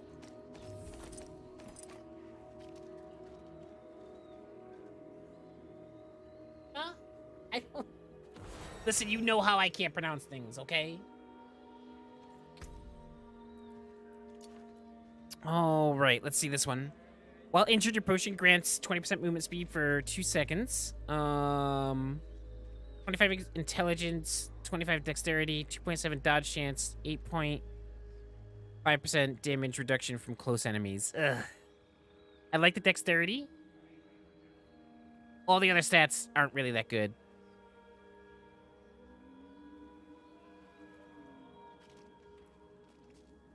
While injured, you also grants 30% movement speed for 2 seconds. Ranks a Dark Shroud, 8% damage reduction from close enemies, 11% damage reduction from distant enemies, 150 thorns. Each shield the frozen enemy evade through. Yeah, damn. These pants are a bust. We're getting rid of them.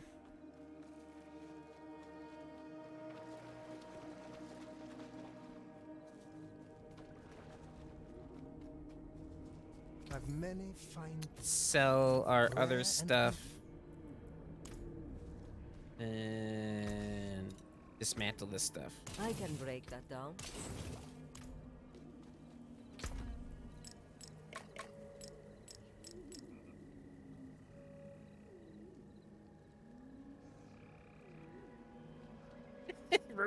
Rosie's curious on what the whole white lightning thing is.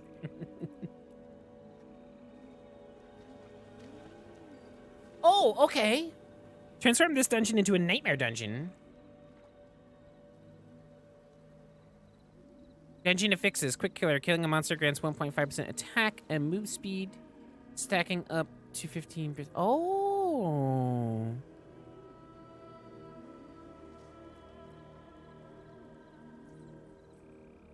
So this is where we get our nightmare sigils from.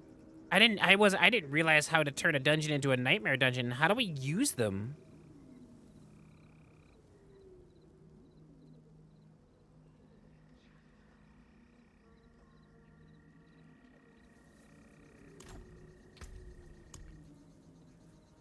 I just have to use them. Here's, what the Shiv to Runes Nightmare Sigil. So, hold on a second here. Where are the Shiv to Runes?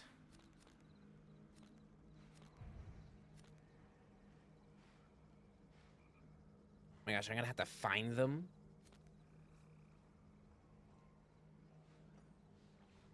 I didn't realize this is how you turn dungeons into nightmare dungeons. Learned something new today.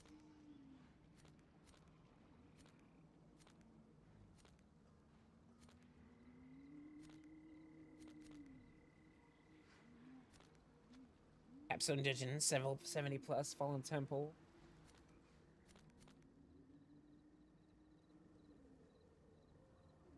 Your current gear gives me Mask of Red Death, Edgar Allan Poe vibes. Ah, so my current I'm transmogged right now. So they brought transmogging back in the game, so you can customize your gear look. So you can see this symbol right here, that shows you that I can turn off the transmog if I want to, which is actually pretty cool, and I can turn it back on. But this is actually what I look like without the transmog.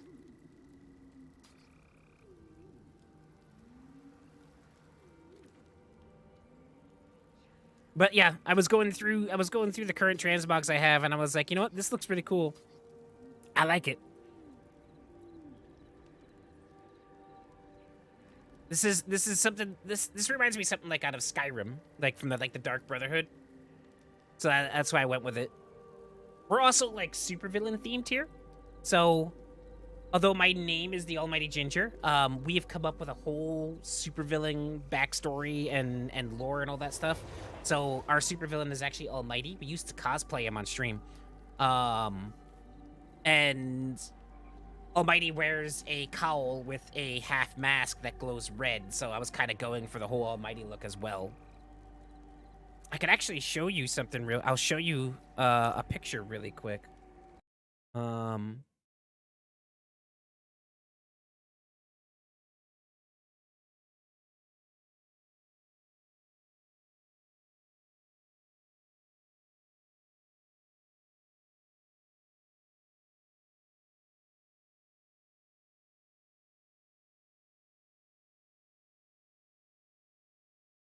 Let me turn on display. So this is actually some poster work that we had done by Geeks Unleashed. That is Almighty right there. And then we got a little bit of a closer picture. Oh, gotta do it separate every time. A little bit more of them.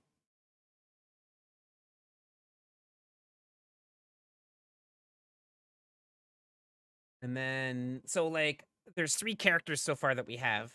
So, whole backstory on him and everything. So there's Wrath, Grace, and Almighty. And Wrath and Grace are Almighty's like left and right hand. Wrath is more like an assassin type person. Grace is more of... Grace has an interesting backstory. She's kind of deranged. She's been through a lot. She has 4 different personalities. But she's more of like an assault sniper type person.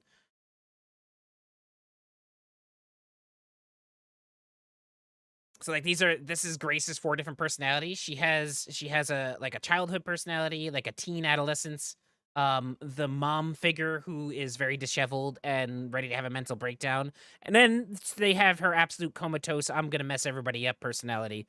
Um, there on the bottom right. But yeah.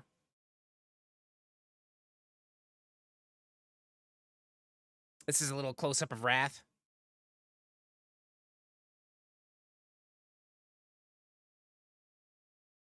Yeah, we got a whole backstory on it. I'll have to take the time, some other stream to really kind of fill you in on it. We also have some writing and stuff, like some creative writing in our Discord. So if you type !Discord, the bot should give you the link to get into the Discord, and we do a lot of stuff in there as well, as far as like announcements, giveaways, and other things too. If you were interested in joining up on the Discord, it's where most of our communication happens.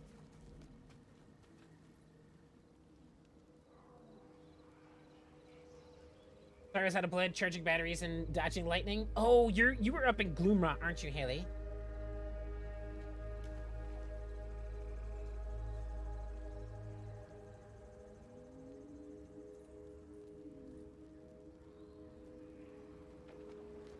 You really, really like it. Definitely the game break that you needed. Awesome. Awesome, awesome, awesome. All right, it is 1:30. There really isn't anything else that we can do at the current moment. There's a Helltide over here. Only got 16 minutes left, though.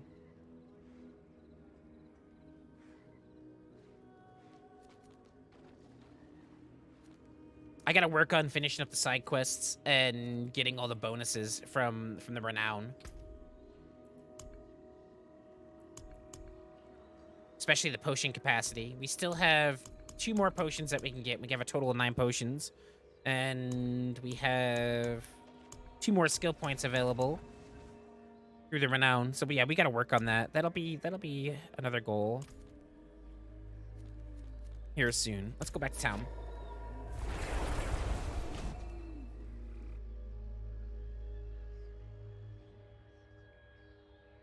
No matter what game, Almighty story stays the same. So yeah, the whole premise behind Almighty is that he travels the multiverse, and he's hell-bent on reshaping the multiverse in his own vision as what he considers a peaceful, just, and right place.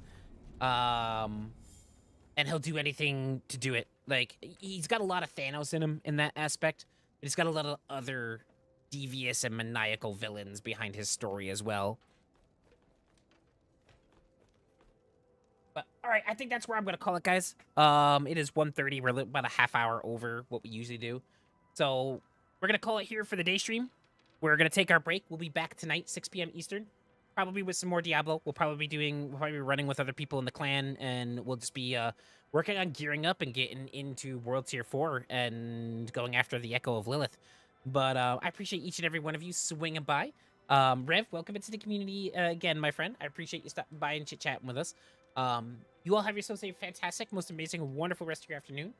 We will see you guys 6 p.m. Eastern Standard Time for some more Diablo 4. Peace out, much love, and once again, guys, as always, thank you for everything.